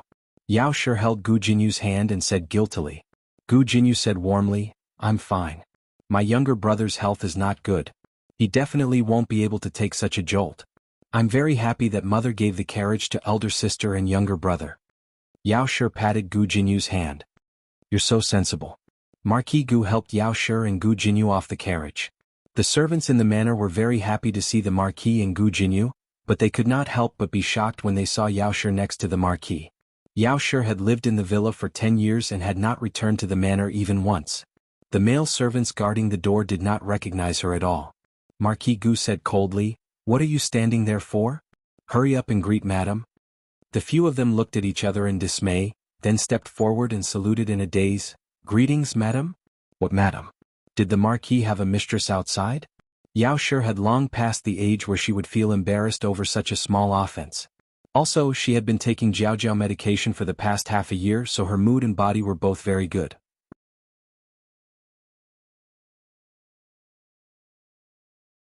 Marquis Gu brought Yao Shi and Gu Jinyu into the manor. The servants had already sent the news to old Madame Gu's Pine Crane courtyard. Old Madame Gu had not seen her son for half a year and was rather worried. She sent someone to call Marquis Gu to Pine Crane courtyard immediately. Marquis Gu had originally planned to bring Yao Shi to pay respects to the old madam tomorrow, but the old madam had urged him, so he could only change his route halfway to Pine Crane courtyard. Old Madame Gu was overjoyed to see her son, but when she saw Yao Shi next to her son, old Madame Gu's smile froze. Why is she back? Old Madame Gu asked mildly. Gu Jinyu felt awkward for his mother. Mother. Marquis Gu glanced at old Madame Gu, indicating that she should not embarrass Yao Shi like this. Old Madame Gu pretended not to see. Yao Shi saluted properly. Greetings, mother. Gu Jinyu also saluted. Greetings, grandmother. Old Madame Gu had originally found Gu Jinyu pleasing to the eye, but now that Yao Shi was here, she started to dislike Gu Jinyu as well. Yao Shi lived with Gu Yan at the Hot Springs Villa. Now that Yao Shi had returned, but Gu Yan was nowhere to be seen, old Madame Gu did not even think to ask. Marquis Gu tried to smooth things over. Mother, your son has been running around and is exhausted. I will come to pay respects to you tomorrow. He did not say that Yao Shi and Gu Jinyu were tired, but only that he was tired. How could old Madame Gu not let her own son rest? This was the reason why old Madame Gu disliked Yao Shi. It was not entirely because Yao Shi did not come from a good family, but more so because as long as Yao Shi was here, her son seemed to be possessed and did not care about anyone. Marquis Gu pretended not to understand old Madame Gu's displeasure. He chuckled and said, your son will leave first. He then led Yao Shi and Gu Jinyu out of Pine Crane Courtyard. The three of them had just stepped over the threshold when they bumped into a woman dressed in luxurious clothes and jewels. The woman looked at the three of them and a trace of surprise flashed in her eyes, but she quickly bowed and said, Master, I'm here to greet you. Madam. Miss. Marquis Gu frowned. Concubine Ling, why are you here? The woman called Concubine Ling smiled and said, I am here to deliver ginseng soup to mother. Did she need to dress up like this to deliver ginseng soup to old madam? Even Gu Jinyu could tell that she was here to stop Marquis Gu. Old Madame Gu's surname was Ling. The former Madame Marquis was old Madame Gu's niece.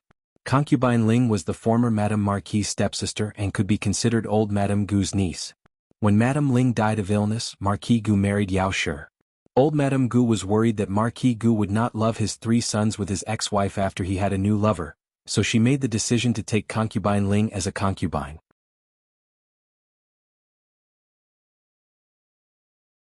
Marquis Gu did not like Concubine Ling, but with old Madame Gu's support, Concubine Ling's life in the manor was very good.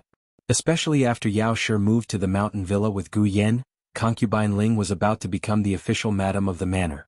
In addition, she was the aunt of the three young masters, so the three young masters were much closer to her than to Yao Shi.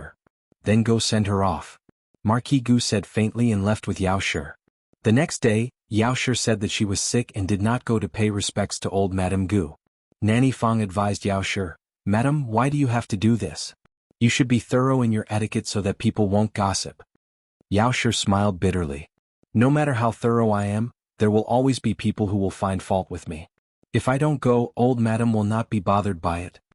Marquis Gu and Gu Jinyu went to Pine Crane Courtyard. Hearing that Yao Shi was sick, old Madame Gu snorted coldly. She just doesn't want to see me. Marquis Gu hurriedly said, look at what you're saying. How could Yao not want to see you?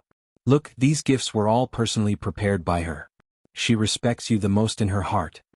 The gifts were indeed chosen by Yao Shi and she had put in a lot of effort. However, Yao Shi did not do it for herself. She did it to prevent old Madame Gu from venting her anger on Gu Jinyu. Old Madame Gu pursed her lips. She did not like Yao Shi. It was good that Yao Shi did not come. She would not be annoyed when she saw her. Where's Yan? Old Madame Gu finally asked about Gu Yan. Why didn't he come with you? Marquis Gu did not dare to say that Gu Yan had arrived in the capital long ago. He smiled and said, Yan'er's health is not good. I told him to come slowly. There are doctors accompanying him. Old Madame Gu did not ask further. Marquis Gu said, I'll bring Jinyu into the palace in a moment to pay respects to your ladyship. At the mention of Consort Shu, old Madame Gu looked at Gu Jinyu with more kindness. That's good. Your aunt has been thinking about you for a long time. She sent people to the manor to ask about you several times. Gu Jinyu smiled as if relieved of a burden. Jinyu also misses aunt very much. As they spoke, a servant came to report that the second and third young masters had arrived. Old Madame Gu's face immediately showed unconcealable affection. If one were to ask who old Madame Gu doted on the most, it would be none other than her three precious grandsons. Even her own son Marquis Gu did not have as much weight as her grandsons in her heart. Gu Qingfeng and Gu Qinglin drew the curtain and entered. Grandmother. Father. The two cupped their hands and bowed. Gu Jinyu stood up and bowed to her two elder brothers. Second brother, third brother. Gu Chenglin glanced at her indifferently. Gu Chengfeng said, "No need to be so courteous." His words were polite, but his tone was very distant. Gu Jinyu was used to it.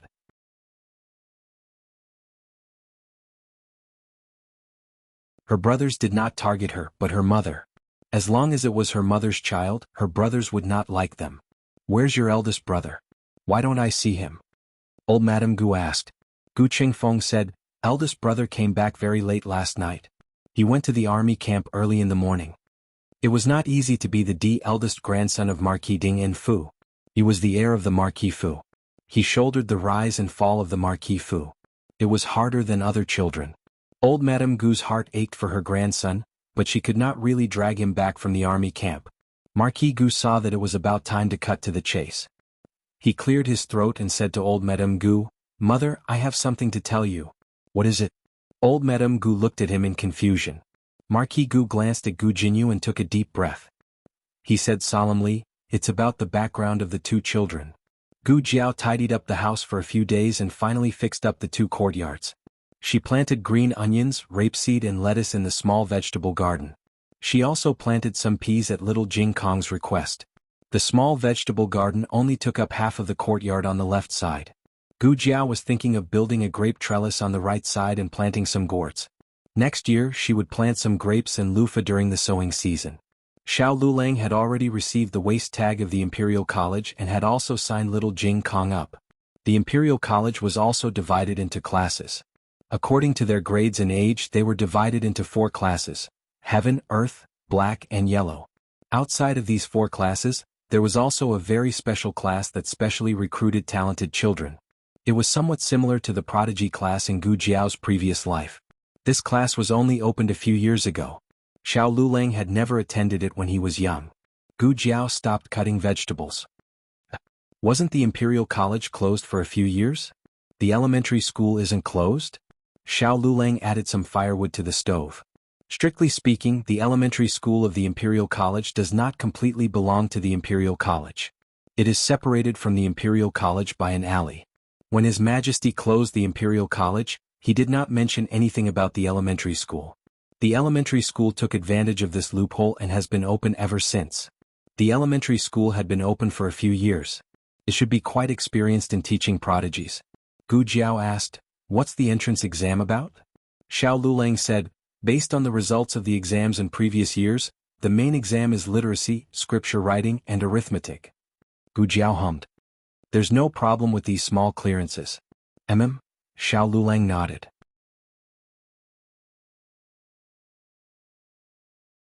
However, to be safe, the two of them still spent a lot of money to buy the exam questions from previous years for little Jing Kong to do. Little Jing Kong's accuracy was very high, but his handwriting was slow and ugly. It was extremely ugly. Thus, Little Clear Sky's daily schedule had an additional item: writing calligraphy. Little Jing Kong was not happy. He suspected that his bad brother-in-law was depriving him of the joy of being a child. Xiao Lulang said to him, "Jiao Jiao also practices calligraphy every day.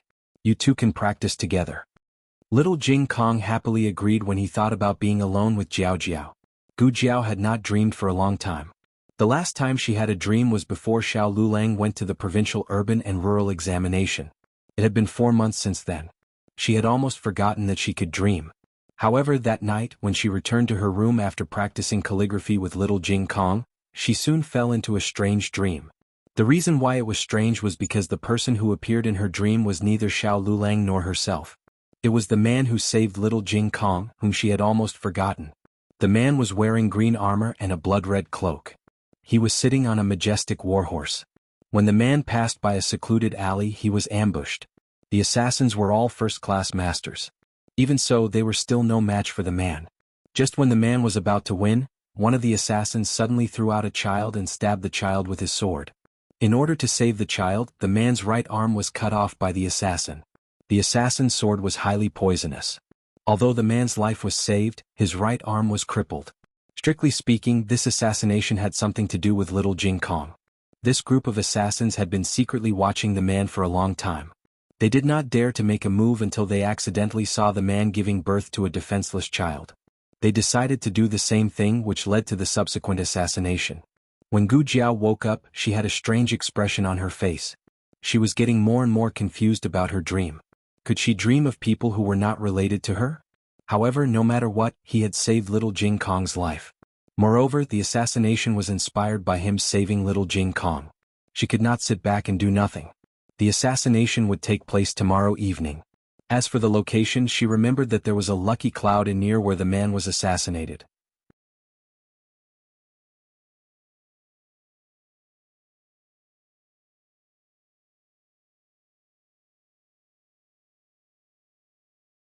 Chapter 124. The novel is updated faster. You can find all the novels that you can't find online. The next morning she found Xiao Lulang and asked him where the Lucky Cloud Tavern was. Xiao Lulang was puzzled. Where did you hear about the Lucky Cloud Tavern? Gu Jiao's expression didn't change. I heard about it when I went to the market yesterday. Isn't the food in that tavern delicious? Xiao Lulang said seriously, it's a shady tavern. Gu Jiao was surprised. Xiao Lulang explained, on the surface it's an inn, but in reality, it's a gambling den. Many people have been fooled there, so don't be fooled. Xiao Lulang firmly believed that Gu Jiao was fooled by someone with ulterior motives. He refused to tell her where the Lucky Cloud Tavern was. Gu Jiao scratched her head and had to think of another way. After breakfast, Xiao Lulang went to find a suitable private school for Gu Yen and Gu Xiaoshan. Gu Jiao went to the market with the excuse of buying groceries. She directly hired a carriage and said, "Go to the Lucky Cloud Tavern." The carriage driver said, "The Lucky Cloud Tavern is quite far. Miss, are you in a hurry? If you're not, please wait for a moment. I'll get another customer." "I'm in a hurry," Gu Jiao said. "Then it'll cost 200 copper coins." The carriage driver said. The Lucky Cloud Tavern was on the other side of the capital. His horse was not a good horse. It would take him more than half a day to go there and back, so he might not be able to get another customer. Okay. Gu Jiao agreed. The carriage driver was quite familiar with the capital's terrain, so he chose the nearest road. However, he didn't know what day it was, but there were two important people on the road, so all the people had to avoid them. When Gu Jiao arrived at the Lucky Cloud Tavern, the assassination had already begun. Gu Jiao heard the movement in the alley and jumped off the carriage without saying a word. She went around the other end of the alley. Both sides were in the midst of a fierce battle and did not notice that a thin and small figure had sneaked behind them. Gu Jiao found the sack hidden in the corner and carried the unconscious child out. Then she found a large stone and put it inside. The assassins were no match for the man. They exchanged glances with each other and were about to start their dirty tricks. One of them picked up the sack with his sword and threw it at the man. The huge sword chi split open the sack and the things hidden inside flew out. The assassins were all dumbfounded. Wasn't it the child's? How did it become a rock? The man was also puzzled. What kind of move was this? Was this the latest bewitching technique? Using stones? The man effortlessly split the rock into two halves. The best time for the assassination had passed.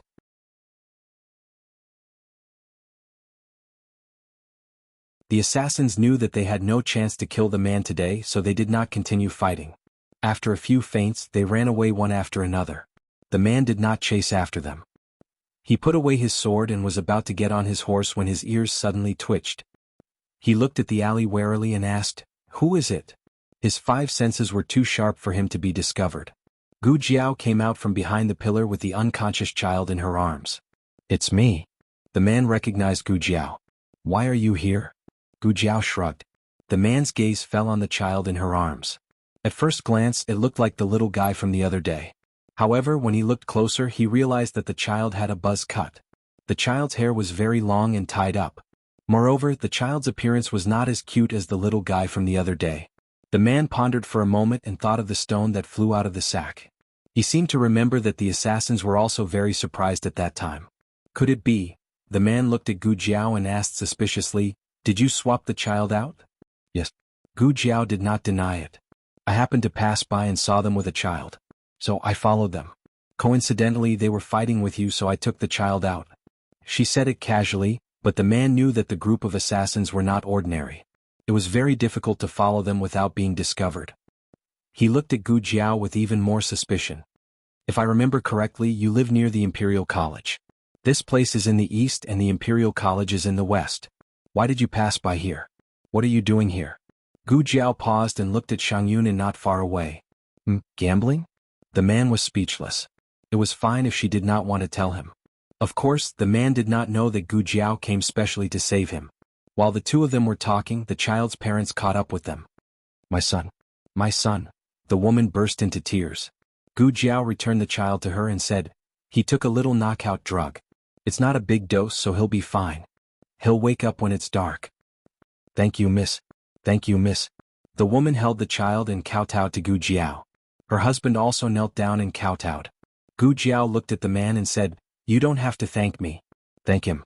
He was the one who chased the assassins away. The two of them kowtowed to the man again. After the two of them left, the man was about to leave as well. He grabbed the reins of the horse with one hand and held the saddle with the other. Just as he was about to get on the horse, Gu Jiao stopped him. Don't you need to treat your wound?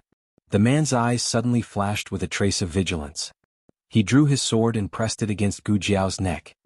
Who are you? How do you know that I'm injured? Even the servants in the residence did not know that he was injured. Gu Jiao did not even look at the sword against her neck.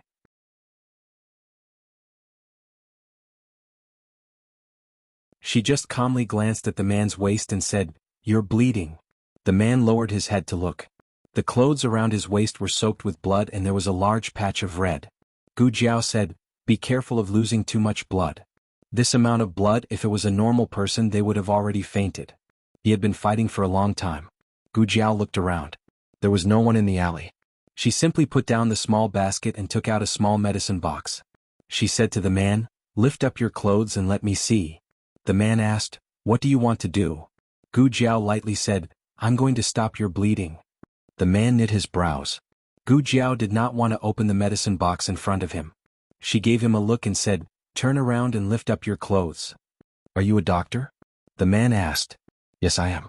Don't talk nonsense. You fight so well. How can a doctor be so wishy-washy? Gu Jiao realized that the people here were more or less afraid of treatment. Of course, it could also be because they did not trust her enough. The man was a little hesitant.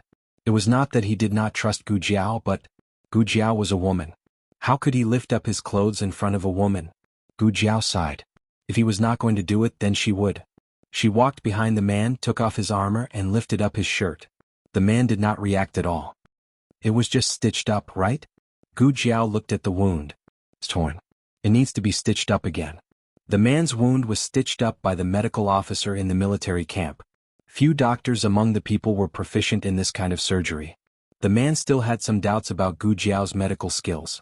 But looking at Gu Jiao's serious face, he could not refuse in the end. Gu Jiao said, turn around. The wound extended from the man's back to his right waist. It was indeed easier to stitch it up if he turned around. The man frowned and turned around. The anesthetic has run out. Gu Jiao did not understand why it had not been replenished until now. Gu Jiao closed the box and waited for a while. She silently repeated the words anesthetic in her mind. But there was still no anesthetic after she opened the box. Gu Jiao said to him, I can only stitch it up for you. Bear with it. The man was stunned. He said to Gu Jiao, is it an anesthetic? I don't use that. You can stitch it up. Gu Jiao did not explain the difference between local anesthesia and anesthetic. She stitched up his wound carefully. He did not make a sound during the entire process. He was a tough guy. But the two of them did not expect that when she was about to stitch up the wound, an assassin would turn back.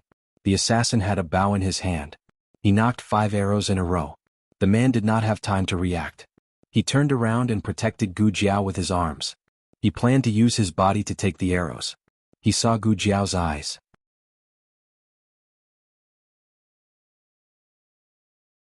They were calm and cold, filled with a flash of killing intent. Gu Jiao pulled out the dagger at his waist. With a sudden swing, she threw it at the assassin's chest. The assassin groaned and fell from the roof. His bow also fell to the ground. The man turned around in disbelief. Gu Jiao calmly squatted down and continued stitching up the man's wound. It's done. Gu Jiao said. The man looked at Gu Jiao in a daze. He was still in a state of great shock. Gu Jiao blinked her eyes and looked at him. She suddenly realized, yes, I almost forgot about this. As she said this, she took out a bottle of medicine that she had concocted and handed it to him. It's better than your medicine. Gu Jiao was not in a blindfolded contest. She had smelled the medicine when she was stitching up his wound. She carefully identified the ingredients and confirmed that it was not as good as her medicine.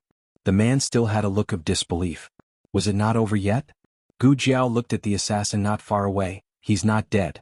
We can still capture him and interrogate him. Or do you want to arrest me? No. The man finally came back to his senses. You were defending yourself. If you want to arrest someone, you should be arresting them. Well, then I'm leaving. Gu Jiao clapped her hands and carried the small basket on her back. She walked out of the alley with a calm expression. Gu Jiao had given the man too much shock. Even the assassins could not cause a ripple in his heart. He hesitated for a moment, but still urged his horse to catch up with her. I'll send you home. Gu Jiao tilted her head and looked at him. The man paused. I also live in the direction of the Imperial College. It's on the way. Up to you. Gu Jiao arrived at Lucky Cloud Inn and got into the carriage that she had hired from the market. The man was actually worried that the assassins had not gone far and had their eyes on Gu Jiao. That was why he offered to send her home. Fortunately, there were no signs of the assassins until they arrived at Gu Jiao's house. They probably did not catch up with her. That was good. He did not want to implicate her. Gu Jiao paid the fare and the coachman drove the carriage away. The man also left. Goodbye. Gu Jiao nodded. Goodbye. Jiao Jiao. Dear brother. Little Jing Kong saw the two of them through the crack of the door and ran over. He hid his little hands tightly behind his back to prevent Gu Jiao from seeing them. He tilted his head and asked, Jiao Jiao, why did you come back with dear brother? Is dear brother here to visit our house? His behavior reminded the man of Gu Jiao's behavior just now. They were indeed a family. Even their words and actions were so similar. Gu Jiao patted his little head and said, Dear brother is just passing by. Little Jing Kong thought for a while, moved a step towards the door and said, Then I'll talk to dear brother for a while. Okay.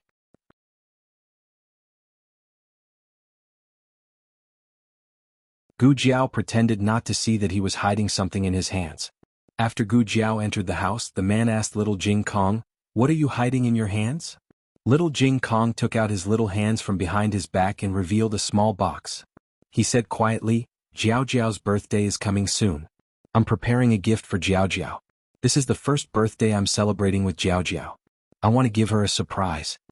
I'm afraid that she has already seen through your surprise, little guy. Little Jing Kong had a lot to say to the person he liked. He turned into a little loudspeaker again and kept blabbering. The man didn't feel annoyed at all. He only felt that this child was very cute. He was very puzzled. How did a woman who didn't even blink when killing someone raise such a naive and ignorant little guy? She must have protected him very well, he thought. Little Jing Kong's blabbering sounds echoed in his ears. The smell of food wafted from the courtyard. The man felt a trace of home in front of this unfamiliar house for the first time. The man said goodbye to Little Jing Kong and returned to the house. As soon as he stepped through the gate, a clever and delicate manservant rushed over with a hurried expression. Why did you come back so late? In the few days that you weren't in the residence, something big happened in our residence. What happened? The man asked. The servant scratched his head and cheeks. He had been holding it in for a few days, but he suddenly didn't know where to start. The man ignored him and entered the house coldly. The servant chased after him. It's about the second madam. She lost the child in the past. The young miss in our house isn't the master's flesh and blood. The real young miss is outside and refuses to come back. I heard, she grew up in the countryside. She's timid and hasn't seen the world. She doesn't dare to come to the house. The matter of Gu Jiao and Gu Yan coming to the capital couldn't be covered up. Both of them refused to return to the house, so there were many guesses in the house. The servant sighed. After so long, it turns out that the master doted on the wrong person. She's not your biological sister. Gu Changqing's eyes were cold. I don't have a sister. I only have 2 younger brothers. Gu Changqing wouldn't recognize Yao Shi. He also wouldn't recognize the 2 children that Yao Shi had with his father.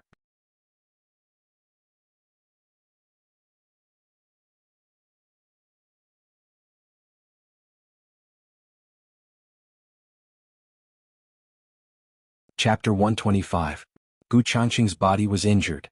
After returning to the manor, he did not alarm anyone. First, he had a servant call the manor doctor to his courtyard. The manor doctor was already accustomed to Gu Changqing's injuries.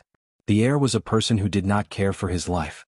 It would be abnormal if he didn't have some injuries when he came back. However, after examining the condition of the wound, the manor doctor was shocked. May I ask who stitched it up for you? Gu Changqing asked. What is it? The military camp doctor stitched it up once and the doctor outside stitched it up once. Is there a problem? The manor doctor said, no, it was stitched up very well. I have never seen anyone who could treat a torn wound so well. Which doctor was it? Hearing the manor doctor say this, Gu Changqing had an idea. You can withdraw. Don't spread the news of my injuries. This small one understands. He had been the manor doctor for a few days and understood this heir's habits. He did not like to make a big fuss and cause the entire manor to panic. After the manor doctor withdrew, the servant brought over a basin of hot water and a set of clean clothes. Earlier, in order to not attract attention, he had used a cloak to cover the wound. Now even the cloak was stained with blood. The servant helped Gu Changqing take off his clothes while muttering, Heir, how did you get injured this time? Ever since you were transferred to General Ran's command, you have been injured more than before. Is General Ran especially scary? How can there be no injuries when practicing martial arts? General Ran's rule is strict. This is a good thing. It is Zhao country's fortune. Don't say these words again in the future. Oh. The servant muffled a response. He put the blood-stained cloak into the basket and began to take off his outer and inner robes. That's right, heir. Did you call the manor doctor over because you were worried? In the past, after you were treated in the military camp, you would not let the manor doctor see you a second time. Since you were worried about that person's medical skills, why did you let him treat you? That's right, why did he let her treat him? Gu Changqing couldn't answer either. She did not look very old and seemed to be about the same age as Gu Jinyu. It would be good if a girl of her age did not cry out in fright when she saw such a hideous injury, but she could still calmly stitch it up for him. Not only that, she had also killed an assassin. After killing him, she continued to stitch him up as if nothing had happened. He had lived for 20 years, but this was the first time he had seen such a strange woman.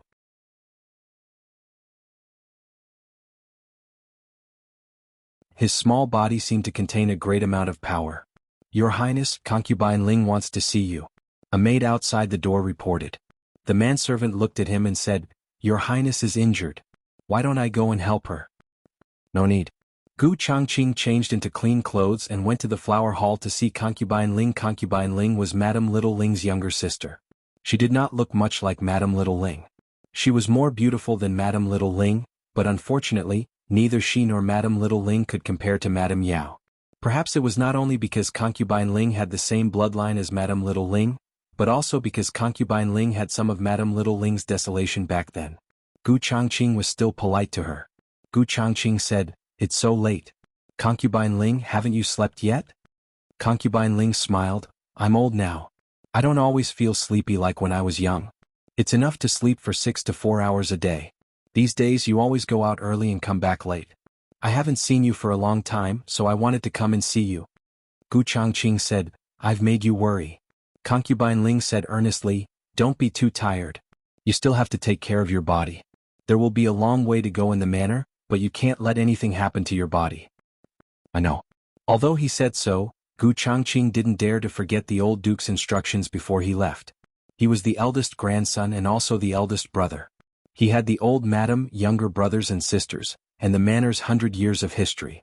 He had to support the entire manor even if he had to kneel.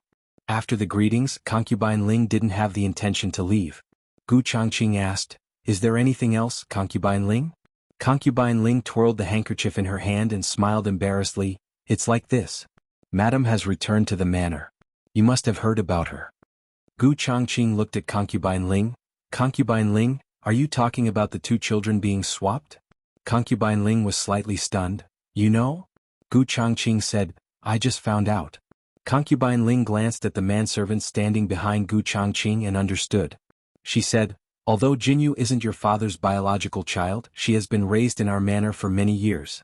We have developed feelings for her. If we send her away, not only will your father and madam be reluctant, even the old madam will be reluctant. Gu Changqing didn't think much about this matter. He didn't care, so he didn't fuss about it. Concubine Ling smiled warmly, Jinyu's birthday is coming soon. Do you need me to prepare a birthday gift for her? Gu Changqing said, Concubine Ling, just arrange it like in the past.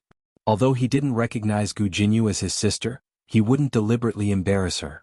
He didn't have the hobby of bullying a young girl.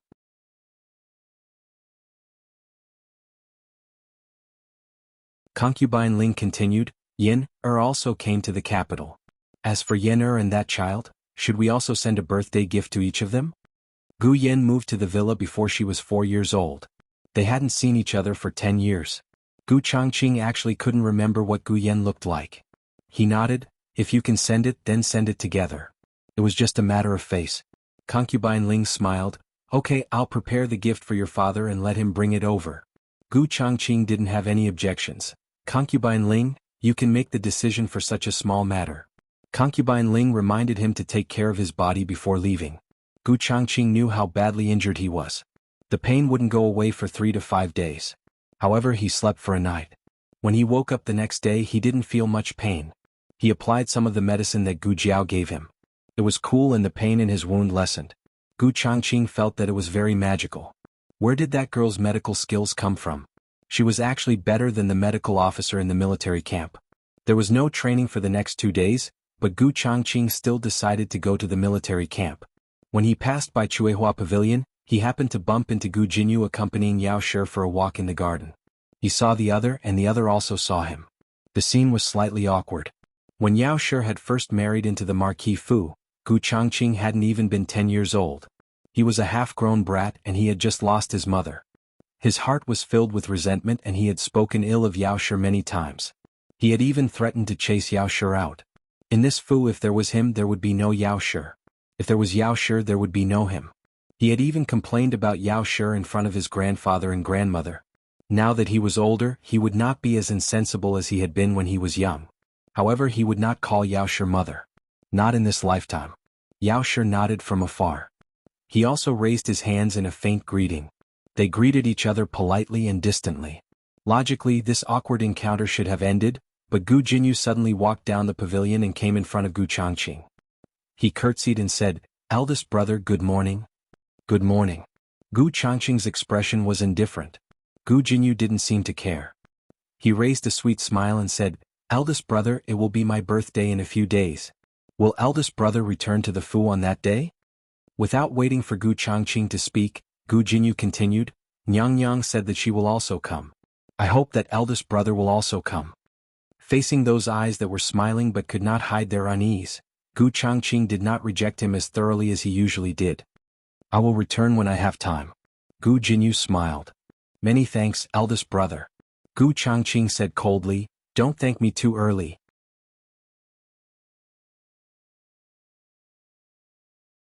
I might not have time." With that, he brushed past Gu Jinyu and left without looking back. Gu Jinyu thought to herself, it seemed that not being mother's child made eldest brother less angry at her.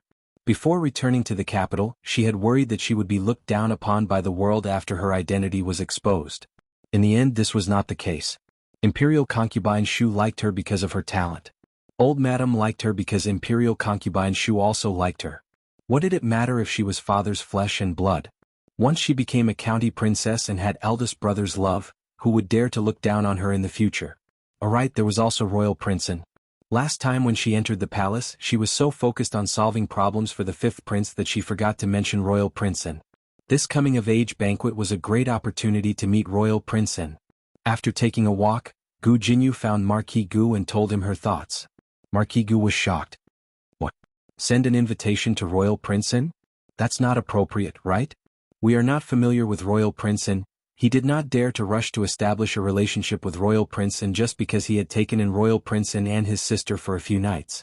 Putting aside the interest between the major powers, Royal Princeton alone was not someone he could establish a relationship with. The old Marquis might have some face. After all, the old Marquis had military achievements. But he was not his father. Gu Jinyu said confidently, "Father, trust me.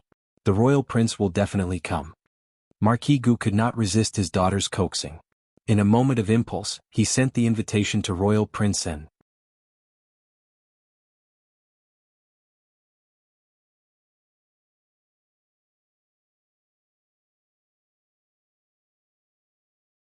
Chapter 126. The newest chapter of this book is not finished. That night, Jun Wang received an invitation from Marquis Ding in Fu. Ever since Jun Wang ended his life as a hostage in the country of Qin and returned to the capital, he kept a low profile. Other than studying for the imperial exams, he did not interact with anyone. Everyone in the capital knew this in Jun Wang's personality. Normally, they would not take the initiative to interact with him. Thus, looking at the invitation in his hand, Jun Wang was surprised. In order to not appear rude, Marquis Gu's invitation was for Jun Wang and Zhuang Mingdai. Jun Wang was surprised, but seeing Zhuang Mingdai's name, he was not surprised. Marquis Gu really raised a restless daughter. He did not need to think to guess that it was done by Gu Jinyu, who had swapped places. However, Jun Wang did not expect that Gu Jinyu had misunderstood his words, causing Gu Jinyu to have thoughts that she should not have.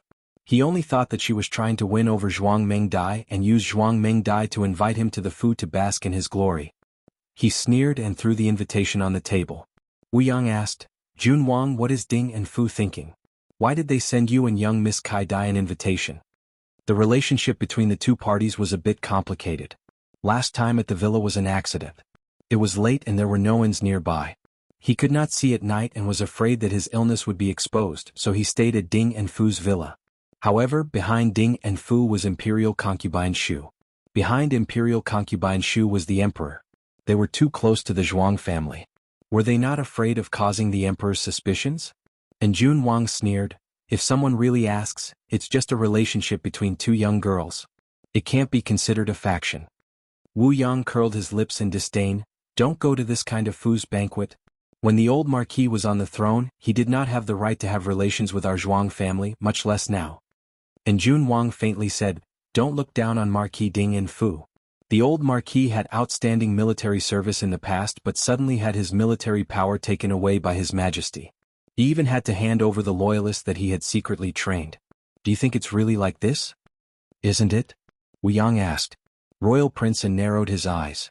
I've always suspected that the old Marquis had severed ties with His Majesty on the surface, but in reality he took the opportunity to leave the capital to secretly cultivate troops for His Majesty.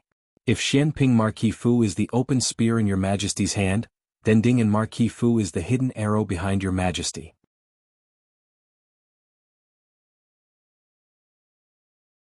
Wu Yang expressed his doubts, but no matter how I look at Marquis Gu, he doesn't look like someone who can achieve great things. How long can old Marquis hold on by himself? Isn't Your Majesty making the wrong bet? Royal Prince An's gaze was deep. Marquis Gu can't, but Gu Changqing can. Wu Yang, this? Royal Prince An did not continue this topic. Instead he asked, Miss Gu's birthday is also on the same day, right? Wu Yang naturally understood that the Miss Gu his master was referring to was not Gu Jinyu. He said, it should be. There's also young Master Gu. Royal Prince An nodded. Have you found out where they are staying in the capital? Wu Yang said, I've heard about it. Miss Gu's husband went to the Imperial College to register and left his address, but what? Royal Prince An asked. Wu Yang said, that residence was the one that Royal Prince wanted to buy. Unfortunately, it was bought by someone for 10 times the price. Royal Prince An had a bit of an impression. You're talking about the residence that is very close to the Imperial College and has 2 large courtyards? That's right. Wu Yang nodded. Royal Prince An was confused. How did they get into that residence? Wu Yang said, I heard that Miss Gu's husband rented it for 30 taels of silver every month. Royal Prince An was even more confused. Only 30 taels? 30 taels was not a small amount. But if one knew that the residence was bought for 10 times the price, they would feel that the rent was not worth mentioning. All of the residences in the alley were very close to the Imperial College. But only that residence had the largest courtyard. It was very suitable for people with small children. She just happened to have a 3-year-old little brother. But how did they rent it? Maybe it's good luck. What Wu Yang really wanted to say was that the person who bought the residence was an idiot. Spending so much money to buy a residence in the Imperial College just to rent it out? Royal Prince An shook his head. Forget it. There's no need to look into this. It's not bad for them to live there. There are students from the Imperial College nearby. No one will recognize the Empress Dowager. There's one more thing. Wu Yang said. What is it? Royal Prince An asked. Wu Yang said with a strange expression. Does Royal Prince still remember the recommendation quota for the county? This subordinate asked around. Miss Gu's husband got 2 first places in the county exam. His total score is first in the county. Royal Prince An said, I know about this. It's because his grades are good enough that I persuaded grandfather to think of a way to reopen the Imperial College. This way his entire family can enter the college. The Empress Dowager can also enter the capital without attracting attention. Is there a problem? Wu Yang said with a puzzled expression. The recommendation quota for the county wasn't his. He got in himself.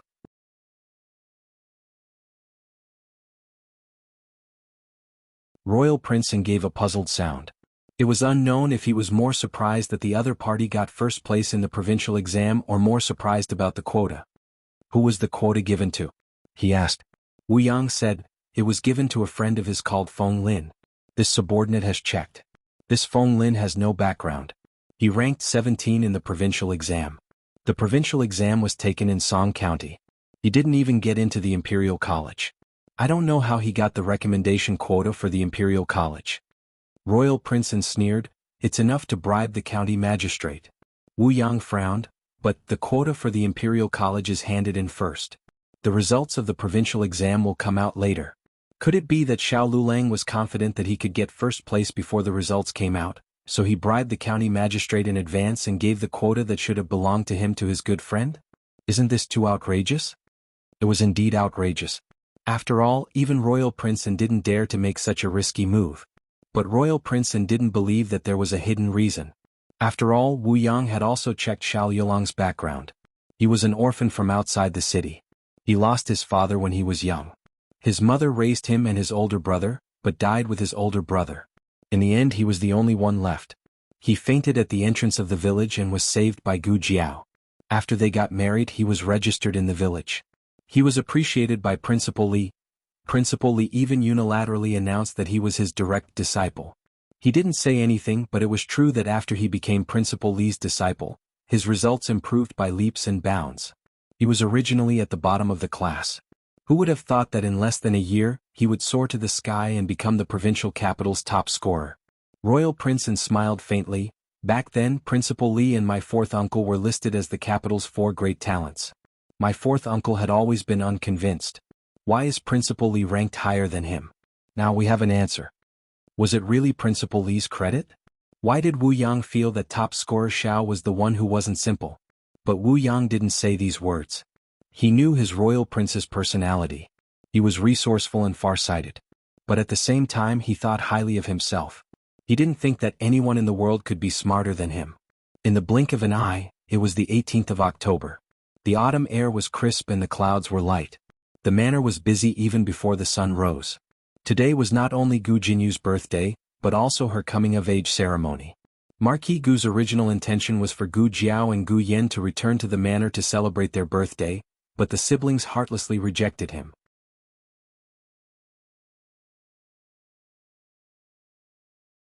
Gu Jiao didn't return because she didn't think of herself as part of the Marquis's manor. Gu Yen didn't return because there weren't many people in the manor who truly welcomed him. His grandmother only had 3 older brothers in her heart. He was sickly and had bad luck. Ever since he was young, his grandmother didn't like him. As for his 3 older brothers, when he was young, he naively thought that they were really his older brothers. After being beaten a few times, he understood that they would never be a family. Gu Jinyu's background was only known to the masters and a few trusted servants in the manor. Outsiders didn't know that Gu Jinyu was the wrong daughter, nor did they know that Madame Yao and her children had returned to the capital. They just thought that it was the same as the previous years, that Gu Jinyu was the only daughter celebrating her birthday, so they didn't suspect anything. Madame Yao had given her present to Gu Jinyu last night. Early in the morning she had gone to the Imperial College to celebrate the twins' birthday. Gu Jinyu couldn't care less about her disappointment because she had too many surprises today. Consort Shu couldn't come to the Marquis's manor because something had happened at the last minute in the palace. She had asked the 5th prince to come in her place. The 5th prince even brought the emperor's imperial edict, officially conferring her the title of county princess with the title of Hui. This was the Marquis's manor's first county princess. Everyone felt honored. Old Madame Gu also felt honored and knelt down to thank the emperor for his grace. Grandmother. Gu Jinyu helped old Madame Gu up. Old Madame Gu patted her hand in relief, her eyes full of affection. I knew you were capable. His Majesty has conferred you the title of county princess Hui. The word, Hui, shows how much His Majesty appreciates you. She was praising Gu Jinyu for her intelligence. Gu Jinyu bowed and said, it's all thanks to grandmother's good teachings.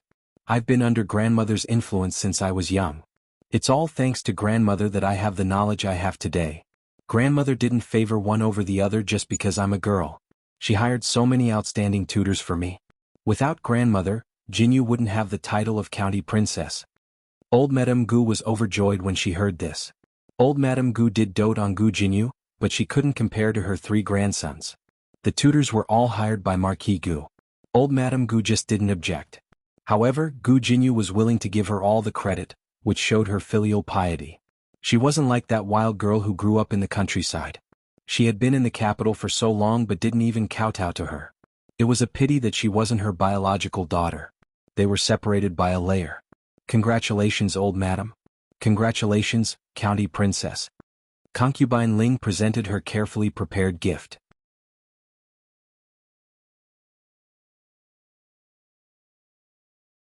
Gu Jinyu didn't like Concubine Ling, but she knew that old madam liked Concubine Ling. She wouldn't disrespect old madam. She personally took Concubine Ling's gift. Thank you, Concubine Ling. Concubine Ling took out another gift. Your eldest brother prepared this for you. He can't leave the military camp, so he asked me to send this to you first. Gu Jinyu knew that this was actually prepared by Concubine Ling. She wasn't disappointed. She couldn't eat everything in one go. Her eldest brother's change in attitude towards her would take time. She already saw the signs.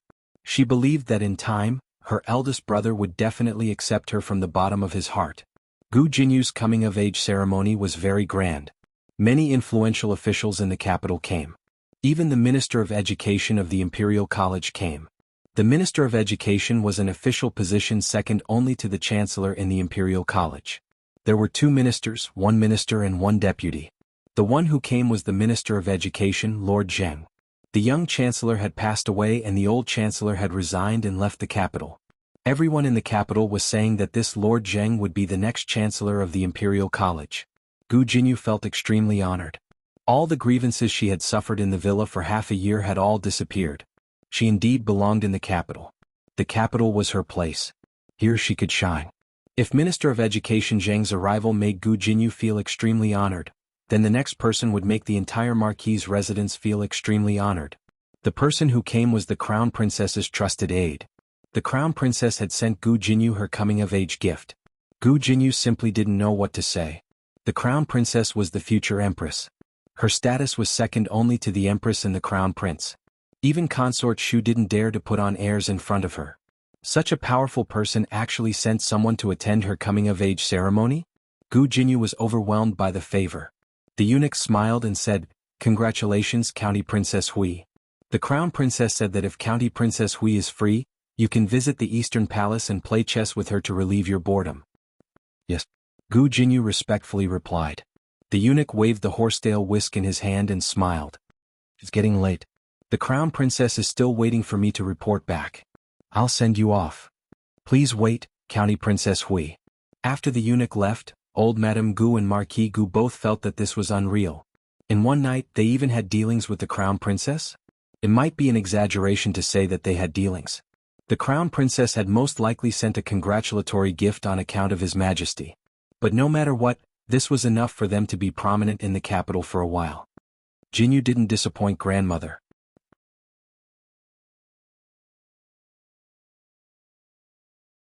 Old Madame Gu's last bit of resentment that Gu Jinyu wasn't her biological granddaughter disappeared. So what if she wasn't her biological granddaughter? Anyone who walked out of the Marquis' residence would represent the Marquis' residence in the future.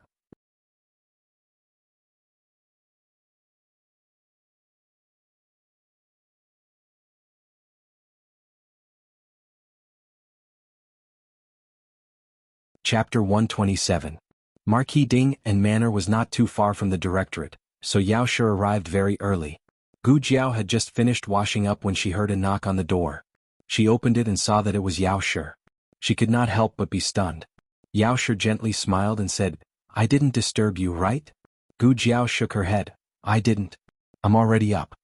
Yao Shi smiled and said, "You haven't eaten breakfast yet, right? I brought steamed buns and brown sugar steamed buns." The manor was preparing for Gu Jinyu's banquet. Yao Shi had bought breakfast on the way. It was from a famous steamed bun shop in the capital. "Come in." Gu Jiao invited Yao Shi into the yard. Xiao Lulang had also gotten up and was drawing water from the well. Yao Shi and Xiao Lulang had met a few times in the countryside. Unlike Marquis Gu's pickiness, Yao Shi was very satisfied with Xiao Lulang. He was handsome. This was important. He also studied well and was diligent. Originally, because they had not consummated their marriage, Yao Shi was worried about the relationship between the two. but after observing a few times she found that the two were getting along very well. It was just that they had not been enlightened. Madame Gu. Xiao Lulang politely greeted Yao Shi. Gu Jiao called Yao Shi Madame Gu. Xiao Lulang also called her this. Yao Shi did not care about the title and happily gave it to Xiao Lulang. Gu Jiao wanted to go to the kitchen to make porridge for the family, but she was rejected by Yao Shi. Yao Shi would let her do anything else, but today was her and Gu Yan's birthday. Yao Shi would not let her do anything. Yao Shi would occasionally make some pastries in the manor, so she was quite familiar with the kitchen. She first made the morning porridge and then began to prepare the next 2 meals. She sent Granny Fong to buy groceries. What to buy and how much to buy were all written down on the list.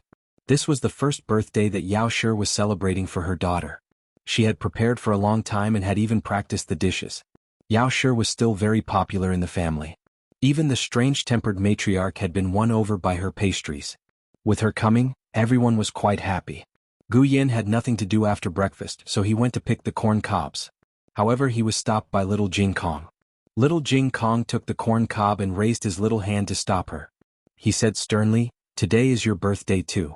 You don't have to do anything. I won't quarrel with you and let you have a day." Yao Shi made a table full of delicious dishes. Not only did she take care of Gu Jiao and Gu Yan's taste, she also took care of everyone else's.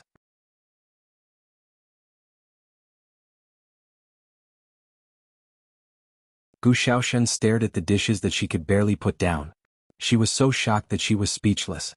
Was this the new year? Why are there so many good dishes? Braised pig trotters with soybeans. Gu Xiaoshuan's saliva immediately flowed down. This was his favorite dish. The pig trotters were shiny and oily. When you poked them with chopsticks, the skin was still springy. Gu Xiaoshen felt that he couldn't take it anymore. The pig trotters were first braised and then stewed in a clay pot. They were sticky and melted in the mouth. Xiao Lulang loved to eat fish, so Yao Shi made delicious Crucian carp soup. The matriarch liked sweet things, so Yao Shi made brown sugar glutinous rice cake and only used half of the sugar. There was also a vegetarian meal for little Jing Kong. Yao Shi didn't forget to put it in little Jing Kong's exclusive small exquisite bowl. She had asked Gu Yan about these things. She remembered them one by one and prepared them carefully. This was also one of the reasons why everyone liked Yao Shi. She was always able to take care of people without making a sound. In addition to these dishes, Yao Shi also made a bowl of longevity noodles for the siblings. There were no extra ingredients for the longevity noodles. She only added a few green onions and drizzled a few drops of sesame oil. However, Gu Jiao felt that this bowl of longevity noodles was better than other noodles. There was an indescribable taste that warmed her heart and made her nose sour. She couldn't tell if this was her own feeling or Gu Yan's. After eating, everyone began to give Gu Jiao gifts. The first to give was little Jing Kong. He was the youngest and the most eager. He gave Gu Jiao and Gu Yan a small house made of clay. It was made of clay. After he made it, he asked his bad brother-in-law to help him roast it in the stove. Actually, he remembered that the small house he made didn't look like this. He didn't know why it changed shape after he roasted it. The truth was that he made it too ugly. Xiao Lulang couldn't stand it and secretly repaired it for him. It looked better. The door of the small house could be opened. There was also a small wooden figure inside. He asked Gu Xiaoshen to help him carve it. Gu Yan lived in Gu Yan's house. Gu Jiao lived in Gu Jiao's house. However, when Gu Yan opened the door of the small house, he was dumbfounded. "Why are you in my sister's house?" Little Jing Kong, I've been discovered. That's right. The scheming monk, little Jing Kong, secretly asked Gu Xiaoshen to make a small wooden figure and secretly put it in Jiao Jiao's house. This way he could be with Jiao Jiao every day. Gu Yan wasn't happy. He asked little Jing Kong to move out of Gu Jiao's house. Little Jing Kong refused. He even said sternly, "This is Jiao Jiao's gift. You can't destroy Jiao Jiao's things." "Fine, I won't destroy it. I'll move in."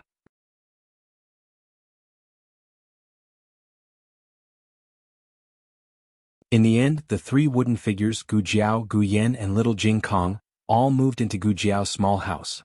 Gu Yan's small house was empty. Gu Xiaoshen gave 2 Buddhist scriptures that he carved himself. In exchange for helping him carve the wooden figures, little Jing Kong took out his attire, put on the prayer beads, put on the monk's robe, took out a small wooden fish, and performed a ritual for the Buddhist scriptures sincerely. So these were Buddhist scriptures that had been blessed. Gu Jiao flipped through the Buddhist scriptures in his hands. He was in disbelief. Gu Xiaoshen was the most worry-free child in the family. However, because of this, he was easily neglected by his family. Gu Jiao didn't know that he could learn so many words in just a few months. Many of them were rare words. Can you read all of them? Gu Jiao asked. Yes, I can. Gu Xiaoshen nodded. Brother-in-law said that if he didn't know how to read them, he wouldn't know how to answer if someone asked him what he carved. Therefore, even though it was very difficult, he still tried his best to remember these words, including their meaning. Gu Xiaoshen saw Gu Jiao's thoughtful expression. He scratched his head. Sister, do you not like it?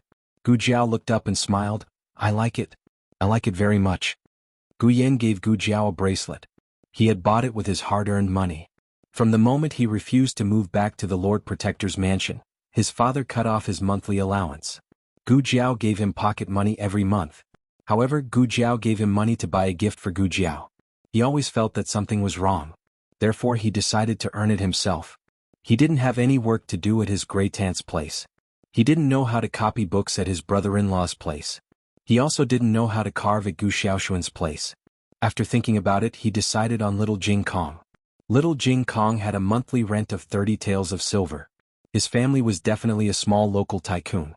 Gu Yan's process of earning money was like this. Every day he fed the chickens in little Jing Kong. 5 copper coins. Every day he took the chickens in little Jing Kong. 5 copper coins. Every day he cleaned the chicken poop. 5 copper coins. Every day he praised little Jing Kong in fancy ways. 10 copper coins. He worked for a total of 10 days and earned 250 copper coins. He originally liked a pair of pearl hair clips, but unfortunately he didn't have enough copper coins. Therefore he settled for the next best thing and bought a bracelet. The bracelet was strung with jade stones. Any stone in Gu Yan's house was worth more than these jade stones. However, he didn't earn them himself. Gu Jiao put on the bracelet. It looked very nice. Gu Jiao also prepared a gift for Gu Yan. Gu Yan didn't open it in front of everyone. He wanted to go back to his room and open it secretly. Little Jing Kong was very curious.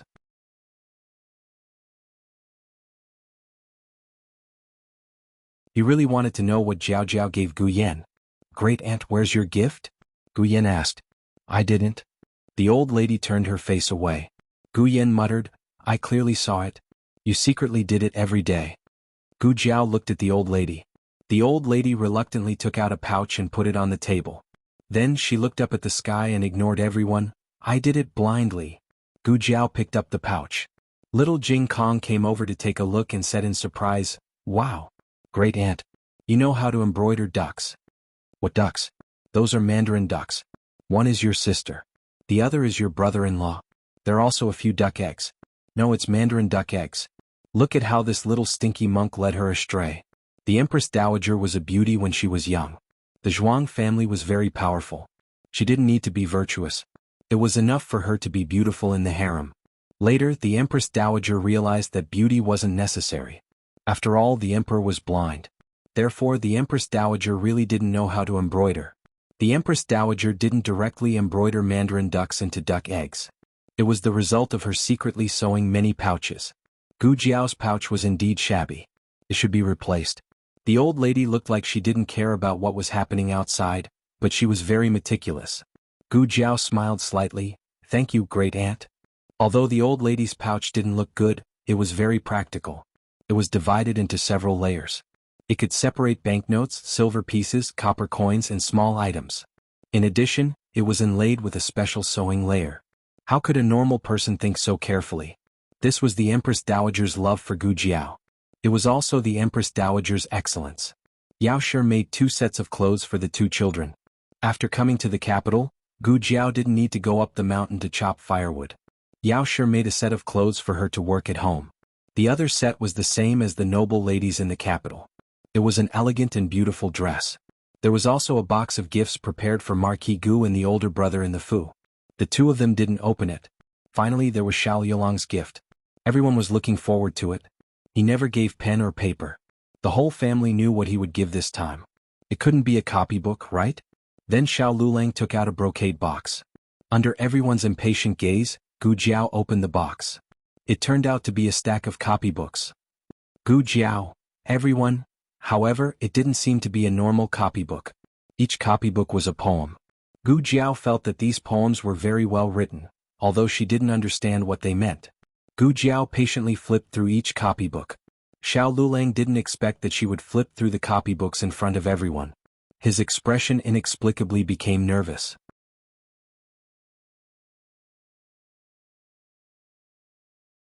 Gu Jiao flipped to the end and found an unexpected surprise. This box was specially made. At the bottom there was a white magnolia hairpin. Gu Jiao's eyes widened. This iron-like man finally knew to give her a hairpin? What Gu Jiao didn't know was that this hairpin was also called a hairpin ceremony. When a woman of Zhao country reached the age of 15, the elders in the family would hold her hair and give her a hairpin ceremony. This meant that the woman had reached adulthood and was of marriageable age. Of course, if the woman got married before she reached the age of 15, she would have a hairpin ceremony on the day of her marriage. This also meant that she had reached adulthood. When Gu Jiao got married, she didn't have a hairpin ceremony. Gu Jiao wouldn't spend so much effort on a fool, but Xiao Lulang still had an impression of it. When Yao Shi saw the hairpin that her son-in-law gave to her daughter, she instantly understood what was going on. She originally thought that her daughter had already had a hairpin ceremony, so she thought that today was just a normal birthday. Her son-in-law was very considerate. Gu Jiao finally understood why this guy didn't give her a hairpin. It turned out that hairpins were really troublesome. Since she hadn't had a hairpin ceremony, she couldn't use a hairpin. Yao Shi's eyes immediately turned red. "Jiao Jiao, I'll comb your hair." Yao Shi and the matriarch combed Gu Jiao's hair. Under everyone's witness, Gu Jiao completed her hairpin ceremony. The moon was in the sky. The bustling streets were left behind by the horses. Gu Changqing rode the horse to a quiet alley. He dismounted and led the horse into the alley. Unknowingly he arrived in front of a familiar courtyard. The courtyard's door was half open. From time to time, the laughter of women and children could be heard. It was accompanied by the voices of young men. It was a joyous atmosphere. Gu Changqing paused at the door for a while. In the end he didn't go in. He turned around and was about to get on the horse. But suddenly little Jing Kong ran over. His small body squeezed through the gap in the door. "De Gidge, is it you?" Gu Changqing turned around and looked at him. "It's me." "Jing Kong, who is it?" Yao Shi opened the half-closed door and saw Gu Changqing outside. Her smile froze. Gu Changqing was very surprised to see Yao Shi here. He was even more surprised by Yao Shi's unguarded smile. Although it quickly froze, he still saw it. He never knew that the depressed Yao Shi could be so happy. She was smiling like a child. "You." Yao Shi wanted to say something but stopped. Little Jing Kong looked at Gu Changqing, then looked at Yao Shi and asked, "Benefactor Yao, do you know each other?" "Benefactor?" Most people wouldn't call him that. Gu Changqing looked at him strangely. "Are you a monk?" Little Jing Kong explained seriously, "I was a monk before I came down the mountain. I'm not anymore."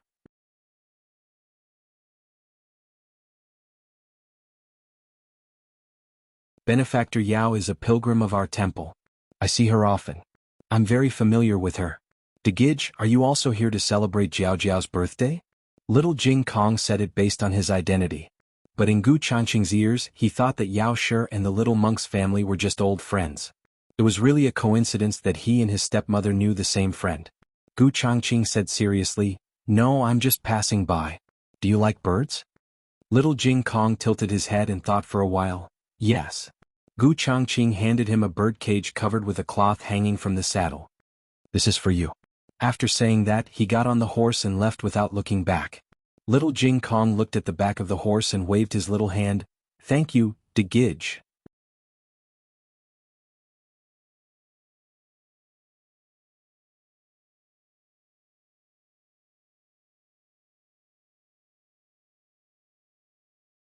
Chapter 128.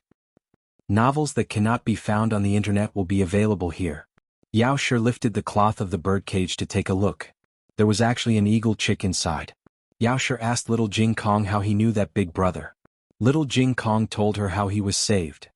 "I went to save Little Chi and was almost hit by a carriage. It was Big Brother who saved me. Big Brother is so amazing." As he spoke, his eyes were full of admiration for Gu Changqing. Yao Shi and Gu Changqing had not lived together for 10 years. Her impression of Gu Changqing was still from before he was 11 years old. At that time, Gu Changqing believed someone's slanderous words and believed that Yao Shi killed his mother. Gu Changqing did his best to oppose Yao Shi. His gaze towards Yao Shi was full of hatred. He also did not treat Gu Yan well. At first, Gu Yan did not understand and often went to find his 3 brothers. In the end he always came back with bruises all over his body. Every time Marquis Gu found out, he would beat his 3 sons. But after the beating, someone would report it to the old madam. The ones who suffered losses were Yao Shi and Gu Yan. Yao Shi knew that Gu Changqing did not beat Gu Yan, but he also did not save Gu Yan from his 2 brothers' evil clutches like how he saved little Jing Kong. Yao Shi's heart was sour. He could be kind to strangers, but why couldn't he be kind to Gu Yan? Forget it. 10 years had passed. She had already let it go. Gu Yan had a Jiao. He lived a good life here in Jiao. He did not need to go back to the residence to look at anyone's face. He also did not need to suffer any unnecessary harm. Big brother is a good person. Little Jing Kong said as he hugged the bird cage. Yao Shi smiled bitterly but did not say anything. Gu Changqing was a soldier of the Zhao country. He had the duty to protect the people of the Zhao country. He was a good person to everyone, but to her and Yin, he was someone who wanted to eat their flesh and drink their blood. From little Jing Kong, Yao Shi found out that Gu Jiao had also met Gu Changqing, but the 2 of them did not know each other's identity. Gu Changqing didn't see Gu Yan. Even if he saw them, he probably wouldn't be able to guess each other's identities. Has Big Brother only come once? Yao Shi asked. Including today it's 2 times. Little Jing Kong said. The first time was when she saved little Jing Kong and sent him home. This time she was probably just passing by and thought that little Jing Kong was cute, so she brought him a bird. What else could he do? Could it be that he's here to celebrate Jiao Jiao's birthday? He was the one who saved Jiao Jiao's younger brother, not the Jiao Jiao who saved him.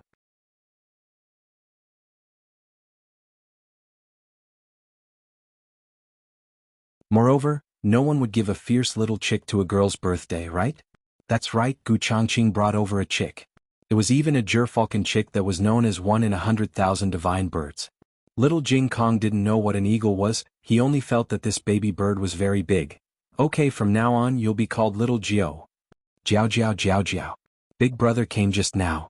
He gave me a bird. Little Jing Kong hugged the bird cage and went to look for Gu Jiao. Today the small alley was very lively. Not long after Gu Changqing left, Wu Yang came. He was ordered by Royal Prince An to send birthday gifts to Gu Jiao and Gu Yan. Royal Prince An's reason was very open and above board. My Royal Prince received Marquis Gu's invitation and originally planned to personally come and congratulate him. However, he has not been well these few days, so he asked me to send birthday gifts to Miss Gu and young Master Gu.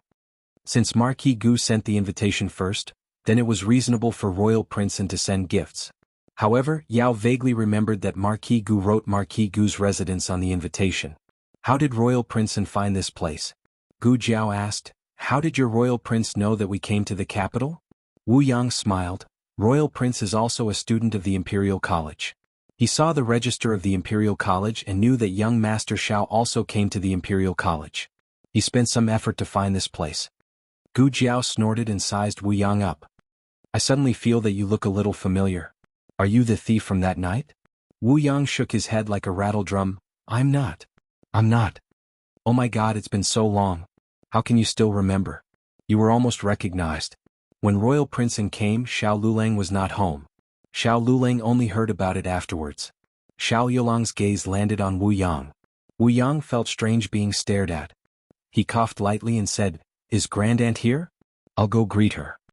A meaningful light flashed through Xiao Yulang's eyes. Wu Yang went to the backyard to see the matriarch and gave her 2 boxes of delicious osmanthus cakes. The matriarch was very happy. Wu Yang saw that the Empress Dowager was in good spirits and was secretly relieved. In fact, Gu Jiao also felt that Wu Yang treated the old lady differently. Commandery Prince An was very strange when he first came. He said that he came to apologize to her for Zhuang Kai Dai, but who would come all the way to apologize empty-handed and only send the apology gift the next day? In fact, Royal Prince An was not unaware of his flaw. He just thought that Shi Yi did not have a better excuse. He only prayed that Gu Jiao would not be so smart to think of this flaw. Gu Jiao felt that the assassination, that night, was related to Royal Prince An.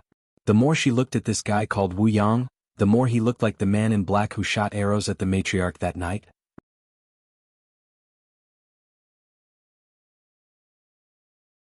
Gu Jiao did not know that Wu Yang missed and thought that they came to kill the matriarch. Therefore Gu Jiao was very cautious of Wu Yang. When he went to see the matriarch, Gu Jiao stared at him from the side. Wu Yang could not even whisper a few words to the Empress Dowager. Halfway through, Gu Jiao asked little Jing Kong to call him over. However, he came back quickly. Wu Yang sighed and left resentfully. Royal Prince. In another alley near the Imperial College, Wu Yang got on the carriage and reported to Royal Princeton, "Does she like the gift?" Royal Princeton asked. Wu Yang was not sure. Wu Yang asked, "Royal Prince, why don't you personally give the gift to Miss Gu?" Royal Princeton sneered, "There are many people in the capital who are watching this prince. This prince has to be careful with every move. If someone discovers this place, the Empress Dowager will not be able to hide." On the twins' birthday, the whole family had a fulfilling and happy day. When it was close to midnight, Madame Yao returned to the residence. The residence had been busy for a day and everyone was exhausted. The masters had gone to rest early. The servants still had unfinished work and yawned as they worked. When Madame Yao entered the courtyard, she was surprised to find Gu Jinyu waiting for her in the room. Madame Yao thought about how she had spent the birthday with the twins but neglected Gu Jinyu for an entire day. She felt very apologetic. She walked over and stroked Gu Jinyu's hair. She said, "Sorry mother came back late." She had originally planned to return after lunch, but she really could not bear to leave Jiao Jiao and Yena. She had stayed there for a few hours. If Nurse Fang had not reminded her repeatedly, she would not have known that it was already so late. Gu Jinyu's face did not show any grievance or anger. On the contrary, she was very happy. "Mother, do you know how many guests came today?" "Chem?" Madame Yao was stunned. Her daughter did not sleep in the middle of the night to wait for her. So it was not because she felt wrong that she came back late, but because the banquet was too lively and she was happy until now? Madame Yao sat down beside her. She endured her fatigue and said with a smile, "Did many come?" "Yes." Gu Jinyu recited the names of all the distinguished guests as if he was very familiar with them. He then emphasized the details of a few of them. "Sir Zheng from the Imperial College is also here. He is the Minister of Justice, the next Chancellor of the Imperial College." "That's great." Madame Yao smiled and nodded. Gu Jinyu continued, "Although Royal Prince and did not come to the residence personally, he sent someone to give me a generous gift. Mother, look, these are all gifts from him. There are truly too many gifts today. Your daughter will not be able to use them all in this lifetime. Elder sister is not willing to return to the residence, so your birthday must be very shabby."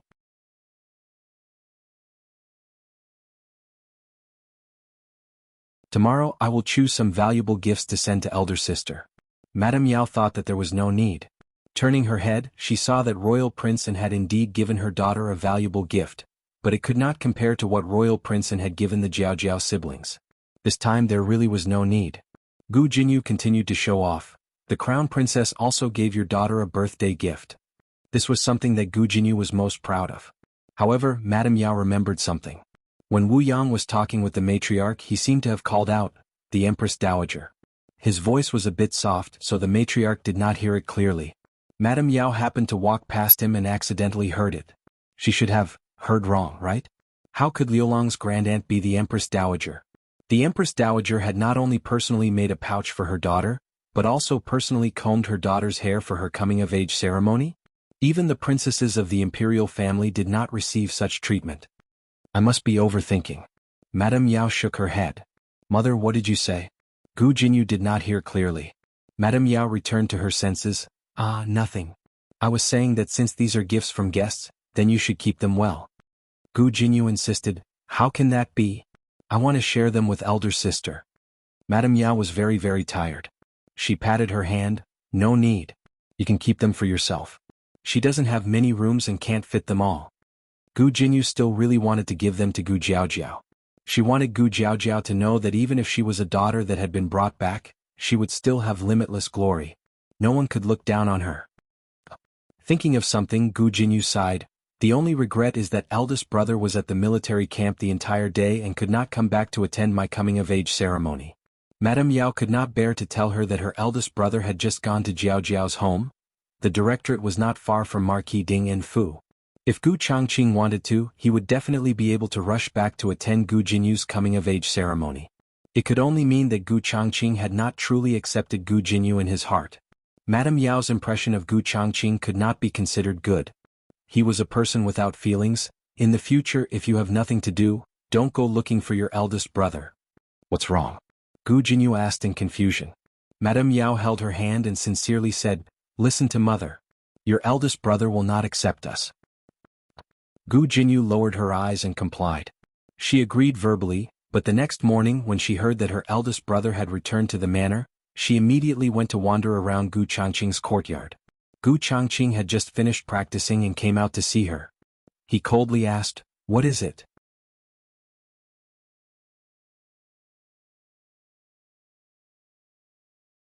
"That?" Gu Jinyu shyly and nervously took out a pouch from behind her back. "Many thanks to eldest brother for the birthday gift. This is my return gift to eldest brother. I made it myself." The birthday gift had been prepared by concubine mother Ling. Gu Changqing had long forgotten about it. He did not reach out to take it. Gu Jinyu said in a low voice, "I know. I am not father's flesh and blood. I am not worthy to call you eldest brother. I stole the life that should have belonged to eldest sister. If possible, I would rather not have carried the wrong child. The Marquis's manor's glory and wealth are all eldest sisters. I should not have taken the nest for myself." Gu Changqing more or less wanted to vent his anger on Gu Jinyu, but since she was not Madame Yao's flesh and blood, then he had vented his anger on the wrong person all these years. Gu Changqing took the pouch. "You are very thoughtful." Eldest brother had actually accepted her gift. Gu Jinyu could not believe it and was extremely excited. "Is there anything else?" Gu Changqing asked. No. I will go pay respects to grandmother." Gu Jinyu suppressed her excitement and respectfully bowed to Gu Changqing. She excitedly went to find old Madame Gu. The Imperial College examination was on the 27th of October. On the 22nd of October, Feng Lin also arrived in the capital. He first reported to the Imperial College, allocated his dormitory, and inquired about Xiao Liulang's address. Then he quickly went to find Xiao Liulang. He didn't go alone. There was an acquaintance by his side. The person who opened the door was little Jing Kong. Little Jing Kong looked at the person outside the door and exclaimed, "Brother Feng Lin." "Brother Qingye." That's right, Lin Qingye was also here. He was also a student of the Imperial College. However, Lin Qingye was not admitted to the Imperial College on his own, nor was he recommended by the local county government. He was specially admitted to the Imperial College after the Lin family donated a building to the Imperial College. The two met on the way. Then, Feng Lin and the Lin family entered the capital together. Hearing that Feng Lin was coming to find Xiao Liulang, Lin Qingye also expressed that he wanted to visit his little teacher. The two of them were very happy to see little Jing Kong. Feng Lin touched little Jing Kong's buzz cut and said, "I haven't seen you for a few days. You have grown taller." Little Jing Kong's face immediately darkened. He was clearly not. He was gaining weight every day. Lin Qingye pinched his little face and said, "You have gained weight." Little Jing Kong's face darkened even more. He was not fat. He was not fat. He did not grow horizontally. Little Jing Kong was so angry that he gritted his teeth. The adults in this batch really drove him crazy. For more exciting content, you're tuning in to the Han Li's Wuxia Adventures YouTube channel. We're so grateful for your support, and don't forget to subscribe to join us on this incredible journey through captivating stories. Your generosity through donations truly makes a world of difference, as it's the primary source of revenue that allows me to expand and enhance this channel for you. Thank you from the bottom of my heart for being a part of this adventure.